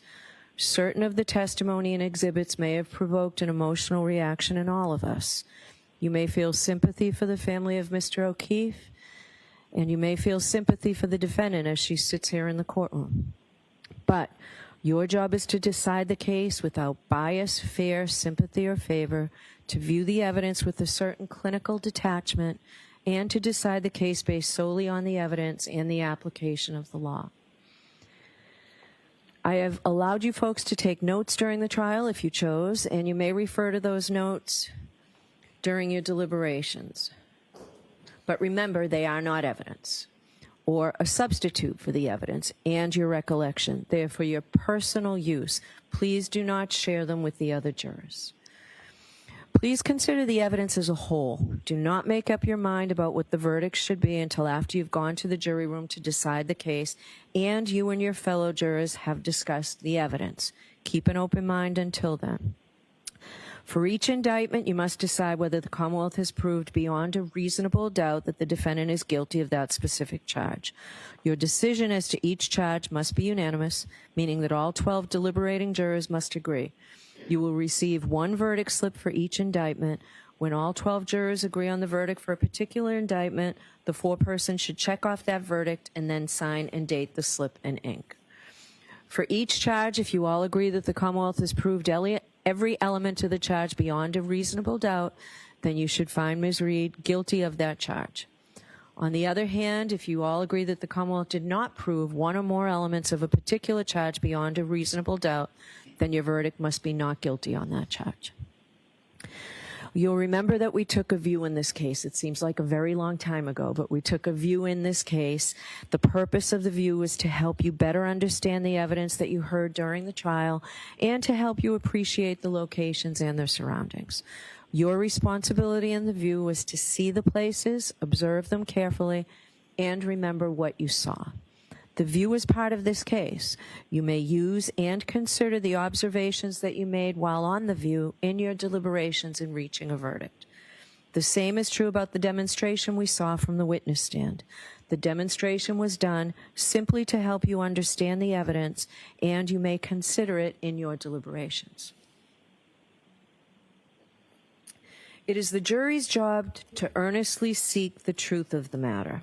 In doing that, the jury must decide questions of credibility and reliability. The jury must decide how truthful or reliable or convincing any part of the evidence is. You should evaluate the testimony of a police officer in the same way you would evaluate anyone else's testimony. You must not automatically believe or disbelieve a witness just because the person is a police officer. In deciding questions of credibility and reliability, you may rely on your common sense and reasoning powers and your life experiences. Consider a witness's testimony in the context of all the other evidence, not in isolation.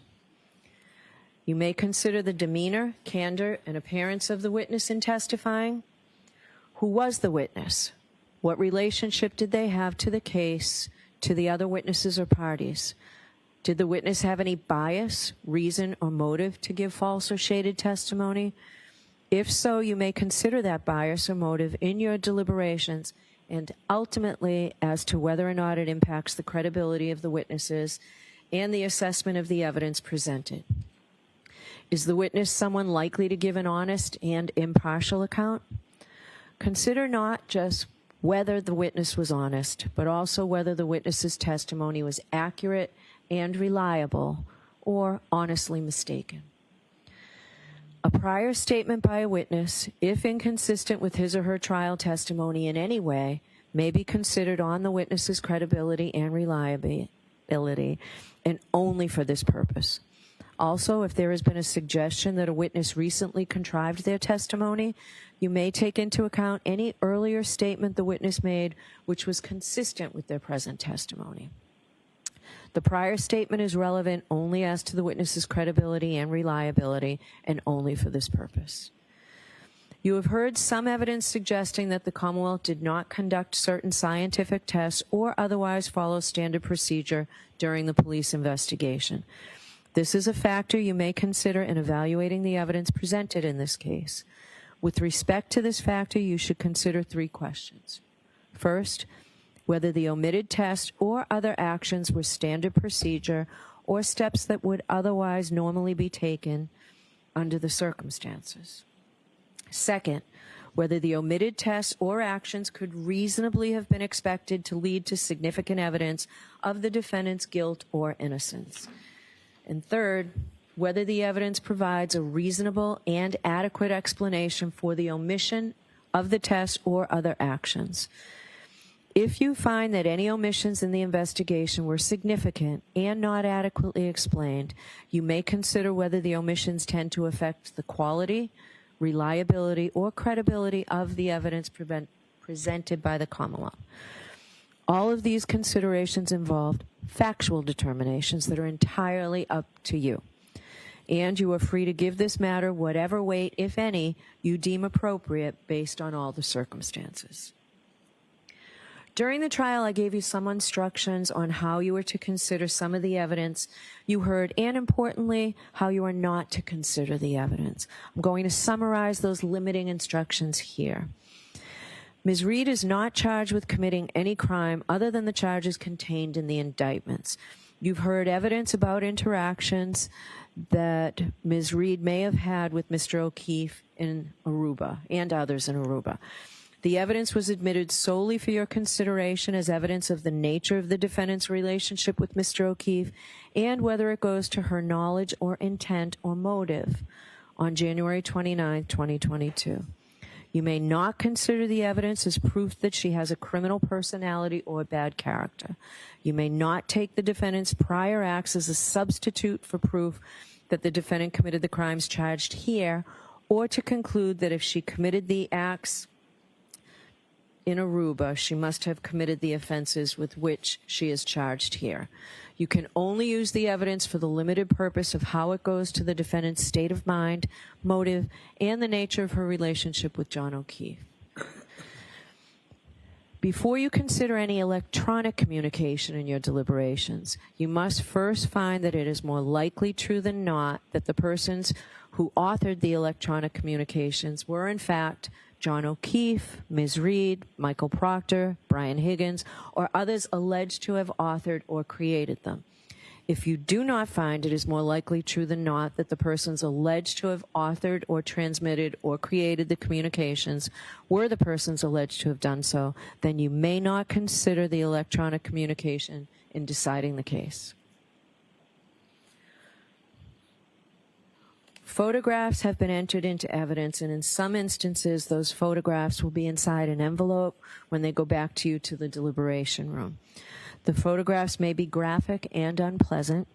As I told you when you first saw them, your verdict must not in any way be influenced by the fact that these photographs may be graphic or unpleasant. The defendant is entitled to a verdict based solely on the evidence and not one based on pity or sympathy. Consider a photograph only as it may show a medical condition, the nature of the injuries, or the details of the incident itself. You heard evidence of statements made by John O'Keefe. These statements were admitted only for a limited purpose of establishing John O'Keefe's state of mind.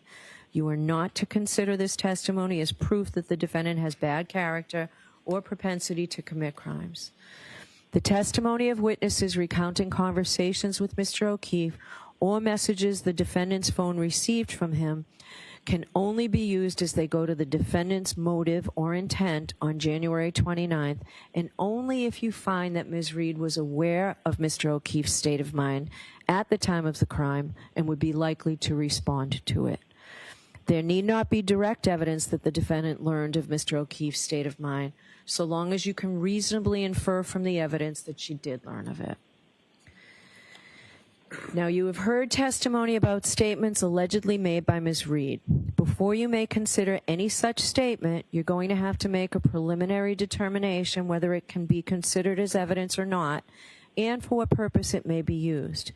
You may not consider any such statement in your deliberations for the truth of any such statement unless, from all of the evidence in the case, the Commonwealth has proven beyond a reasonable doubt that the defendant made the statement that she's alleged to have made, and that she made it voluntarily, freely, and rationally. In determining whether or not any statement made by the defendant was voluntary, you may consider all of the surrounding circumstances. You may consider any evidence you have heard about the defendant's physical and mental condition, her intelligence, age, education, and experience. Your decision does not turn on any one factor. You must consider the totality of the circumstances. Some testimony came from witnesses who saw or heard something. Some witnesses also told you about opinions or conclusions they reached based on some special training or experience. But special training or experience does not necessarily make the witness's testimony any more believable or important than any other evidence. So you should consider the same questions about witnesses' testimony that I mentioned earlier, including any bias or motive these opinioned witnesses may have had to testify in a certain way. You may also consider the witness's level of experience and training and whether they base their opinions on the facts that you find to be true. There were hypothetical questions asked of some of the witnesses. You may give whatever weight you deem appropriate to the opinion based on the hypothetical, but only if, after careful consideration, you find that all the facts in the hypothetical were true. Remember that witnesses, even those with special training or experience, do not decide cases. Juries do. It is up to you whether to accept or reject, in whole or in part, any opinion or conclusion that a witness offered during the trial. You have the same powers with respect to the exhibits that you do with respect to the witnesses. Look them over and decide the weight, that is the value, that they deserve to receive in helping you resolve the case as you make your ultimate judgment about whether the Commonwealth has proved its case beyond a reasonable doubt. You do not have to believe something simply because it's written on a piece of paper or appears in a photograph. You are not, of course, required to disbelieve it because it appears there. You decide whether to believe what an exhibit purports to show and how much weight, if any, to give the exhibit.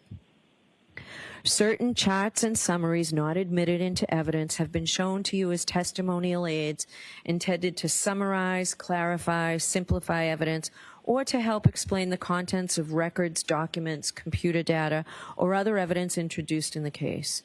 Charts and summaries are not new evidence, and you should give them only such weight as you think the underlying evidence deserves.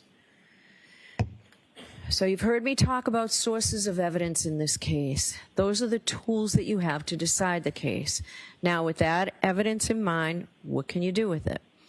As jurors, you may bring to bear all your knowledge and experience. You don't check your common sense at the door to the jury room. Just the reverse. I instruct you to use your common sense. Give the evidence a reasonable and fair construction in the light of your common knowledge and experience. In determining the facts in this case, you may draw reasonable inferences from the evidence that you believe because you're entitled to rely upon both direct and indirect or circumstantial evidence. Direct evidence is evidence of what a witness claims to have seen or heard or touched or somehow perceived with their own senses. Indirect or circumstantial evidence exists where a witness does not testify directly to the fact that is sought to be proven, but you are provided with evidence of other facts and then asked to draw reasonable inferences from them about the fact that sought to be proved. Such inferences may be considered with all of the other evidence in reaching your verdict. Indirect or circumstantial evidence alone is sufficient to establish guilt beyond a reasonable doubt. Now, what do I mean by an inference? An inference is a logical deduction or conclusion that you may, but are not required to draw from evidence that you have accepted as believable. Inferences are little steps in reasoning, steps in which you take some known information, apply your experience in life to it, and then draw a conclusion. Sometimes you can draw more than one inference. You have to decide which inferences are reasonable and decide which seem more reasonable to you. Remember, when you're dealing with inferences, you never have to infer anything. You may, but do not have to draw inferences whatsoever. An inference drawn from indirect or circumstantial evidence need not be necessary or inescapable, but any inference which you do draw must be reasonable and possible. It must be logical. It must be a natural one, which is not too remote in the ordinary course of events. You may not guess. You may not speculate. You may not engage in surmise. You should not pile inference upon inference until the pile gets so high that it tips over logically, or that the chain gets so weak that it doesn't hold together anymore. When you run through your inferences, check the starting point and the ending point to make sure that they're still reasonable. Further, when the evidence tends to equally give rise to either of two inconsistent propositions, the Commonwealth has established neither proposition. In order to convict the defendant, you must find that all of the evidence and the reasonable inferences that you have drawn, taken together, prove that she is guilty beyond a reasonable doubt. Let me give you an example of an inference. Suppose that the issue you must decide is whether the U.S. Postal Service delivered the mail today.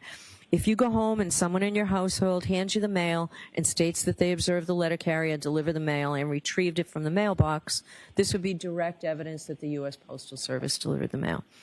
The witness perceived the events with his or her own senses and told you what he or she observed. The issue you would have to decide is whether that witness was credible. On the other hand, if you go home from court and find mail in the mailbox, you may infer that it was delivered by the U.S. Postal Service today. You draw this reasonable inference based on the following known facts. The mailbox was emptied yesterday. You know that the mail is delivered by the U.S. Postal Service Monday through Saturday. The letters in the box are postmarked. You have exactly the same power in this case. Not the power to speculate or to guess, but the power to draw reasonable inferences warranted by the evidence in the fashion I've just described. You may have noticed that Ms. Reed did not testify at this trial. Defendant has an absolute right not to testify since the entire burden of proof in this case is on the Commonwealth to prove that the defendant is guilty. It is not up to the defendant to prove that she is innocent. The fact that Ms. Reed did not testify has nothing to do with the question of whether she is guilty or not guilty. You are not to draw any adverse inference against the defendant because she did not testify. You're not to consider it in any way or even discuss it in your deliberations. You must determine whether the Commonwealth has proved its case against the defendant based solely on the testimony of the witnesses and the exhibits. Now that completes the first part of my instructions. Now I'm going to turn to the elements of the charges against Ms. Reed. The Commonwealth has alleged that on January 29, 2022, Ms. Reed did assault and beat John O'Keefe with the intent to murder him, and by such assault and battery did kill and murder John O'Keefe. So in that indictment, Ms. Reed is charged with second-degree murder. Now I just want to tell you that our Supreme Judicial Court has promulgated jury instructions on homicide charges that I have to read verbatim. So I want to make sure to do that right. So murder in the second degree. In order to prove murder in the second degree, the Commonwealth must prove the following elements. 1, the defendant caused the death of John O'Keefe. 2, the defendant intended to kill John O'Keefe or intended to cause grievous bodily harm to John O'Keefe, or intended to do an act which, in the circumstances known to Ms. Reed, a reasonable person would have known created a plain and strong likelihood that death would result. I will now discuss each of these requirements in more detail. The first element is that the defendant caused the death of John O'Keefe. A defendant's act is the cause of death where the act, in a natural and continuous sequence, results in death, and without which death would not have occurred. The second element is that the defendant intended to kill John O'Keefe, or intended to cause grievous bodily harm to John O'Keefe, or intended to do an act which, in the circumstances known to the defendant, a reasonable person would have known created a plain and strong likelihood that death would result. As you can see, the second element has 3 sub-elements, which I shall call prongs, and the Commonwealth satisfies its burden of proof if it proves any one of these 3 prongs beyond a reasonable doubt. The first prong is that the defendant intended to kill John O'Keefe. This means that the defendant consciously and purposefully intended to cause John O'Keefe's death. The second prong is that the defendant intended to cause grievous bodily harm to John O'Keefe. Grievous bodily harm means severe injury to the body. The third prong is that the defendant intended to do an act which, in the circumstances known to the defendant, a reasonable person would have known created a plain and strong likelihood that death would result. Let me help you understand how to analyze this third prong. You must first determine whether the defendant intended to perform the act that caused the victim's death. If you find that she intended to perform the act, you must then determine what the defendant herself actually knew about the relevant circumstances at the time she acted. Then you must determine whether, under the circumstances known to the defendant, a reasonable person would have known that the act intended by the defendant created a plain and strong likelihood that death would result. If you have a reasonable doubt as to whether John O'Keefe's death was accidental because the death was caused by a negligent, careless, or mistaken act of the defendant, or resulted from a cause separate from the defendant's conduct, you may not find that the Commonwealth has proved that the defendant intended to kill, intended to cause grievous bodily harm, or intended to do an act which, in the circumstances known to the defendant, a reasonable person would have known created a plain and strong likelihood that death would result. In deciding whether the defendant intended to kill, intended to cause grievous bodily harm, or intended to do an act which, in the circumstances known to the defendant, a reasonable person would have known created a plain and strong likelihood that death would result, you may consider any credible evidence that the defendant was affected by her consumption of alcohol. If the Commonwealth has proven both elements beyond a reasonable doubt, you should return a verdict of guilty. If the Commonwealth has failed to prove one or more of these elements beyond a reasonable doubt, you must return a verdict of not guilty. Now, the second indictment is the indictment charging manslaughter while operating a motor vehicle under the influence of liquor. And there are lesser included offenses on this verdict slip as well, and I'll explain those to you as well. In order to prove manslaughter while operating a motor vehicle, the Commonwealth must prove the following 5 elements. First, that the defendant operated a motor vehicle.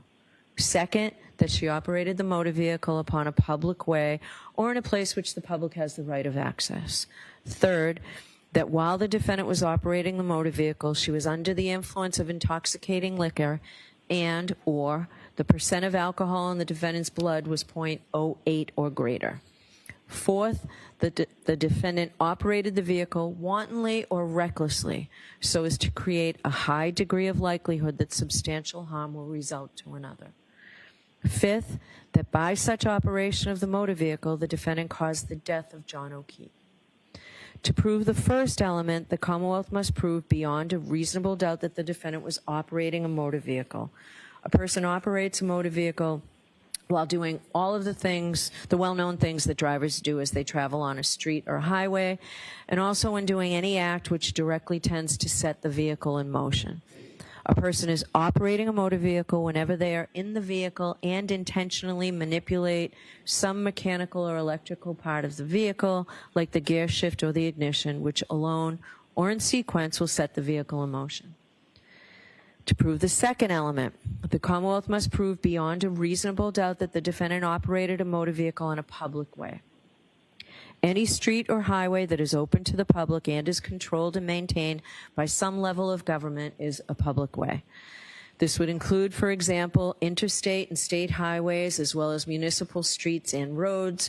In determining whether any particular street or road is a public way, you may consider evidence, if any, about whether it has some of the usual indications of a public way. For example, whether it is paved, whether it has street lights, street signs, curbing, and fire hydrants, whether there are buildings along the street, whether it has any crossroads intersecting it, and whether it is publicly maintained.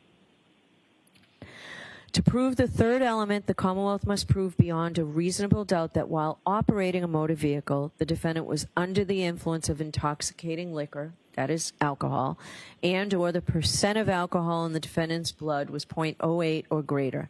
I will now instruct you on both theories.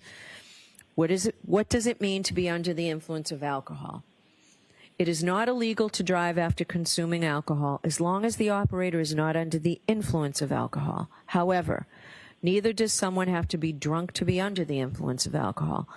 A person is under the influence of alcohol if they have consumed enough alcohol to reduce their ability to operate a motor vehicle safely by decreasing their judgment, alertness, and ability to respond promptly and effectively to unexpected emergencies.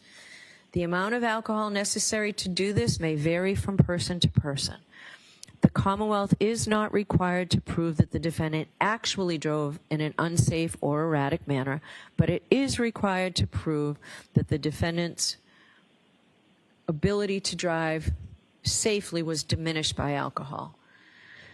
You may rely on your experience and common sense about the effects of alcohol. You should consider any believable evidence about the defendant's alleged consumption of alcohol, as well as the defendant's appearance, condition, and behavior. In deciding this theory of whether the defendant operated a motor vehicle under the influence of alcohol, you may also consider whether a blood test showed that the defendant had consumed alcohol. However, no matter what the reading is, the blood test is not sufficient by itself to prove that the defendant was under the influence of alcohol.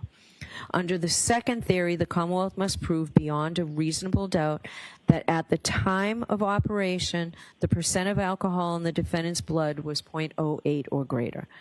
The Commonwealth may prove a person's blood alcohol level by a chemical test or analysis of their breath or blood.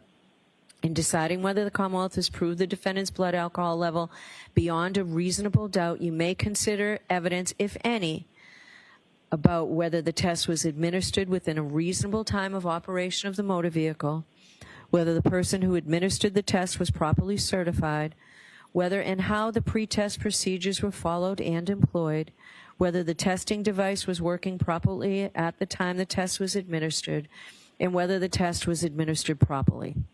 You may also consider any other evidence pertaining to the test or the test results. The fourth element the Commonwealth must prove beyond a reasonable doubt is that the defendant operated the vehicle wantonly or recklessly. A person drives recklessly when they ignore the fact that their manner of driving is very likely to result in death or serious injury to someone, or they are indifferent to whether someone is killed or seriously injured. It is not enough for the Commonwealth to prove that the defendant acted negligently, that is, acted in a way that a reasonably careful person would not. It must be shown that the defendant's actions went beyond mere negligence and amounted to recklessness. The defendant was reckless if she knew or should have known that such actions would pose a grave danger of death or serious injury to others, but chose, nevertheless, to run the risk and go ahead. Whenever I refer to the defendant's state of mind or her intent, you may consider any credible evidence that the defendant was affected by her consumption of alcohol.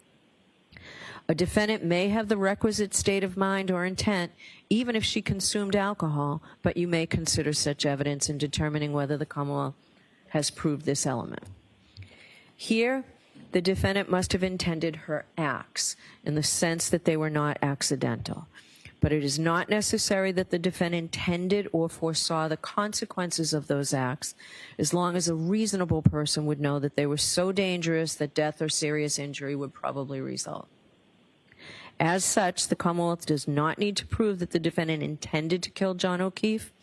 Rather, this is in that category of cases where public safety requires each driver, once they know what the situation is, to determine and to adhere to an objective standard of behavior.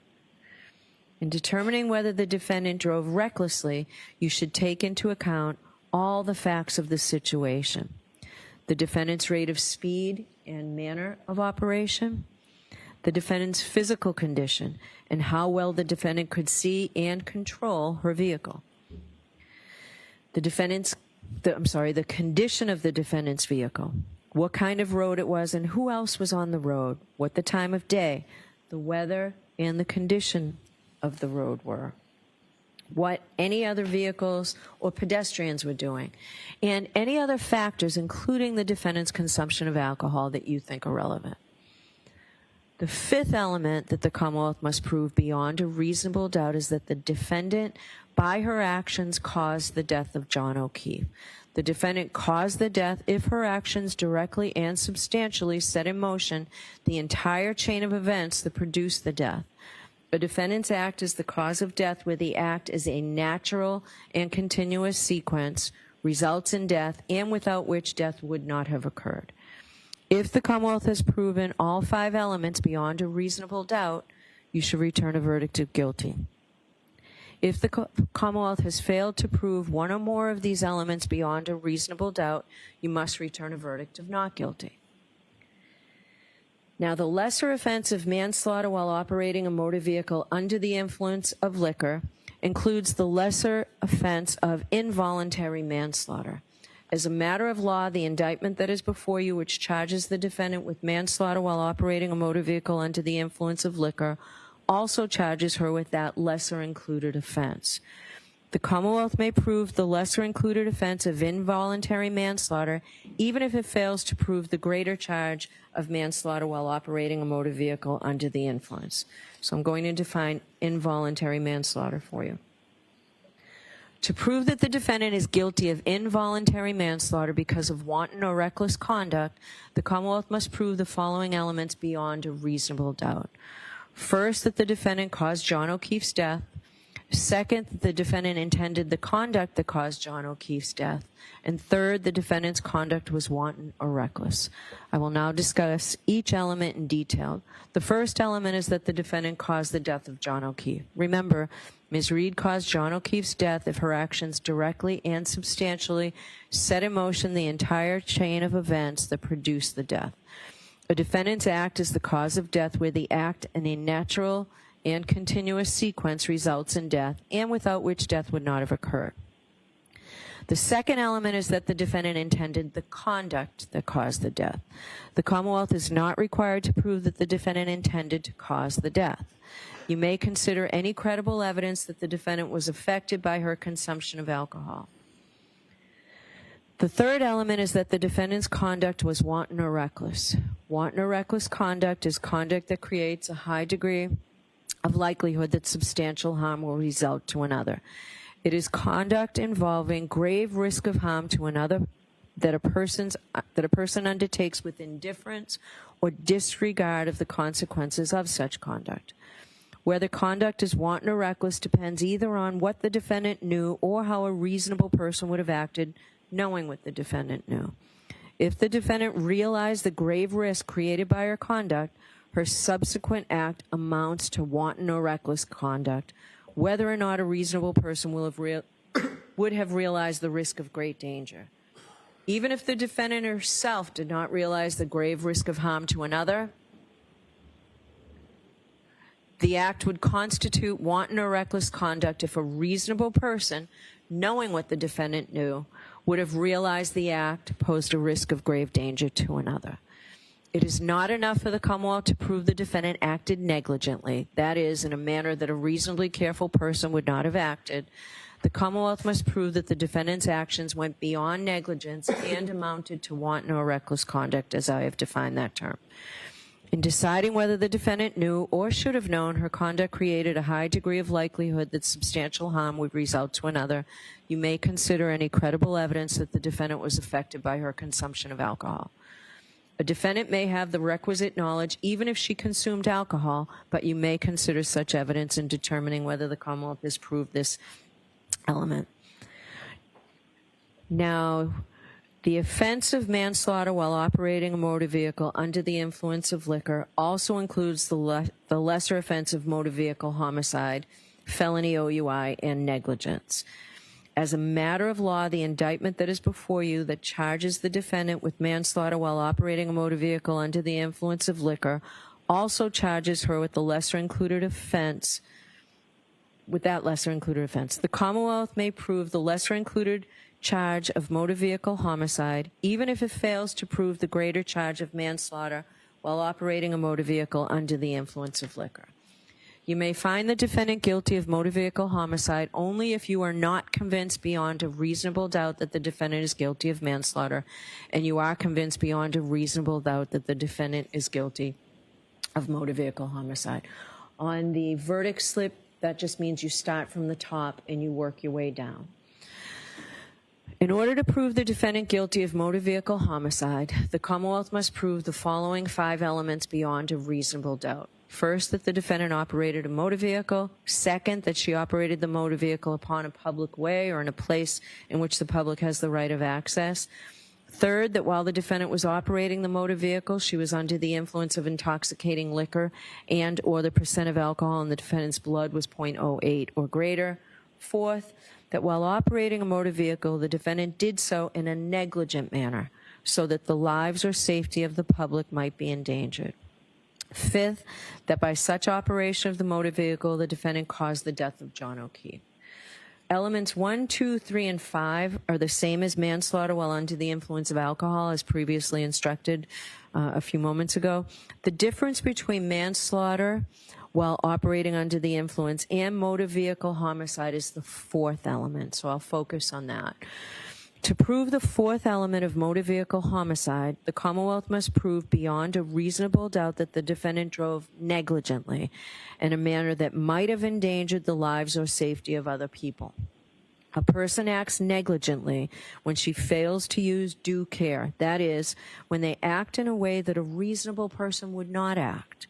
This can happen either by doing something that a reasonable person would not do under the circumstances, or by not doing something that a reasonable person would do.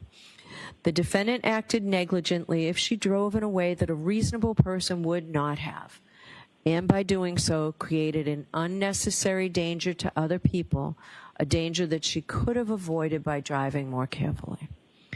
The defendant's intent does not matter, so do not consider it in determining whether or not the defendant was negligent. There is no requirement that the Commonwealth show that the defendant intended to act negligently or unlawfully. Under our laws, public safety requires each driver to determine and to adhere to an objective standard of reasonable behavior. Therefore, what the defendant may or not have intended to result from her actions is irrelevant. The issue is whether or not she drove as a reasonable person would have under the circumstances. In determining whether the defendant drove negligently in a manner that might have endangered the lives or safety of other people, you should take into account evidence, if any, about the defendant's rate of speed and manner of operation, the defendant's physical condition, and how well she could see and control her vehicle, the condition of the defendant's vehicle, the kind of a road it was and who else was on the road, the time of day, the weather, and the road conditions, what any other vehicles or pedestrians were doing, and any other factors, including the defendant's consumption of alcohol, that you think are relevant. The offense of manslaughter while operating under a motor vehicle under the influence of liquor also includes the lesser offense of motor vehicle homicide, felony OUI liquor, and the lesser offense, and the lesser included offense of operating under the influence. As a matter of law, the indictment that is before you, which charges the defendant with manslaughter while operating a motor vehicle under the influence of liquor, also charges her with these lesser included offenses. So the Commonwealth may prove the lesser included charge of operating under the influence, even if it fails to prove the greater charges of manslaughter while operating a motor vehicle under the influence of liquor and motor vehicle homicide.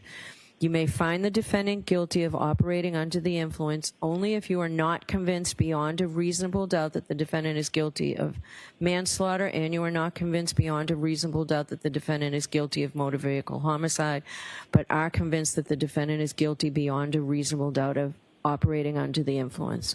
To prove the defendant guilty of operating under the influence, the Commonwealth must prove elements 1, 2, and 3 that I instructed you on motor vehicle homicide while OUI. So the third indictment is leaving the scene of an accident resulting in death. In order to prove the defendant guilty of leaving the scene of an accident resulting in death, the Commonwealth must prove 6 things beyond a reasonable doubt. First, that the defendant operated a motor vehicle. Second, that she operated a motor vehicle on a public way or in a place which the public has a right of access. Third, that the defendant knowingly collided with John O'Keefe. Fourth, that the collision caused injury to John O'Keefe, resulting in his death. Fifth, that after causing such injury, the defendant failed to stop and provide name, home address, and registration number of the motor vehicle. And sixth, that the defendant failed to do so for the purpose of avoiding prosecution or apprehension. Jurors, I've already instructed on the first and second elements. The other 4 elements should be given their plain meaning, and the parties agree that I do not need to define these any further, correct? Okay. Thank you. All right. As a general rule, you're permitted but not required to infer that a person who intentionally uses a dangerous weapon on another person intends to kill that person or cause him grievous bodily harm, or intends to do an act which, in the circumstances known to him or her, a reasonable person would know creates a plain and strong likelihood that death would result. An item that is normally used for innocent purposes can become a dangerous weapon if it is used in a dangerous or potentially dangerous fashion. The law considers an item, in this case a motor vehicle, to be used in a dangerous fashion if it is used in a way that it reasonably appears to be capable of causing serious injury or death to another person. In deciding whether an item was used as a dangerous weapon, you may consider the circumstances surrounding the alleged crime, the nature, size, and shape of the item, and the manner in which it was handled or controlled. That completes my second part of the instructions. I'm now going to turn to the third and final part, which is shorter. In order for a jury to return a verdict, that is, to reach a decision in a criminal case, the law provides that there may only be 12 persons on the deliberating jury, and you will note that there are 18 of you. To avoid the need for a new trial if one or more jurors becomes ill or is to be excused for some good reason, we customarily impanel extra jurors at the beginning of a trial, as we did in this case. Because of the anticipated and now actual length of this trial, we impaneled more jurors than are commonly impaneled. However, when you begin your deliberations, the law in Massachusetts is that only 12 jurors can deliberate.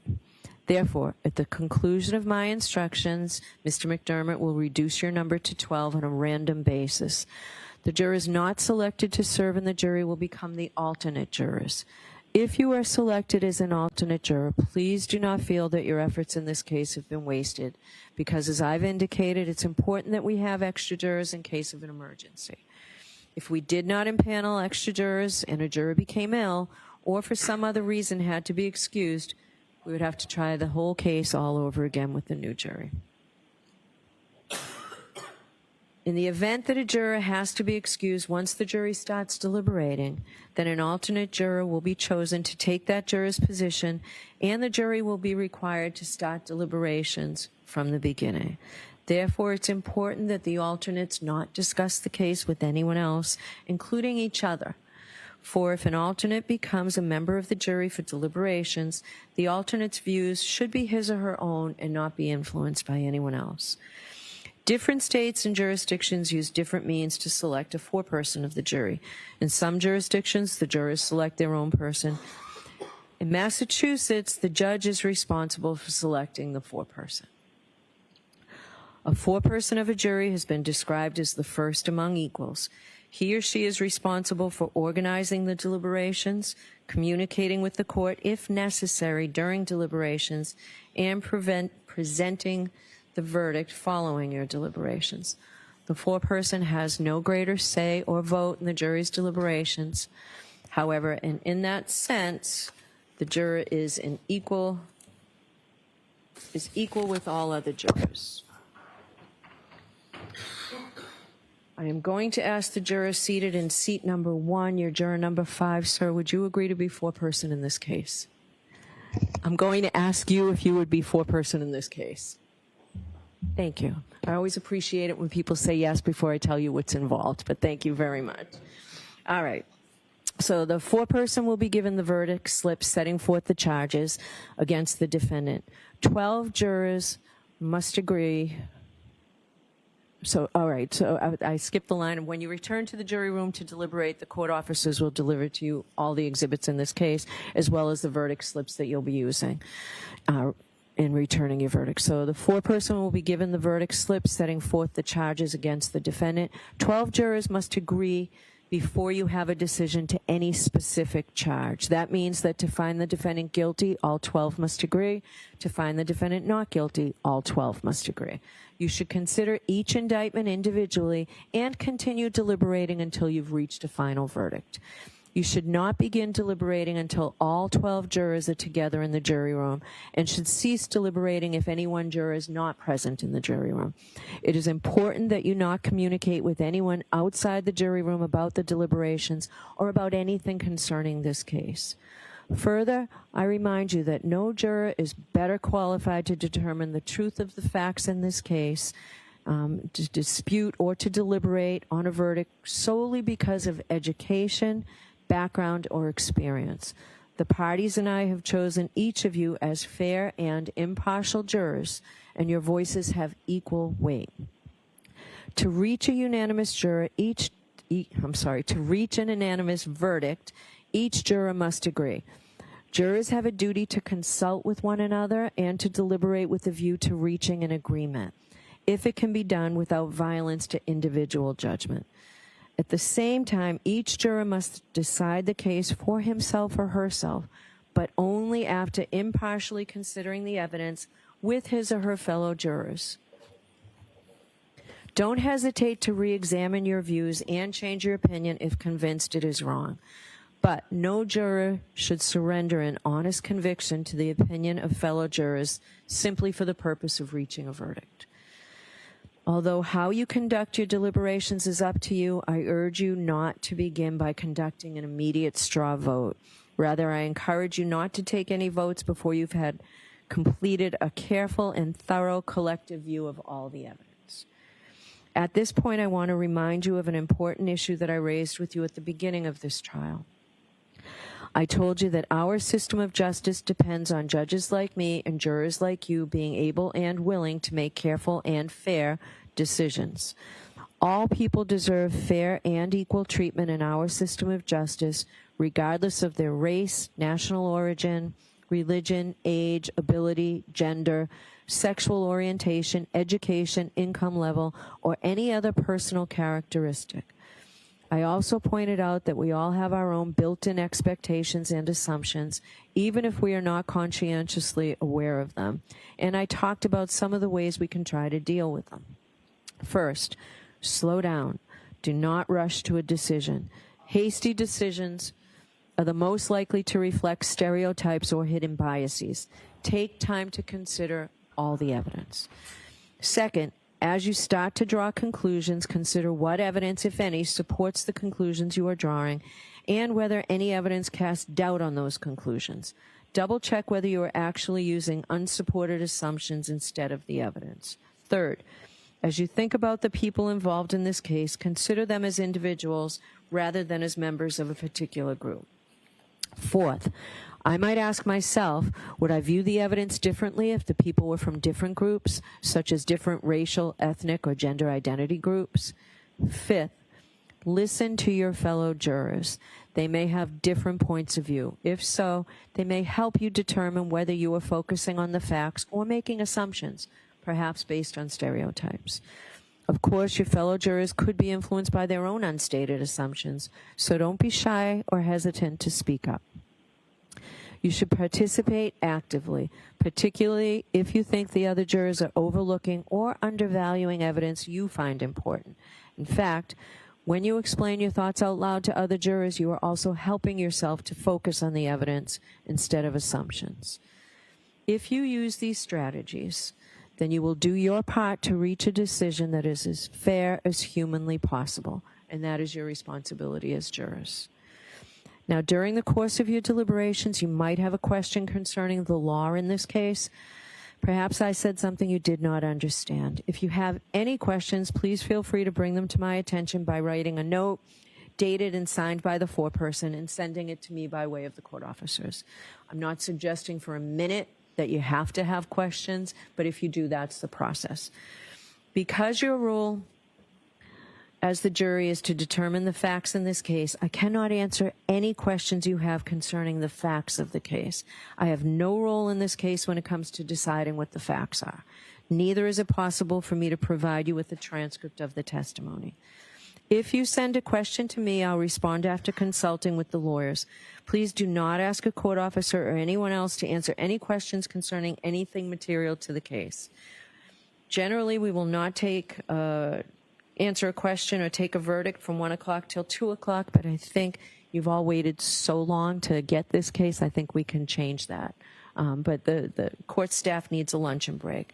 You'll have lunch brought into you, and you can decide whether or not you want to stop your deliberations during lunch or continue and deliberate. At the end of the day, if you're still deliberating, I'll send in a note asking if you want to continue deliberating or break for the day and return the next morning. Don't tell anyone, including me, how the jury stands numerically or otherwise on the questions before you until such time as you've reached a unanimous verdict. You are going to notice shortly that the court officers are going to take an oath, and you will hear from that they too, as well as all other persons, are forbidden to communicate in any way or manner with any member of this jury on any subject touching on the merits of this case.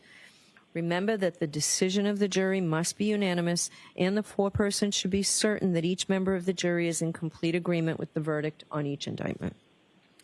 After the final vote of the jury, the foreperson should check the appropriate boxes as to each charge, then sign and date the verdict forms and notify the court officer when you've reached a unanimous verdict. You will then be brought back into the courtroom where the foreperson will deliver the verdicts. This will be the last time I'm going to see counsel at sidebar, but I'm required to see counsel at sidebar.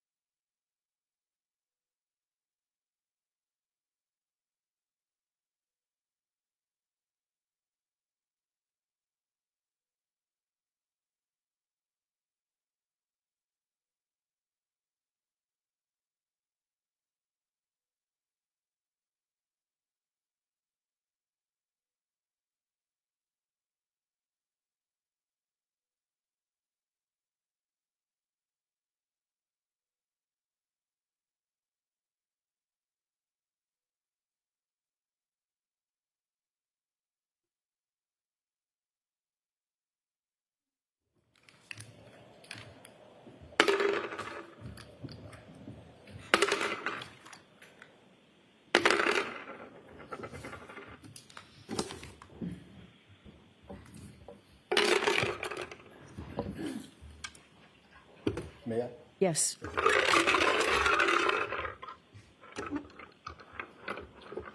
Could the juror sitting in seat number 13 step down and take your place as an alternate? Could the juror sitting in seat number 7 step down and take your place as an alternate? Juror 6, could you step down and take your place as an alternate? Juror 17, could you step down and take your place as an alternate? Juror 2, could you step down and take your place as an alternate? And Juror 8, could you step down and take your place as an alternate? All right. Yes, please do. Could I have the court officers raise your right hands?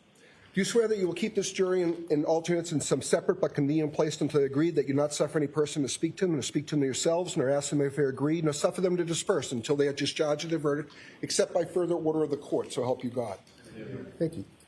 All right, so members of the jury, I need not remind you that you have an important responsibility, but I believe that you will bring to bear all the wisdom and the judgment and conscience that you possess in reaching your verdict in this case. All that we can expect from you is that you decide the case with integrity and with principle. We all expect you to reach an impartial verdict dictated by your logic, without bias, without prejudice or sympathy, and not prompted by any facts except those that you've heard here in court during the trial. We are looking for impartial judgment dictated by your reasoning and the fullest discharge of your oaths as jurors. You may retire and deliberate your verdict. Jurors, make sure you take your notebooks with you, please.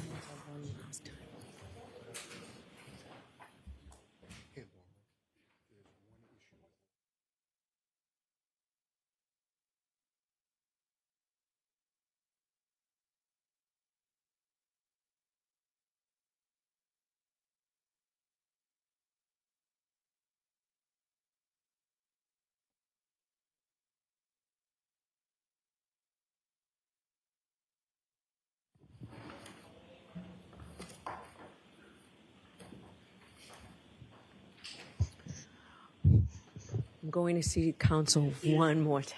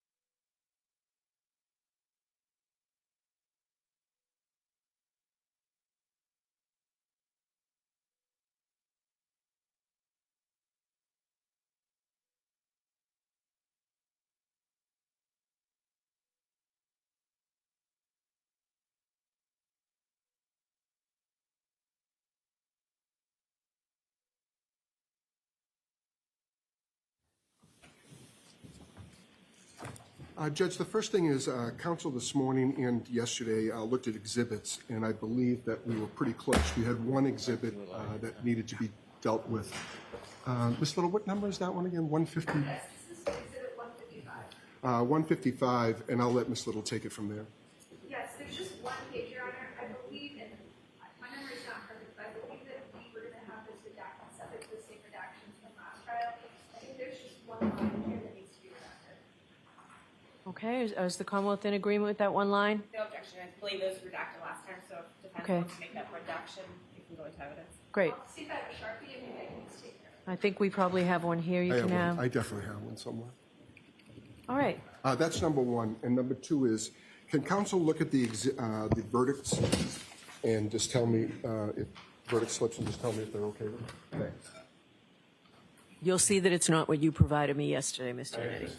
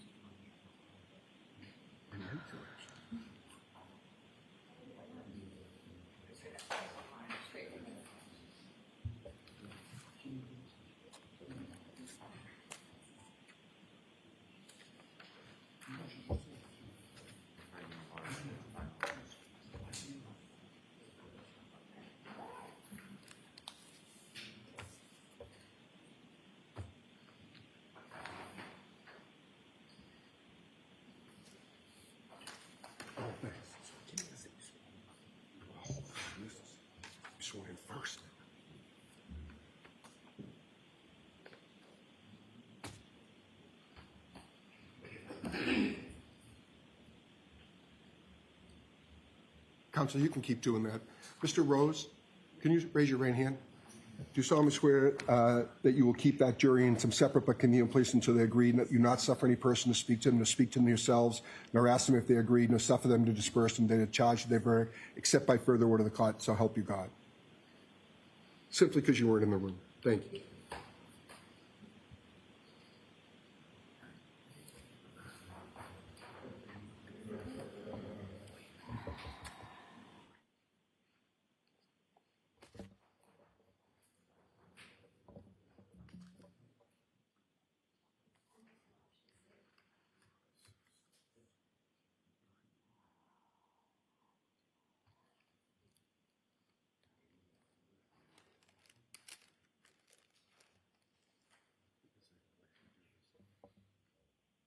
Is the Commonwealth content with the verdict slip?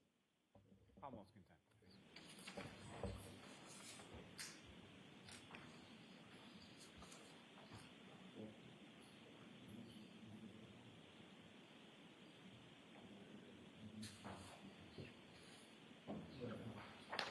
So, Your Honor, I understand that you've rejected our proposed verdict slip. So everybody else can sit down. Ms. Giannetti can stand. Thank you. I understand that you've rejected our proposed verdict slip. Our concern with this verdict slip is that there are 4 options for, actually more than that, 7 options for guilty verdicts, 1 option for not guilty. And we're concerned that this is too confusing for the jury. So we are asking that there be not guilty options for each of the charges, including the offense charged and each one of the lesser included offenses. Okay. We really ran into the same issue last time. I think what complicates it is the fact that there are 2 theories for 2 of the lesser included. Do you suggest that doesn't accurately reflect the law? It does reflect the law. I'm not saying that. I'm saying that it makes things very confusing, and that's why we believe that it cries out for some not guilty option, given the amount of options for convictions on this verdict slip. So Okay. we would again ask the court to adopt our proposed verdict slip. So your proposed verdict slip did not cite any case law. Do you have any case law that supports that proposition, Ms. Giannetti? I have not found any. I've looked. There's not a lot of case law out there to support this verdict slip either. Other than that has never been proven, has never been found to be inaccurate. Not yet. Okay. And I mean that So with all respect. that's fine. So your rights are reserved. Does that help you? Right, well, all we can do is object, Judge, and you make, Okay. you make the decision. Okay. Judge, the last couple... If you find authority for that, let me know. We'll do. Okay. The last couple of things, Judge, is that we were provided with a clean Laptop? computer laptop. Thanks. With a clean laptop.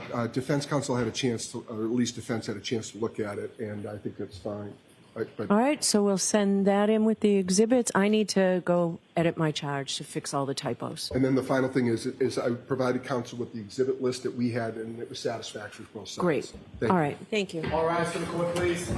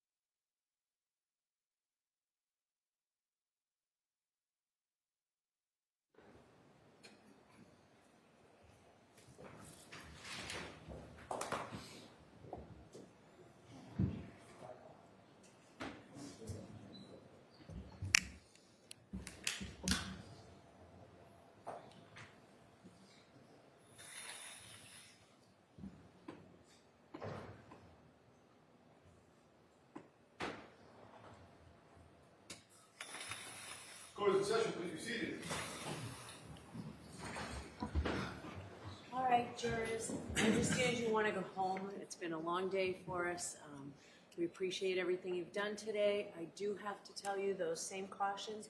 Please do not discuss this case with anyone. Don't do any independent research or investigation into the case. If you happen to see, hear, or read anything about the case, please disregard it and let us know. Do not talk to anyone, and that includes each other. So when you walk out the deliberation door, you have to stop talking about this case. Even when you come into the courtroom, don't mutter anything to each other, certainly not on the ride or anything like that. So it's very important that you remember that. And you cannot, even if you get here before you're called into court on Monday, you can't discuss the case then either. And that goes for the alternates as well. So we really appreciate that. Watch your social media use and the papers and the news. Stay away from all of that if you can this weekend. We'll see you Monday morning ready to start up fresh. Thank you. Rise to the jury.